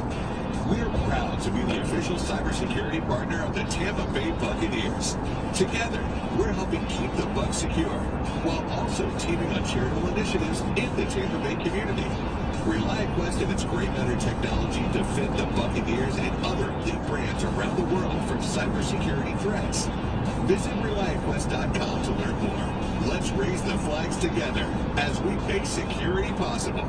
When you drive around Tampa and you point at some of the most beautiful buildings we have and say, I helped bring that to life, this is Jonathan Fielder. I'm a journeyman wireman for the International Brotherhood of Electrical Workers, Local 915 here in Tampa. And I can. IBEW Electrical Workers light up the things that make Tampa Bay the place we call home. Build a career that makes a difference and leaves a legacy. Become an IBEW electrician. Go to IBEW915.org. Go Bucs. This is the NFL scoreboard. On the late game scores, Jaguars lead the Chargers 13-0. The Rams lead the Cardinals 10-0. Seahawks over the Falcons 10-7. Here are your finals from earlier today. Bears beat the Texans 23-20. Titans over the Raiders 22-24. Colts upset the Chiefs 20-17. Dolphins upset the Bills 21-19. Vikings over the Lions 28-24. Ravens over the Patriots 37-26.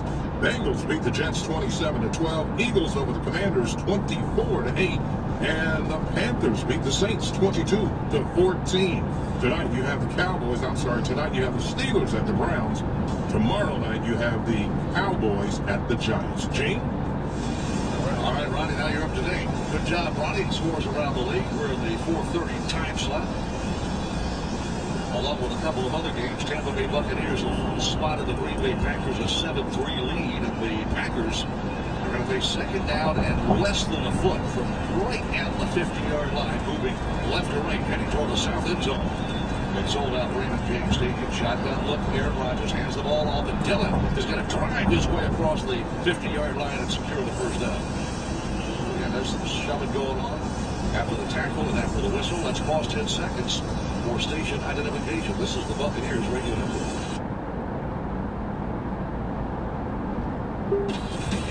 Tune to SiriusXM NFL Radio Channel 88 all year long to hear expert opinions and analysis from former players, coaches, and executives. Pass. Mixing the plays nicely in Green Bay. On second down, a foot got the first down. A.J. Dillon at 247 pounds and rolled over a Buccaneer. First down, Green Bay at the Buck 49. Rodgers swing passes, incomplete. Threw it low. And at the feet of the intended receiver, Aaron Rodgers, out of the backfield. That is the first incomplete pass by these two quarterbacks in the game. Yeah, he was trying to throw the swing pass on the outside with a little fake run inside because of the two backs, and Logan Ryan was the guy in the area. And it's a good play by him not making a hit when that ball was on the ground. The two receivers, including Randall Cobb, deployed to the left. Shotgun set by Aaron Rodgers. To the sidecar left. That's Dillon. Dillon gets the ball, gets to the line of scrimmage, and fights his way inside the 45-yard line. I thought we had him stopped at the line of scrimmage. Yeah, when you watch the film the last couple games, you see a lot of that. You see a lot of initial contact, but those backs don't go down. They're hurried up. And timeout taken by the Buccaneers. And they call timeout on the defense. First charge, timeout. Tampa Bay. 30 seconds, Green Bay had lined up to go tempo, and Devin White was still telling his teammates what the defensive play was going to be. And this timeout was taken by the Buccaneer bench. And we have enough players on the field.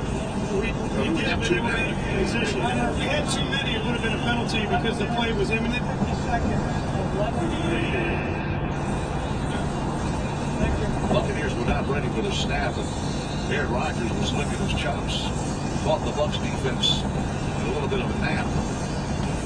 Tampa Bay Buccaneers trailing 7-3, third down and 6. Facing Aaron Rodgers of the Green Bay Packer offense early in the second quarter. 11:50 to go. Packers have a 5-yard touchdown pass from Aaron Rodgers, the veteran, to a rookie wide receiver, Romeo Doubs. And Dobbs his first career touchdown. For the Packers, 3rd down and 6 out of the Buccaneer timeout. So both teams have had to use timeouts here on this series. Tight end motion to the slot. Rodgers changing the play. Tunyon is in the slot as a tight end. Made a big catch earlier on this series. Here's a snap on 3rd down. Pressure gets the pass away. Caught ball. First down achieved. Needed to reach the 38. And Alan Lazard makes the catch and leans forward to the 37-yard line. At least that's what it looked like. Are they moving the change? They are. This is another pig-style play. Tunyon's inside of Lazard, and he just kind of goes right at Carlton Davis, which slows him down, frees up Lazard, and Mike Edwards has to come up and make the tackle. Got a 7-yard pickup on the catch by Lazard. That extends this drive. They lead 7-3.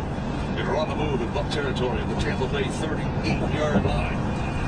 Shift the receiver in motion with the left. It's a tight end. Jones is the setback, and under center, Rodgers will run the toss pitch to the left side. The old Green Bay. The tackle made. Devin White really came up and splattered that play. He grabbed Aaron Jones by the shoulder pads and knocked him down. A gain of 2. Brings up 2nd down 8. Devin White came with some speed. They're trying to get outside. Defense did a good job of forcing it up where the help is, and Devin White came full speed. Pretty good. Made a pretty good lick on Jones. Devin White's 3rd tackle of the game. Packers face 2nd down and 8. Ball spotted at the 36 near side hash. And A.J. Dillon is the setback now. Rodgers again under center, 2 tight ends, 2 wide receivers.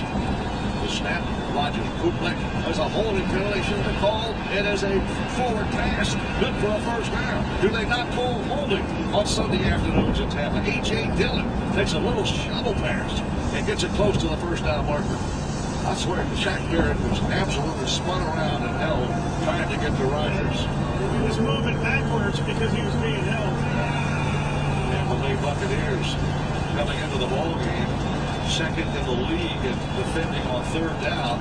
Aaron Rodgers and the Green Bay Packers have had success on 3rd down. He just flipped that ball as he was stepping up in the pocket. Took up for the stop. They're 4 for 4. 3rd down and 1. Rodgers bootleg roll to his left, looking toward the end zone. Dumps the ball. Caught ball inside the 20, outside the numbers to the 10, to the 5-yard line. It's tight end Josiah DeGuara. And DeGuara, he was out sort of like the block. It was Davis. And number 84 Davis. Basically, they're running a bootleg to the left side this time, and Tryon Shoyanka's stuck in no man's land. He either needs to cover the tight end, Rodgers is going to run for a 1st down, or go after Rodgers, and when he does so, there's nobody to pick up Davis, the tight end, and he's wide open, streaking down the sideline. Davis, we said DeGuara. It's Tyler Davis from Georgia Tech. 3rd-year pro. And again, the Packers are in the red zone at the Buccaneers 6-yard line. Shotgun look, Aaron Rodgers. Fakes to the left, fires to the right, caught ball, touchdown, Green Bay Packers. Alan Lazard. 2nd TD pass of the game, thrown by Aaron Rodgers. He's been almost perfect in the game. We have 8:44 to go in the 2nd quarter. Work ahead for the Bucs. We trail 13-3. And Aaron Rodgers looks to his left initially with a quick pump fake, and it holds the defense on that side, and it comes back to the slant route with a one-on-one against Jamel Dean to hit Lazard for the touchdown. Alan Lazard with the touchdown grab, his 16th career touchdown, 2nd of this season. And the 4-year pro out of Iowa State trying to replace Devontae Adams for the Packer attack. Point after touchdown is good by Mason Crosby, and the Packers lead 14-3. This break in the action brought to you by Auto Owners Insurance. We don't expect you to know insurance terms like you know football. That's why Auto Owners Insurance and Commercial Insurance have partnered to make your insurance experience easy and understandable. 14-3 Packers. Let's take a time out. We've invented a new messaging system using the crisp sounds of Bud Light. Crisp code, lesson 86. This is how you say, gee willikers, it's a hot one.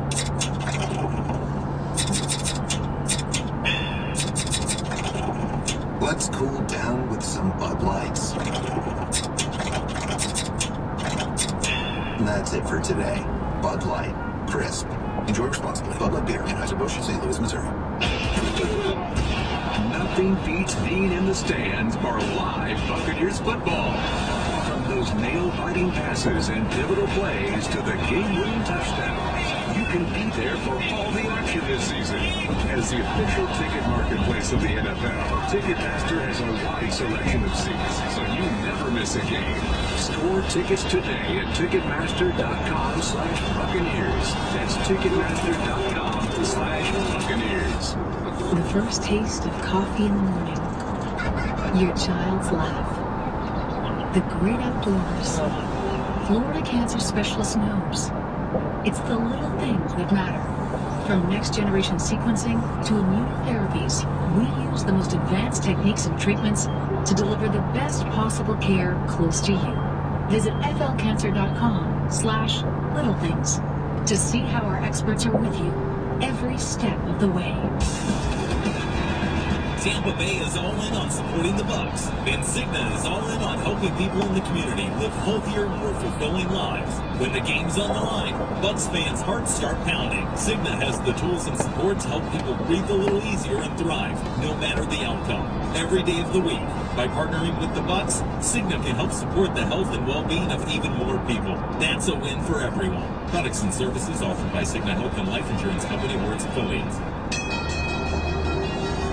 8:44 to go here in the first half, and the Packers now lead 14-3. And Gene and Dave, down here at field level, I would describe it as surgical looking at Aaron Rodgers. They've really not been able to disrupt him very much, and he obviously has been pinpoint with the passes.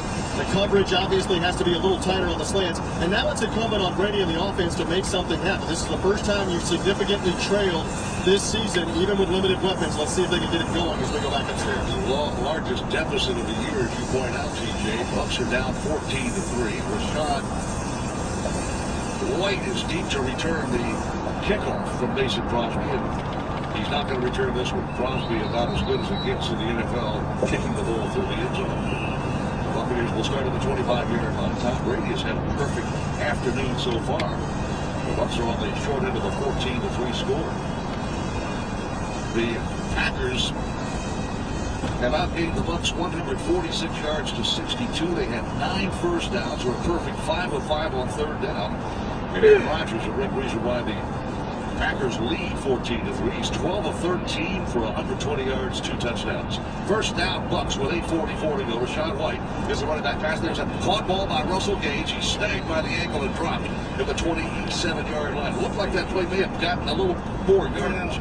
But a nice play defensively by the Green Bay Packers. So Perryman's out there, and they basically run a fake jet sweep away and hold the linebackers, and Brady throws it out there, and a wide receiver screen to Gage. Perryman wasn't able to hold his block long enough, but they had some room behind it, Gene. Russell Gage, a former Atlanta Falcon out of LSU. Second down, 7 from the 28-yard line. Buccaneers in all white. We move right to left with a false start penalty. We'll put the Buccaneers back 5 yards. Offense, number 10, 5-yard penalty, second down. They're going to get Scotty Miller for a false start. And Gage will check back into the game. Tampa Bay Buccaneers have spotted Green Bay a 14-3 lead. The last time they played at Raymond James Stadium, they led 10-0 before the Buccaneers got going and rolled for a big win, 38-10. Shotgun look now, second down, 12. Brady's got pass caught at the 28-yard line by Cameron Brate.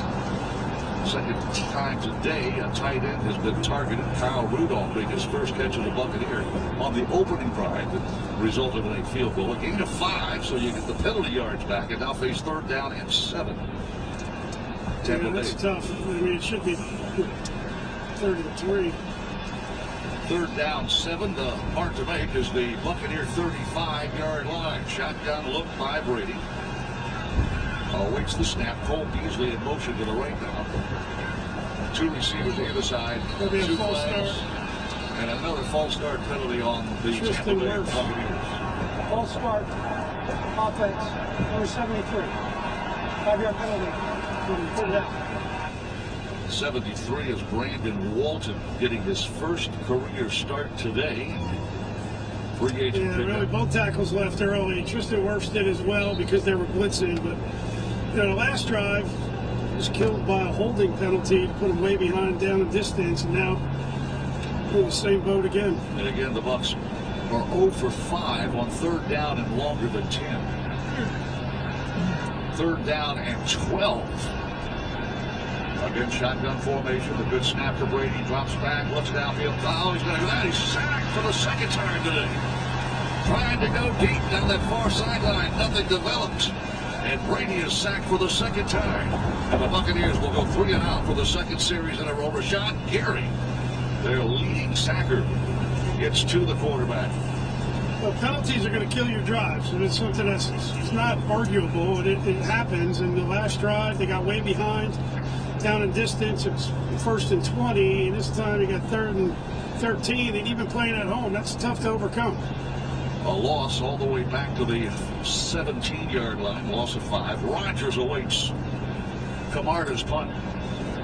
Vick stands at the 3, gets a good snap, and sends a towering punt. Waiting is Rodgers. Makes the catch. Will try to go one way, cuts it back to the near side. Is going to be hit, but he bounces off a tackle and is dropped by O'Keefe. There's a reason why O'Keefe is a headhunter on special teams, why he gets a lot of snaps as a tight end. He's a great blocker, but on special teams, he just absolutely wrapped up Rodgers and spun him around. It's 14-3 Green Bay. Packers have the ball for the third time. We are midway through the second quarter. This is the Buccaneers Radio Network. It's Ford Truck Month. Now's the time to get a great deal on the only trucks built Ford tough. Work or play, get after it in a new Ford F-150 or Super Duty truck. Get a Ford Maverick or get after any adventure in a Ford Ranger pickup. Take advantage of our best offers on the full Ford lineup of trucks. But you better get going. These deals won't last. Get to Ford Truck Month. Some models, trims, and features may not be available or may be subject to change. See your local dealer for details. Coca-Cola is gearing up for the football season to make every day game day at Burger King. For a limited time, purchase a game day 2 for $12 meal deal at Burger King and choose from a Big King, Impossible King, Big Fish, or Original Chicken Sandwich with choice of 2 small fries or onion rings and 2 small Coca-Cola fountain drinks. It's a winning play. So go to your local Burger King and satisfy your hunger for the big game at participating Burger King restaurants. Is your vision impacting your hobbies? Are you ready to ditch your readers and live life with your best vision? With the light adjustable lens and Newsome Eye, you can customize your vision after cataract surgery to fit your exact needs and lifestyle.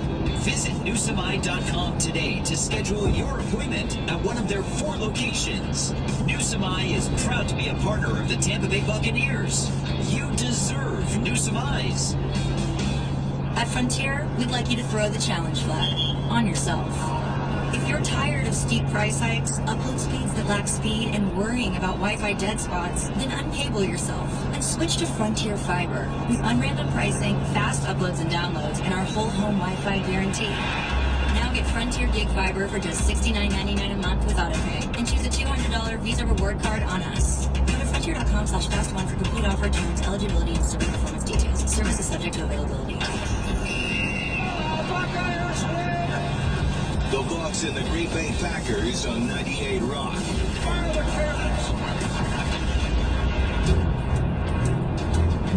Tampa Bay Buccaneers have spotted the Green Bay Packers a 14-3 lead. We are a little more than midway through the second quarter. 5:57 remain in the first half. And Aaron Rodgers has had his way with the Buccaneer defense. They are perfect on third down. They have 9 first downs, and they lead 14-3.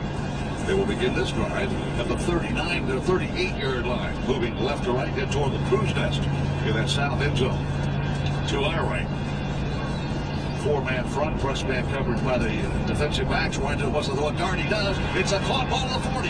Inside the 35 to the 30. Outside the numbers to the 20-yard line. Packer fans make noise as Rodgers finds Randall Cobb on a shallow crossing route, and he was off to the races down the near sideline. Yeah, they're having trouble with this play action, and they got the linebacker stepping up, and some guys are getting caught out of position, and Mike Edwards takes a bad angle coming up trying to get the tackle on Cobb. Cobb just ran a little vertical route. They faked the play action. Linebackers went that way, and Rogers just shot it right up the seam. His second tenure with the Green Bay Packers after testing the free agent market. First down at the 22-yard line after a 40-yard catch and run by Randall Cobb. Out of the I formation, they'll hand the ball off. Inside the 20 goes A.J. Dillon. Dillon just hanging onto that football, finding a crease. That I formation with two big backs like Jones and Dillon. That's old black and blue division football. It is, and they do two backs and they do split backs, and they're both tailbacks, so you don't have a true fullback. So very tough to defend because they can run either way, and you're not sure who the lead blocker is going to be. Although Kansas City had more home victories last year than the Bucs. He had 8. KC had 9. Second down and 4. Rodgers under center Josh Myers. A.J. Dillon the setback. Receiver in motion to the left. The snap, the handoff to Dillon, tries to get outside, finds a crease, fights his way inside the 10. First down and goal. Green Bay Packers. Gain of 7 by Dillon. And the Green Bay Packers knock on the Buccaneer door again. Third possession. Third time they've been inside the Buccaneer red zone. They have scored 2 touchdowns on their previous trips. Both have been 5-yard touchdown passes from Aaron Rodgers. One to Romeo Doubs. The last one to Alan Lazard. Bucs have not surrendered a rushing touchdown this year. Time for the guys in white to Boa. First down and goal. Both Dillon and Jones on either side of Aaron Rodgers. Shotgun look. 2 receivers to the left, tight end to the right edge. Here's the snap. They'll hand the ball off. Running to the left side is Jones, and he'll be spun around and dropped. May have gotten ahead for a couple. Depends on the spot of the ball. 2-yard pickup. Nunez Roches. Started 11 games in 2020. Remember when Vita Vea went down? Started 1 game last year. And getting the start today in place of the injured Akeem Hicks. And he gets a lot of snaps in general. He rotates in and out of there. He does a pretty good job holding his caps.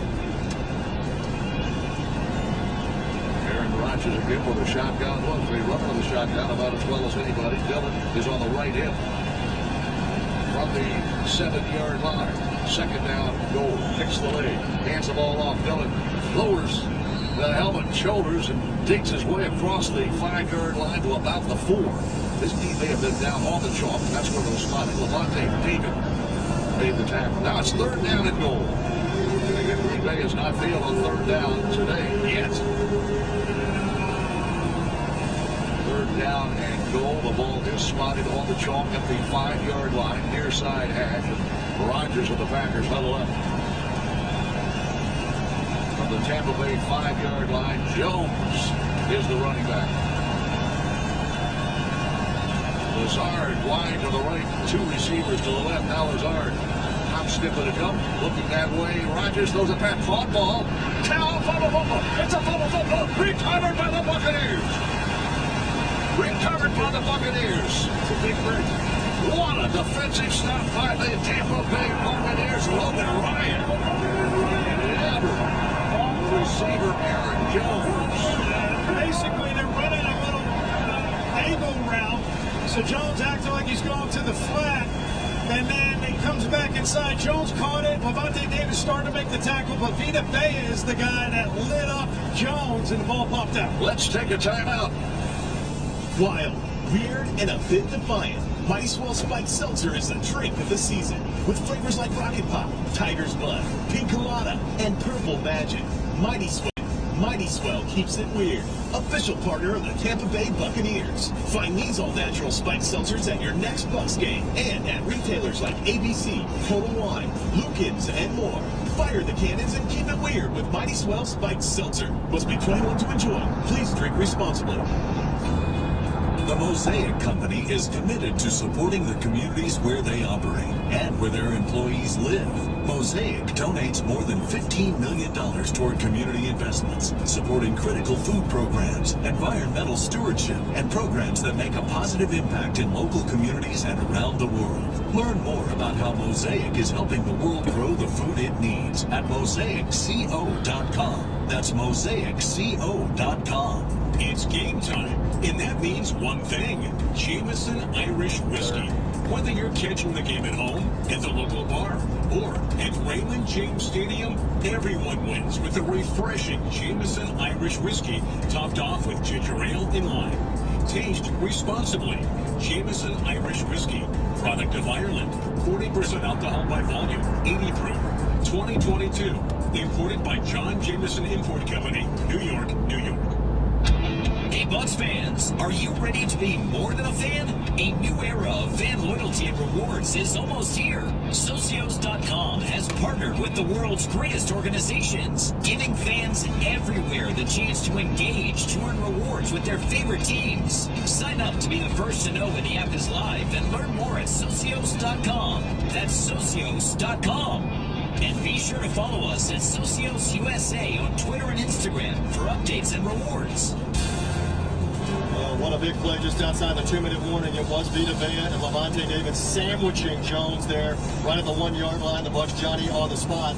And now you got to get something going on offense with a couple of timeouts left, down 14-3. I know Tom Brady irate with his offensive line again on the sideline. Got to keep your composure, stay away from the penalties. As the Bucks go back on offense for an important drive, we go back up to the Hall of Famer, Mean Gene. Well, TJ, during that drive by the Green Bay Packers, Tom Brady was warming up throwing footballs on the sideline and not those computers. So let's see what Tom Brady and the Bucks can do with 2 minutes and 2 seconds remaining in the first half. Leonard Fournette, sidecar left of the shotgun. Brady gets a pass to him, caught ball, and Fournette is tackled. The flag is thrown to the secondary. Scotty Miller was running a deep slant, and was he held? Adrian Amos came up and tackled Leonard Fournette outside the numbers on the near sideline. Scott Novak and his crew will sort out the flag. And that will take us to the table. Use the hands to the face on the defense number 29. The 5-point penalty from the previous spot, automatic first down, timeout, 2-minute warning at 1:59. And the 2-minute warning comes with 1:59 to go. You heard Scott Novak. The 2-minute warning brought to you by Ford F-150. With available features like Pro Power on board. Power your work site or your next tailgate test drive. The F-150 at your local Ford dealer. 14-3 Bucks trail with 1:59 left. Let's take it back. Fifth Third Bank. Yeah, it's a quirky name, but here's the thing. 5/3 equals 166.7%, which is why they put 166.7% into helping you do better and get more, like the new Bucks debit card. Bucks fans can now show their pride with every purchase and enjoy exclusive perks. To get your Bucks debit card, speak to a banker at your local branch or go to 53.com/Bucks to learn more. This is banking a Fifth Third better.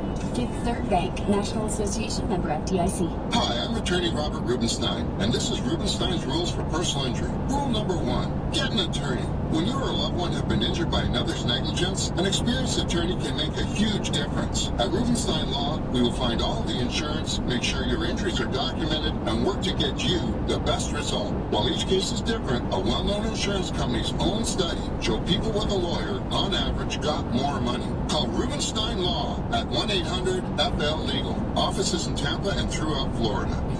Hertz customers must get a buzz from seeing their name on the Hertz Gold Board. I'm sure that always makes them feel like a valued customer. Hertz Gold Plus Rewards members skip the counter and go straight to their car, unless they want to stop and admire their name on the Gold Board. When they see their name up there, they know everything's ready to go. Join Hertz Gold Plus Rewards at Hertz.com today. Hertz, let's go. I thought this summer we'd go somewhere to relax. Enjoy water, award-winning dining, cocktails and craft beer, maybe museums. I was thinking more like face-melting roller coasters and water sports. Or exotic animals.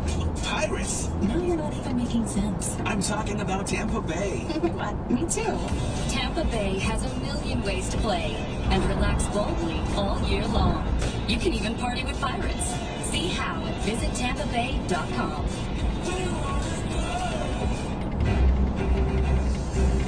Well, the Tampa Bay Buccaneer offense trying to load up with some high-energy fuel and get something going. Offensively, we've got 3 out the last 2 possessions. Our opening drive resulted in a 45-yard Lions set-up field goal, but since then, the sledding has been tough for the guys in all white. Buccaneers deploy now out of the 2-minute warning, trailing 14-3. Trip receivers to the right, shotgun look by Brady. Scotty Miller to the left. And Leonard Fournette, the setback. Here's the snap, and Brady's going to throw. Dumps the ball off. Caught ball. Russell Gage, off the tide, and dropped at the 30-yard line. That's a gain of 5. We'll bring up 2nd down and 5 with the Bucs in hurry-up mode. Good to see Russell Gage signed as an unrestricted free agent during the offseason. His first action to them. Good snap to Brady in the gun. Looking, fires a pass for the caught ball by Cameron Brate. And he's got a first down. And steps out of bounds on the Packer side of the field. That's just your timeout. So 2 high percentage passes. Defense playing a little bit soft because they're in that 2-minute prevent defense. And you hit Gage for a 5-yard out. And Cameron Brate in the same on the next play. Second first down of the series, won by penalty. Brate makes the catch, dropping to throw Brady. Looks on the caught ball. Gage has got a first down to the 48-yard line. Well, use those weapons, Tom Brady. You were playing short-handed in wide receiver. Gage wide open. He's just running a crossing route. And Brady looked like he was starting to feel some pressure, but then Gage cleared. Right in his vision, he was able to get rid of it. Needed a quick snap, dump the ball off. Leonard Fournette, left sideline, outside the numbers. Runs over a guy and gets out of bounds. No, they're going to keep the clock going. They're keeping the clock going at the 40-yard line. Lenny made a mistake there. He was close to the sideline, trying to run over a tackler, and the clock continues with a minute 2. You still have 2 timeouts. You're in pretty good shape. First down, 12-yard catch and run by Lenny. Brady drops the throw. Looks to his left, fires to his left. Caught, knocked away. Miller had it in his mitts.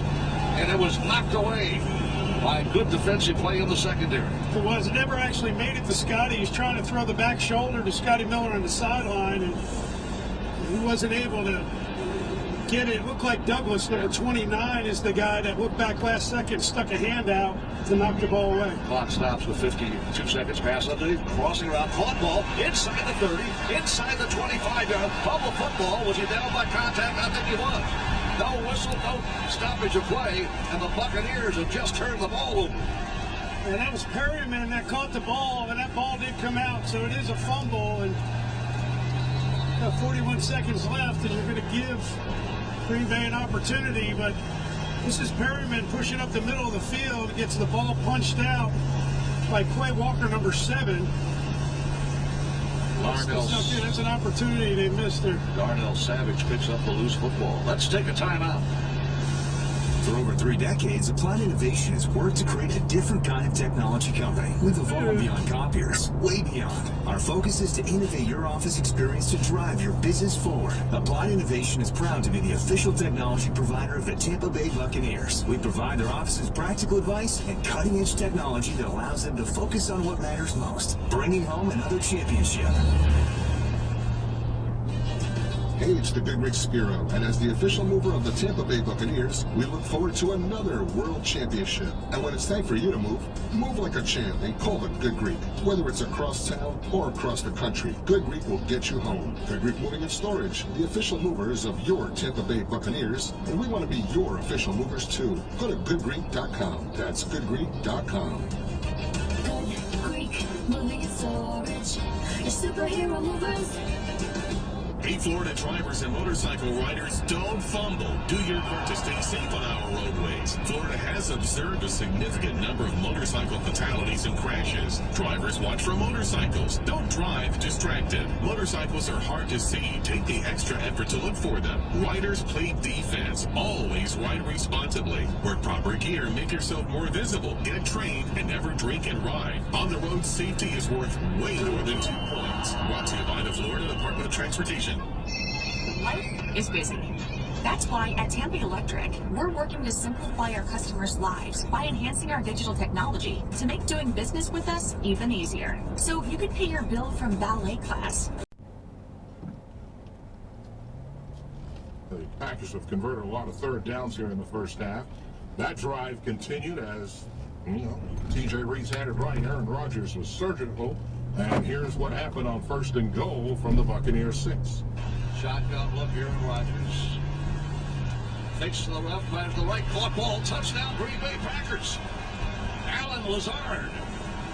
After the extra point, Packs lead 14-3 is what the lead goes to. That was a 12-play, 71-yard drive. And then both teams turned it over first. Green Bay, they were getting ready to go in to take a 21-3 lead. But on 3rd and goal, the Bucs defense steps up. Lazard wide to the right, 2 receivers to the left. Now Lazard hop, skip, and a jump, looking that way. Rogers throws it back, caught ball. Towel, fumble football. It's a fumble football. Recovered by the Buccaneers. Recovered by the Buccaneers. It's a big break. All right, that's the Buccaneers turnover that they got after the Packers had turned it over. So both teams have turned it over once, and the halftime ends with a score: Packers 14, Buccaneers 3. We'll find out how the Bucs stacked up against the Pack as the halftime show continues after this timeout. Hey Bucs fans, looking for affordable, quality health insurance with care in your neighborhood? Ambetter is on a mission to help everyone get the coverage they deserve. New financial help is available, and Ambetter can help you find out what savings you qualify for. Some plans start as low as $0 a month. Get the best health care plan for you and save more than ever. Ambetter, on a mission for better. Get started now at ambetterbucks.com. Ambetter from Sunshine Health is insured by Celtic Insurance Company. This is a solicitation for insurance. In a medical emergency, every minute matters. With 13 ERs near you, Advent Health gives you convenient access to emergency care for children and adults. From stopping a heart attack in its tracks to treating a stroke at the first sign of symptoms, our team is here for every emergency, so you never delay getting care that can save your life. Find an ER near you at theerexperts.com.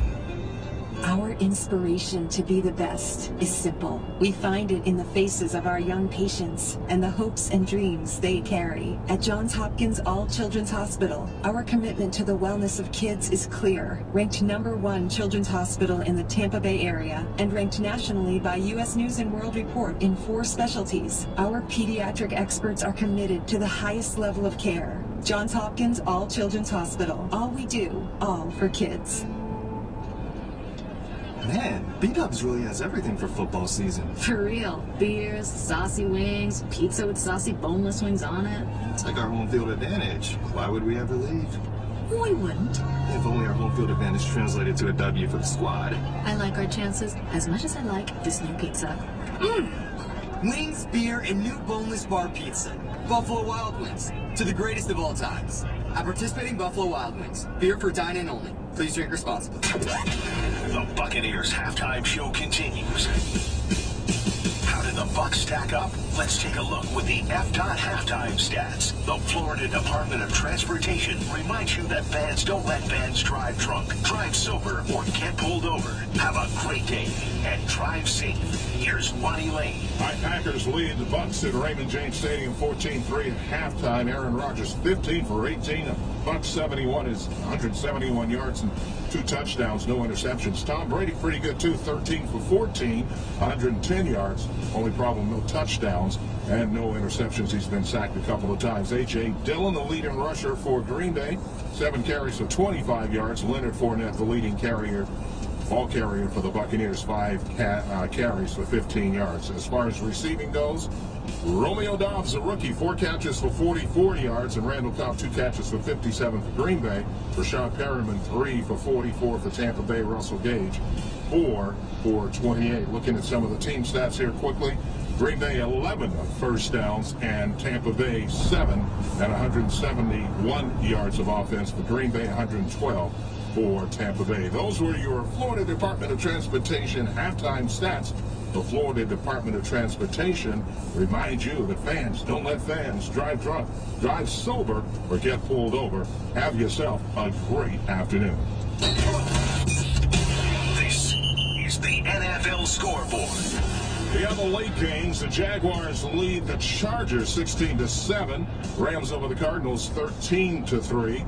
And the Falcons and Seahawks are all tied up at 17. Here are your finals from earlier today. The Bears over the Texans 23-20. Titans beat the Ravens 24-22. Colts upset the Chiefs 20-17. The Dolphins upset the Bills 21-19. Vikings over the Lions 28-24. Ravens took care of the Patriots 37-26. Bengals beat the Jets 27-12. Eagles over the Commanders 24-8.